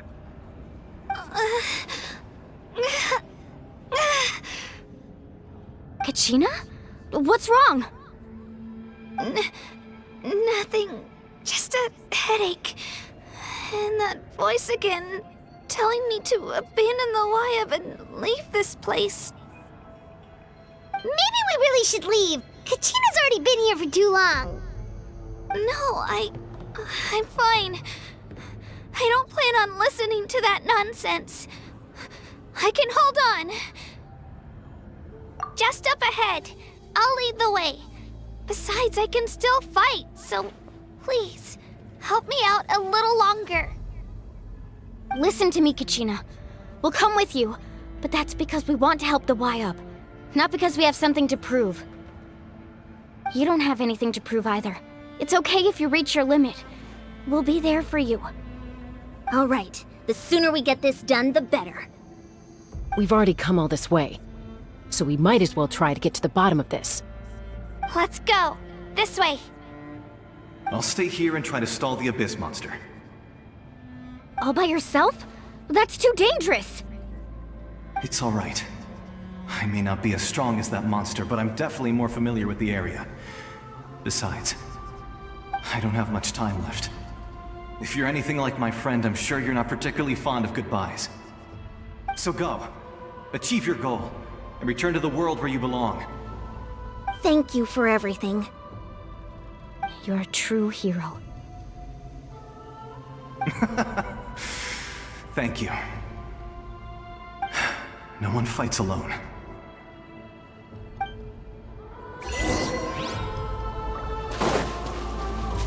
Does your head still hurt? Let me help you walk. I'm fine. You should know I'm made of stronger stuff than that.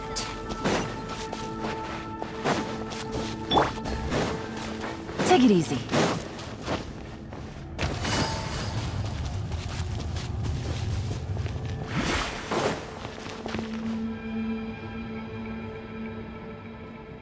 Wyabb! I'm back! My friends and I are here to heal you. Wyabb, can you hear me? Wyabb?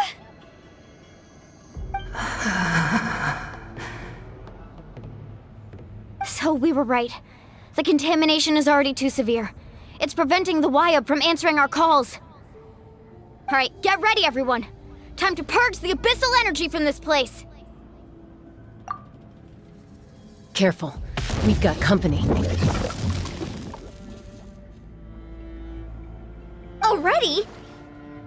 You really think that puny soul could slow me down? Courage in the face of futility is pure folly. He tried to get in my way, so I disposed of him.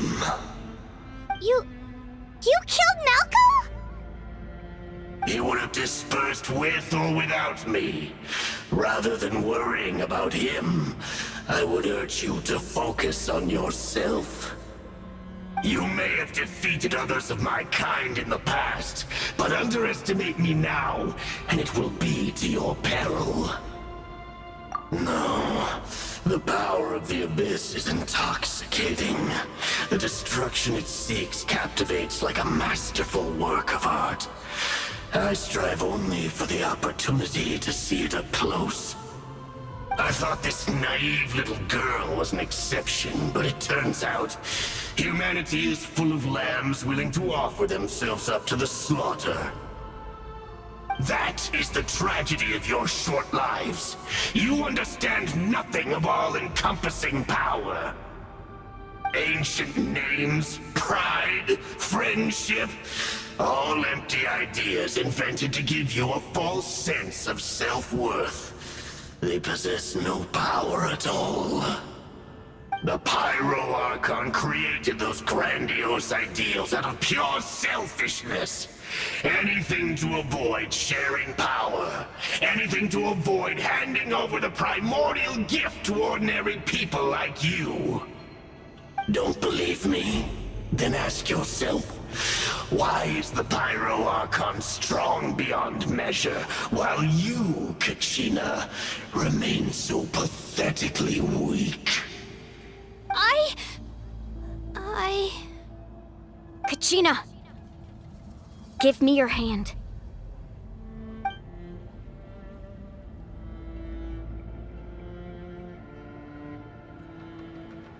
Feel that? I'm right here next to you. Thanks, Moalani. You're right. I have nothing to fear. Because I'm not alone anymore.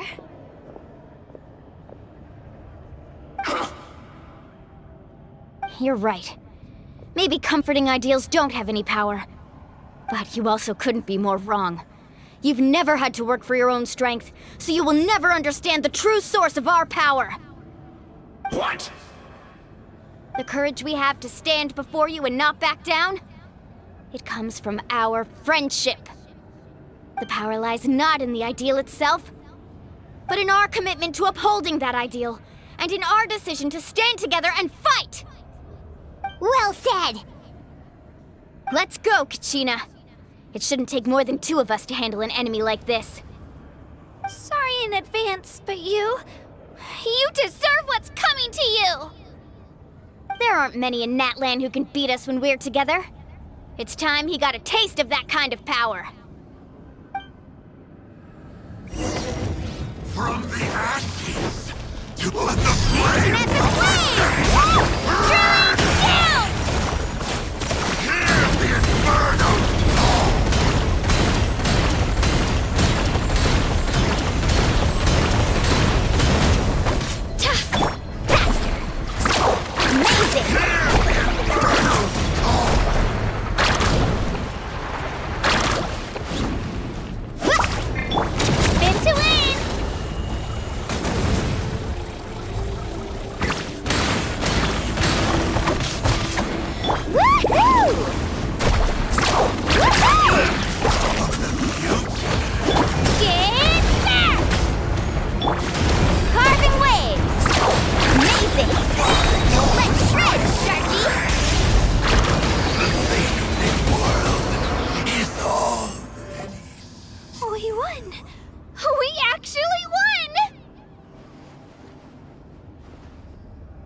That's what he gets for underestimating you two.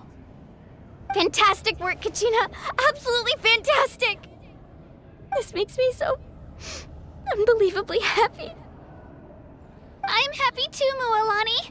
Together we really are unstoppable. Huh? What's happening?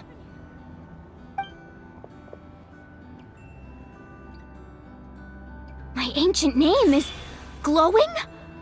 But I thought I didn't bring it with me. It's probably a projection from the real world, but that doesn't explain why it's glowing all of a sudden. Wait, does that mean you're...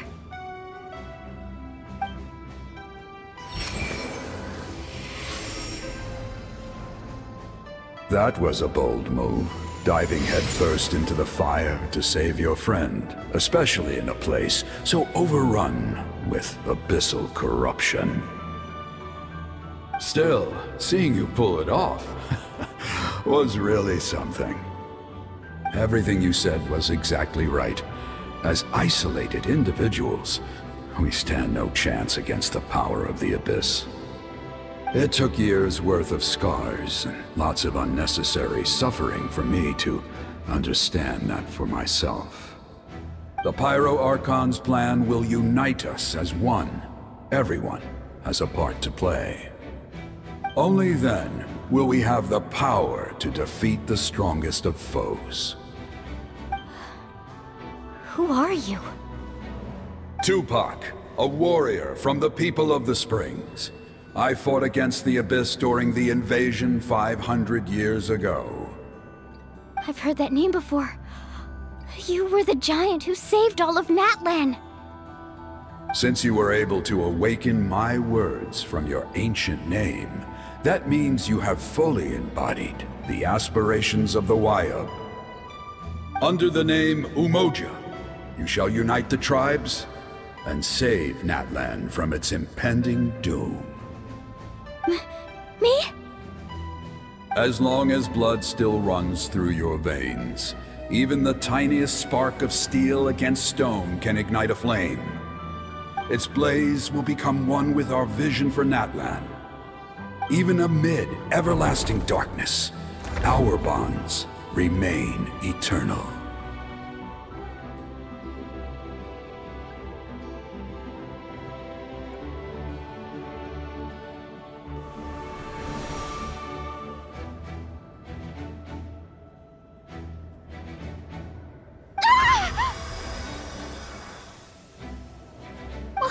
What's wrong, Mualani? So many memories. My brain was just flooded with everything he once knew. So that's what happened. What do you mean? Did you just figure something out? 500 years ago, they foresaw the very crisis we're facing now. Efforts to save Natlan started all the way back then. We can go over the details once we get back. We shouldn't linger here longer than we have to. I know bits and pieces, but I had no idea Mualani was also part of the plan. This sounds like something that's going to need a lot of explaining. Let's focus on saving the Wayub first.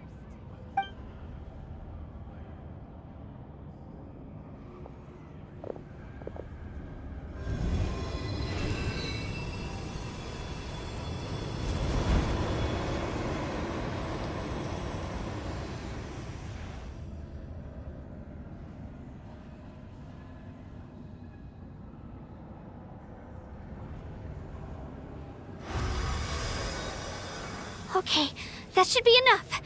Wyatt? Wyatt? Can you hear me? I hear your voice, Kachina, my dear child. Great. Well then, I'm afraid it's time to say goodbye. I just wanted to make sure you were okay before we leave, but we can't afford to stay here any longer. I was going to ask why you bestowed an ancient name upon someone like me, but it's okay. I'll keep searching within myself for the answer. I'll never stop trying to improve my strength. One day, I'll live up to the hero you saw in me. You are already an outstanding child in my eyes, Kachina. No matter what happens. Huh? You are all my most beloved children. It has always been my honor to protect and nurture you. Your ancient name is just that. A name. Much like your parents chose to name you Kachina, I also gave you a name, but it need not define you. Focus on who you want to be. You are already worthy of your name. Now, you need only devote yourself to becoming a better you. The story of your ancient name is for you to continue. Just like your parents, my love for you will never change, no matter what the future holds.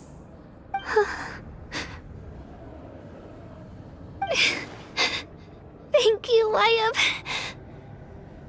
It gladdens me to see the Pyro Archon's plan move another step towards completion, but it is time for you to leave this place. The situation here is getting worse. Go now, my children. Save Natlan on behalf of all you hold dear. I know we've never met before, Wyatt, but I just wanted to say thank you for encouraging Kachina. It was exactly what she needed to hear.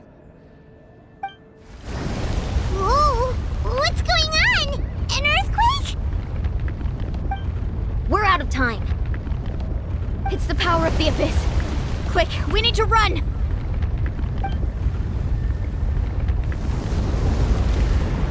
It's a Seelie! The Seelie opened the way for us!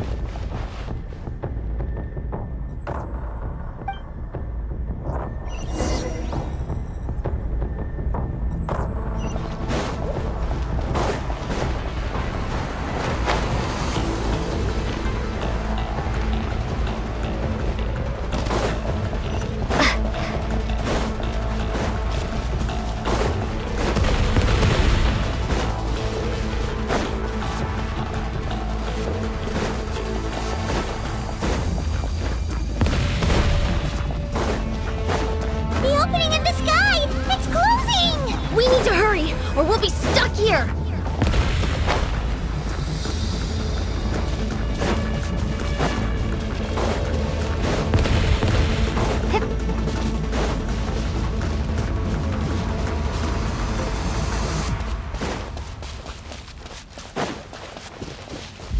Watch out for the falling rocks! Quick, through the middle!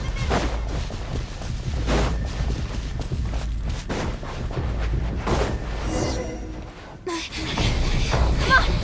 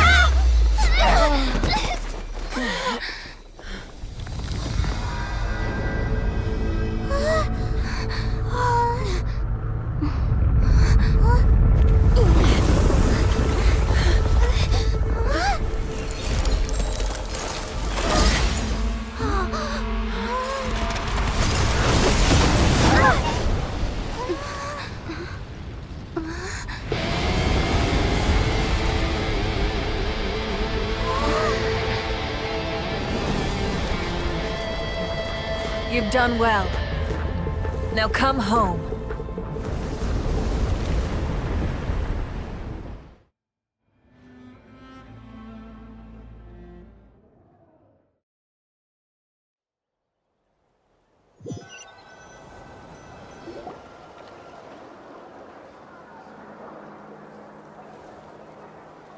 We're back! The pyro ARCHON saved us. But she's not here. Yeah, didn't she say she used it all up? She's still in the speaker's chamber. What we saw in the Night Kingdom was just her consciousness. So you're saying her consciousness did all that? Every great display of power comes at a price.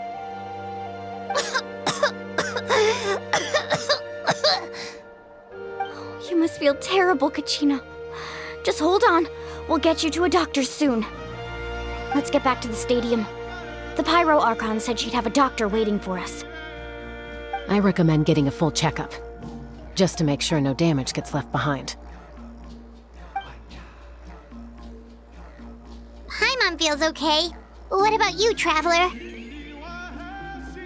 Right. You always seem to do pretty well against the Abyss.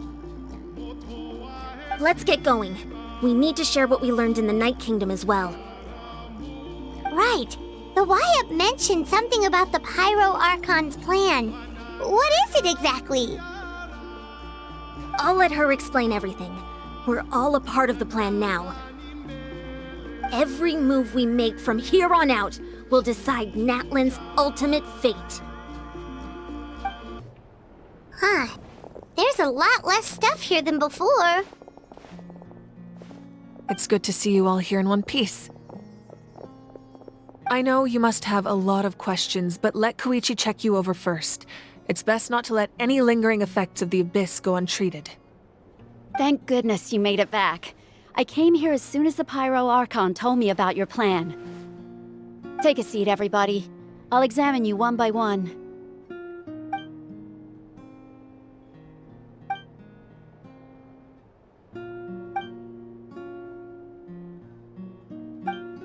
All right, that should do it for now. But just to be safe, I'll perform another checkup in a couple of days. I have to say, though, I've never seen anyone react to the Abyss like you, Traveler. It's like you're completely immune to its power. She's always been special like that. She can even purify its power. Wait, now that you mention it, Paimon doesn't think she's affected either. Given the current situation, that ability will likely play a great role in the events to come. Of course. I still have patients to see, so I'll head out. Thank you, Koichi. All right. We might not see eye to eye, but we both had good intentions. Just give it time. I'm sure we'll figure things out between us one day. Yeah.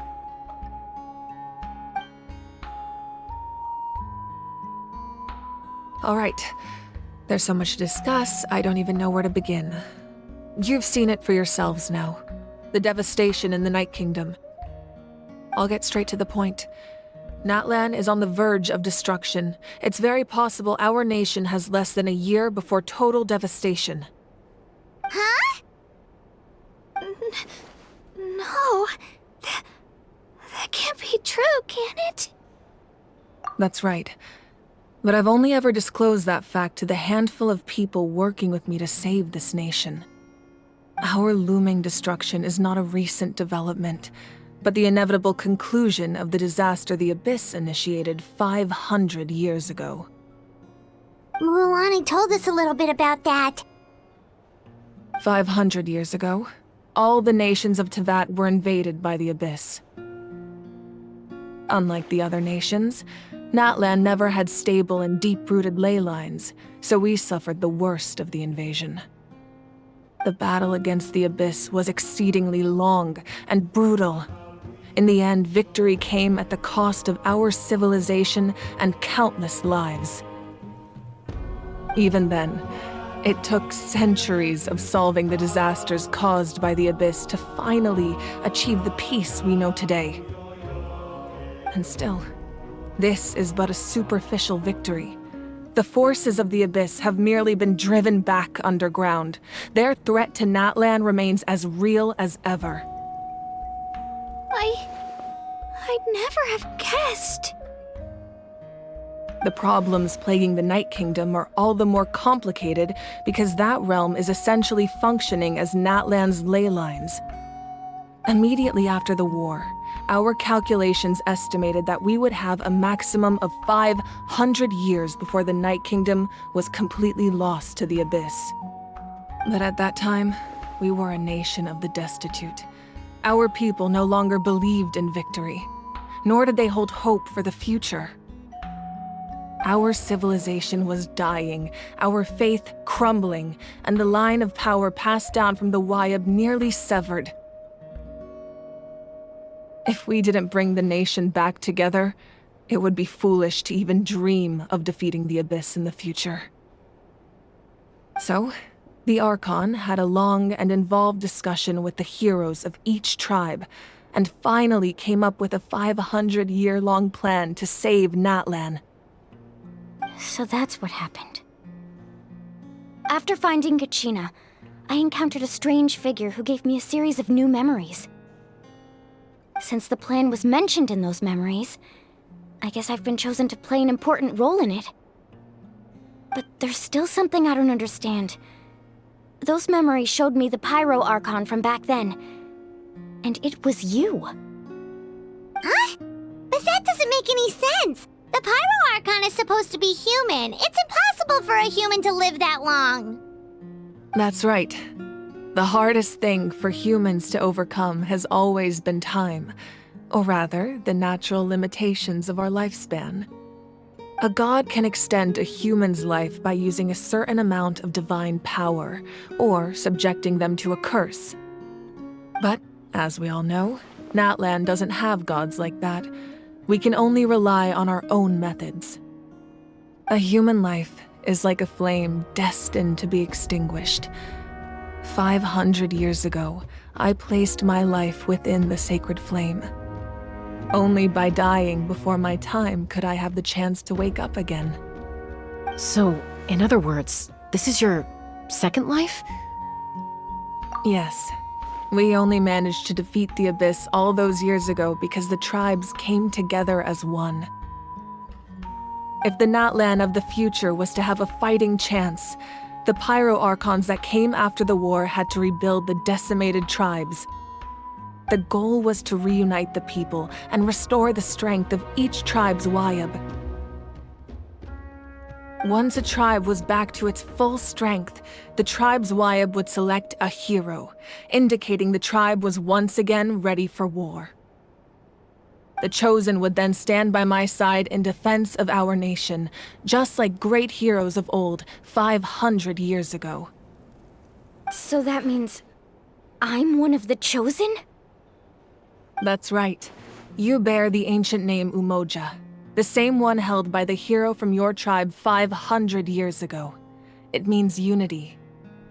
After your adventure in the Night Kingdom, I trust you've come to fully understand the meaning of that name. So in other words, you always knew who the Wayab were going to pick from each tribe? Yes. According to the plan, each tribe was supposed to have been fully restored by the time I awoke.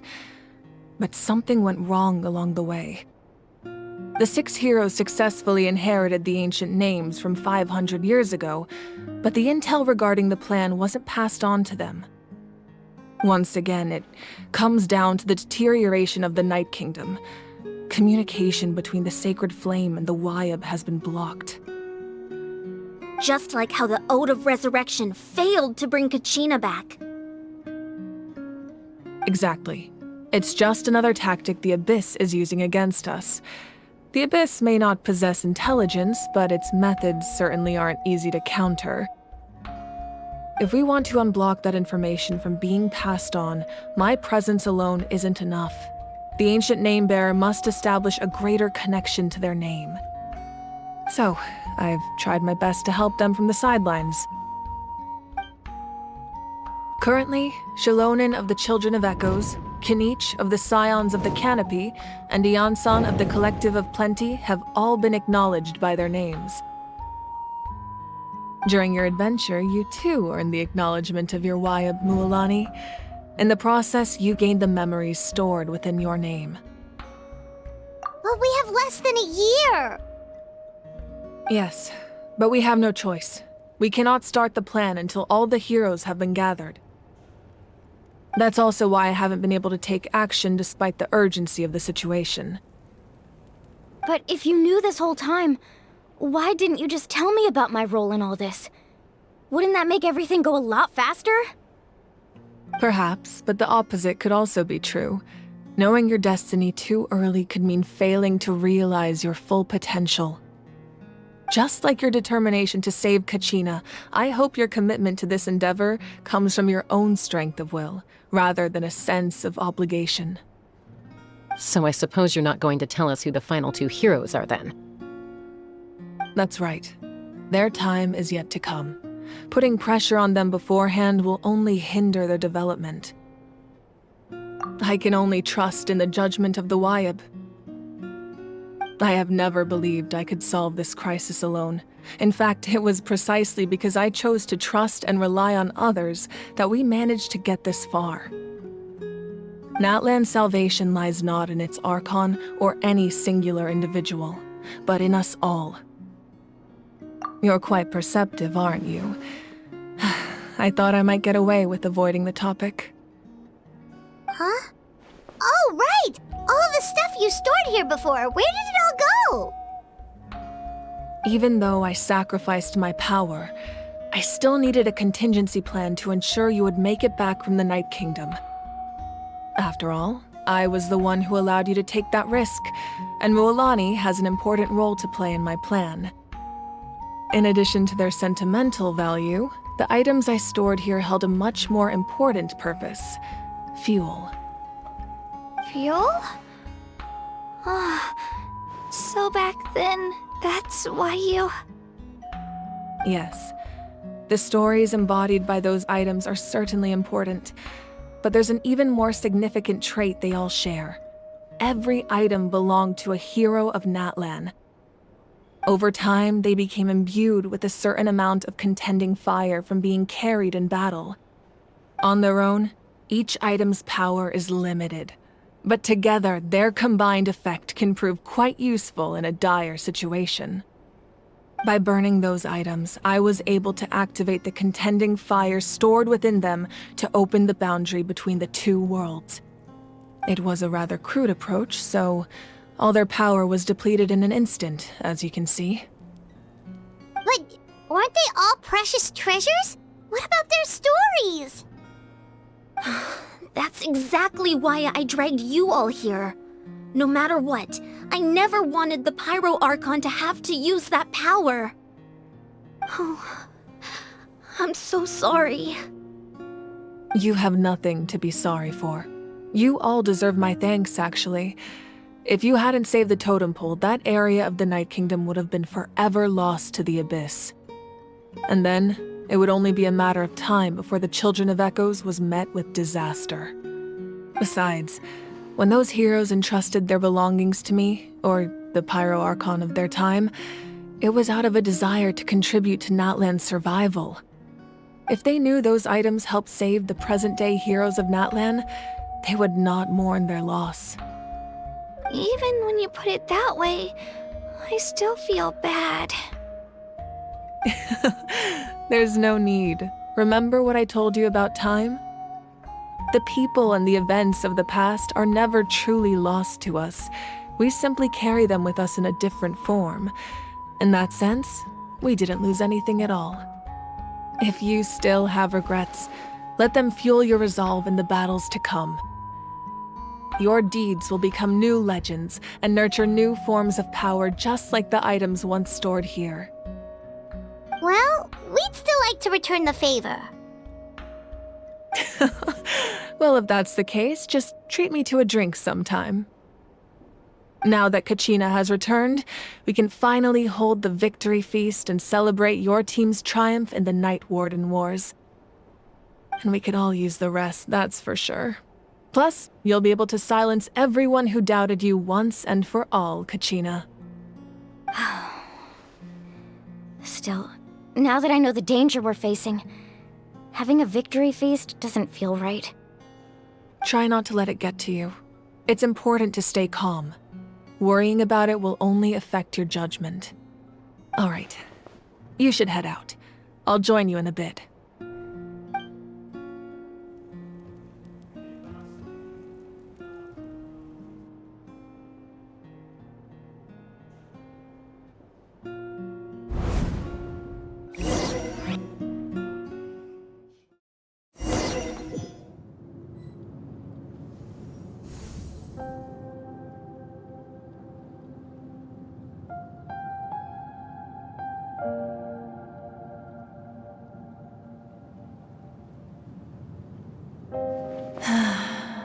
When I was young, I used to sit by the hot springs and listen to the stories of warriors from all over Natlan. They attract people from all walks of life. Friends come easy here, no matter what tribe you're from. The people of the springs have never claimed the hot springs as their own private property. They are there to bring all hot spring buddies together. It's been really nice seeing the children of my tribe get older. It's helped me gradually understand the true value of the springs. I've witnessed their energy, their determination, their absolute passion for life. Even when they cause trouble, I never managed to hold on to my anger for long. It's unbelievable how quickly they worm their way back into my good graces. I'm certain Mualani will become a great warrior when she grows up. She possesses infinite potential. I can see it. One day, when I'm no longer in fighting form, I'll come here and tell stories to all the children, just like those warriors did for me. So, you better get busy, Pyro Archon, or I'll end up running out of stories.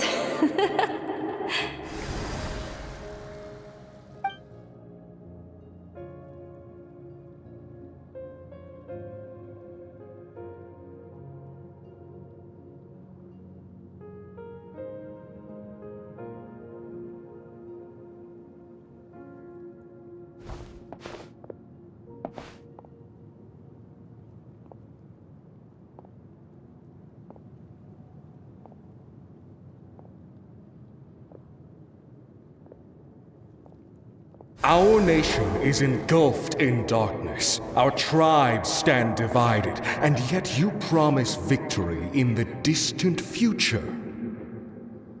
The Abyss is a cunning enemy, one that I faced in battle many times. Were that not the case, I would never understand exercising this degree of caution. My rage will never know absolution, and my power will no longer aid you in victory. But you came to me because you knew you could convince me with just a single sentence. I understand your choice. The heroes of today will forge the path ahead with blood and fire. Just remember to earn us the victory we are owed. Otherwise, rest assured, I'll find a way to collect the debt. For Natlan.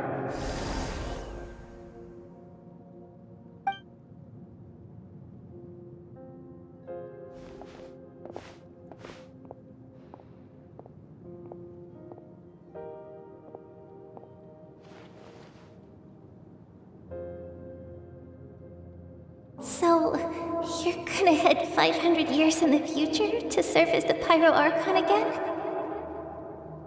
But what about the you from right now? You're just gonna die? You can't ask her those questions and expect her to answer, my dear. The decision is hers to make, and she deserves our support. We will do everything we can to rebuild the tribes. Don't you worry. Even across time, we will all do our part to fight for Natlan's future. Yeah, Mom's right.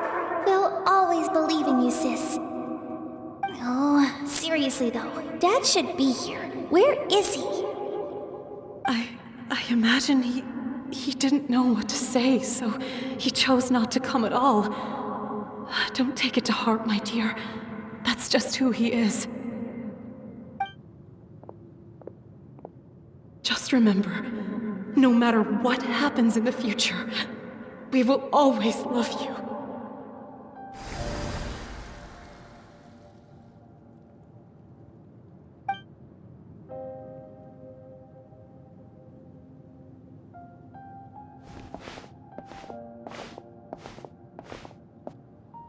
I'll come find you one day. I know I can't live that long, but I'll think of something. There has to be a way for us to meet again one day. If there's an answer out there somewhere, I'm gonna find it.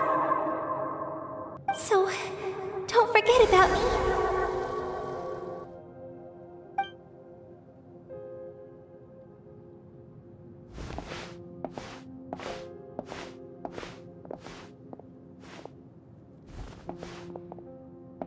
If that's your decision, then you have my full support, Archon.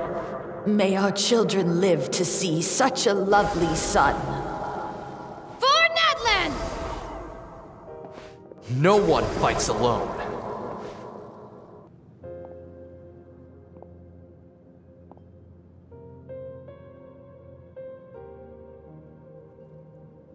The rules are my legacy.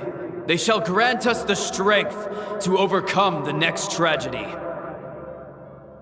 War forged the 6 tribes, taught us how to fight, instilled in us what it means to love.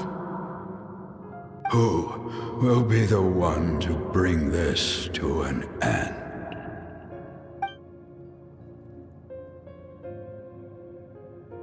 We are the inheritors of memory and legend. Those who grew alongside sun and wind. Those who forged our own destiny and future.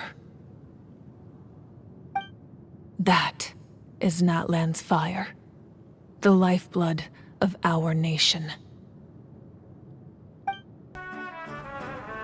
Hey, Koichi! You here for the victory feast too? Oh, no. I knew Chaska would be here, so I just came to deliver some medicine. I was about to leave, actually. No, it's not that I don't want to celebrate Kachina and the others. I'm so glad she made it back. It's just... well, I'll make things awkward if I'm around my sister right now. Well, you two had a fight, so Paimon can understand. She didn't cause any trouble during your trip, right?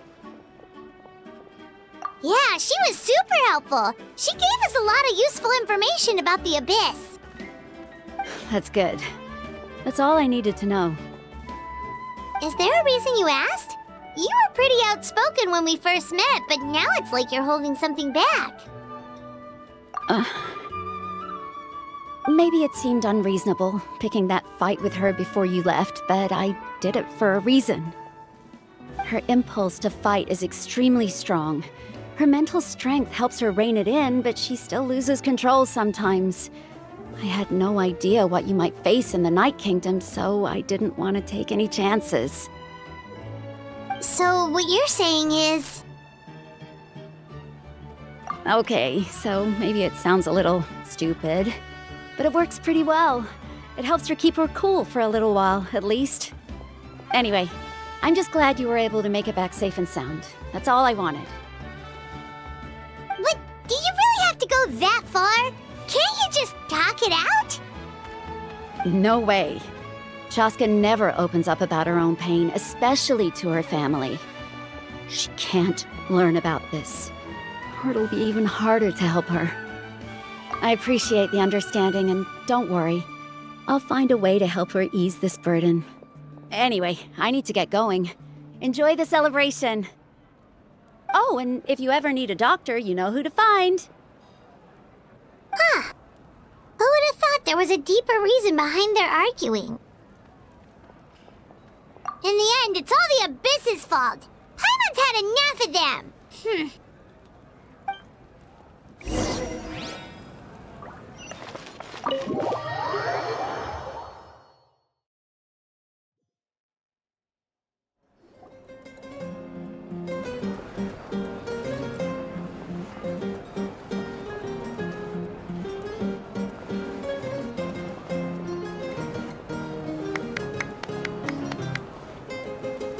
Let's give a huge round of applause to our brave young warrior, Kachina!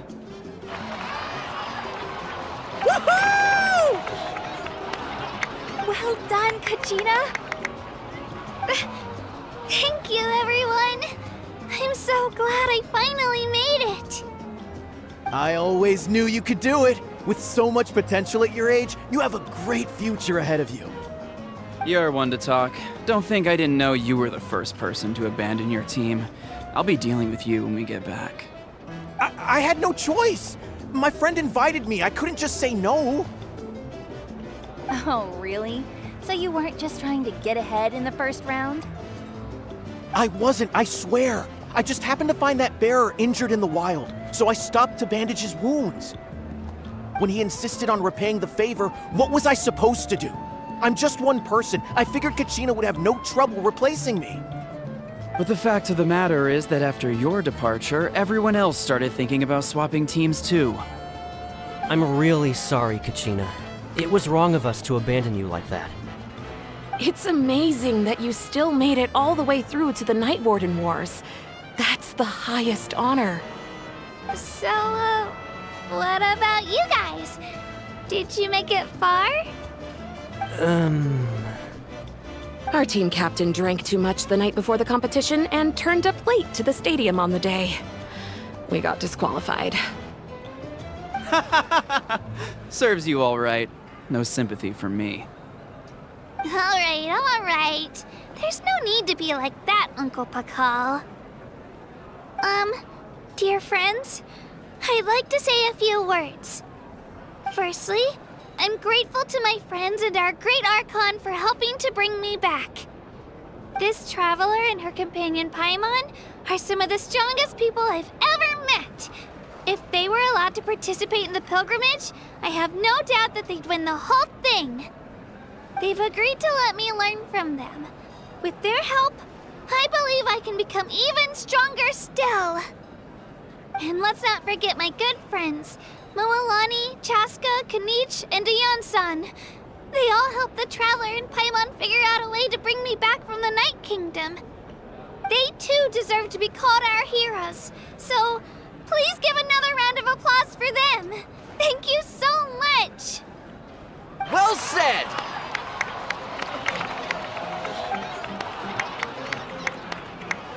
I'll drink to that. How does it feel being a hero, Kachina? To be honest, it's a bit overwhelming. It all just feels so surreal. Well, you better get used to it. Next up, undefeated champion! Hey, please don't make fun of me.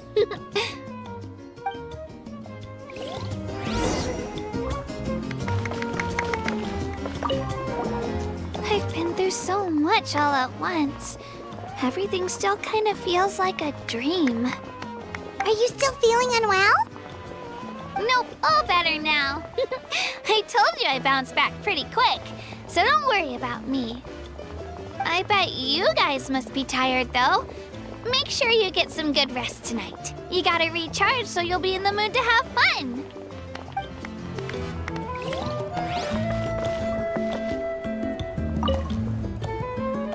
At previous victory feasts, you'd always find me in the crowd singing and dancing. But after what I found out today, it's too much. I'm still trying to process it. It does feel weird seeing you so out of sorts. Is this another pearl of wisdom based on your adventuring experience? Well, Paimon agrees with the Traveler. Everyone's come together to celebrate Kachina's achievements. That's gotta be a first. You're right. Kachina looks really happy. And now I'm being the moody one. Ah, enough doom and gloom. Time to shake it off.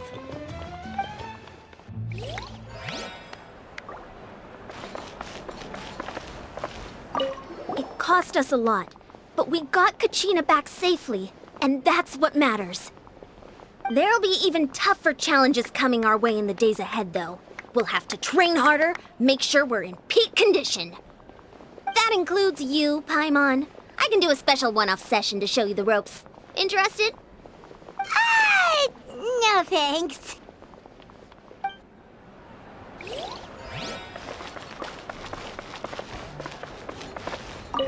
It's rare to meet travelers as strong and brave as yourselves.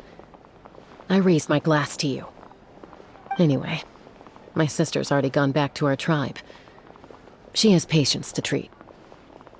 Oh, we actually ran into her on the way here and, well, Paimon just thinks she really cares about you.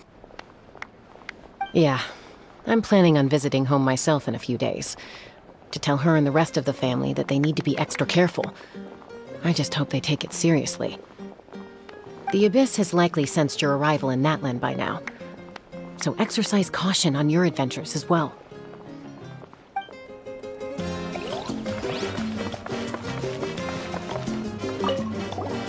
My apologies. I knew more than I let on. Everything comes at a price, and most heroes aren't people who set out to become a hero. If you cling too tightly to your goal, you end up losing things that are far more precious. But in any case, we're now on the same page. I wonder how long before the two final heroes appear. From the Flower Feather Clan and the Masters of the Night Wind.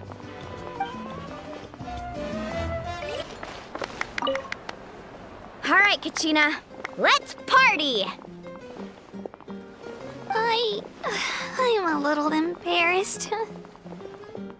Don't be. Come on, you're the star of the show today.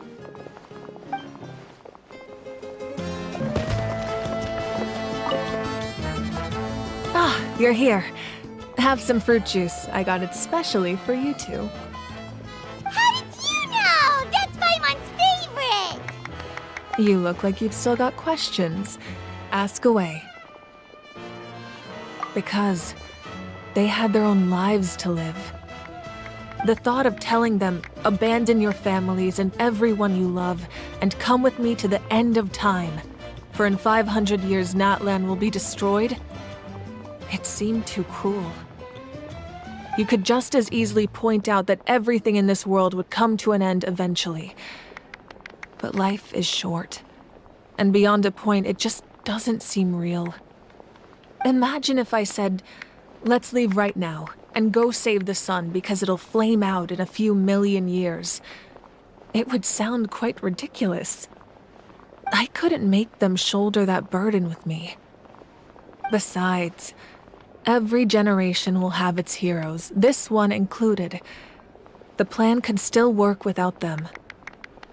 Or, of course, without me. But since I was the one who came up with the plan, I felt duty-bound to see it through to the end. Paimon's suddenly remembering that portrait in your room. Was that your family from back then? Yes, it was. So when you asked me who my sister grew up to be, the truth is that very little information survives. From what I've been able to piece together, I can conclude with a reasonable degree of confidence that she ended up as an architect and artist. She played an instrumental role in rebuilding the scions of the Canopy tribe, designing and building many houses. But of course, none of her buildings are around anymore. Still, it was an impressive achievement, and I'm very proud of her. You feel loss keenly. It seems to stir up feelings of regret in you. But this is something I have long since come to terms with. This is a war, and there can be no war without loss. I am already far more fortunate than those who lost their lives to the Abyss. The people of Natlan look to me as their ARCHON, and the weight of their expectations is mine to bear. I must see our fate through to the very end, no matter what I may find there.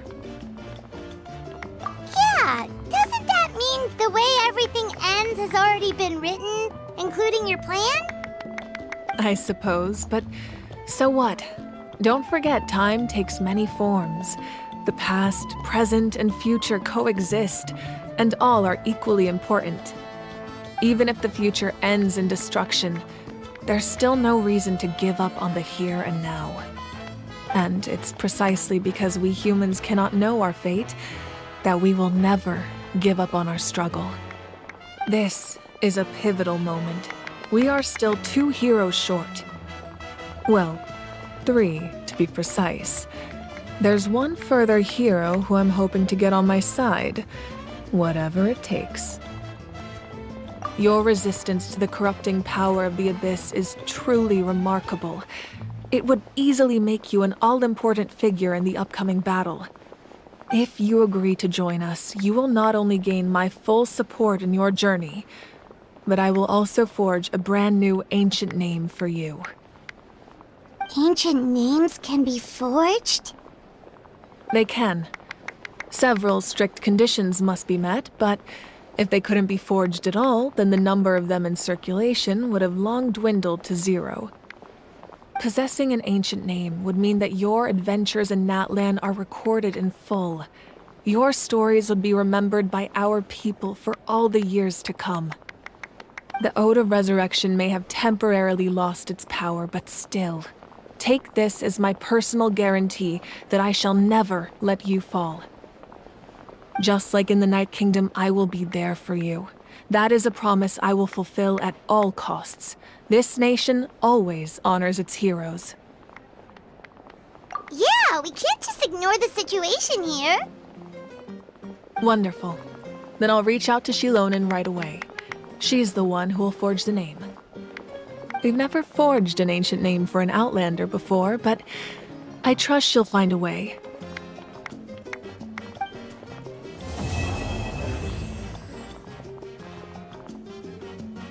My lord, we've received word that the Pyro Archon has lost much of her power.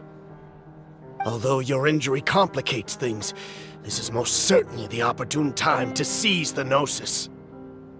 Victory and defeat are rules, not outcomes. I have never taken advantage of an opponent in a time of weakness, and I don't intend to start now. As for you, I must confess, I did not expect that little trick of yours to save the day. No matter how dense the fog, as long as the sun remains, we cannot turn day into night. She could have dispelled it. She simply chose not to. You don't have much time, and you're injured on top of that. What do you plan to do next? I'm beginning to see just how useful you may turn out to be. You heard something from here, didn't you?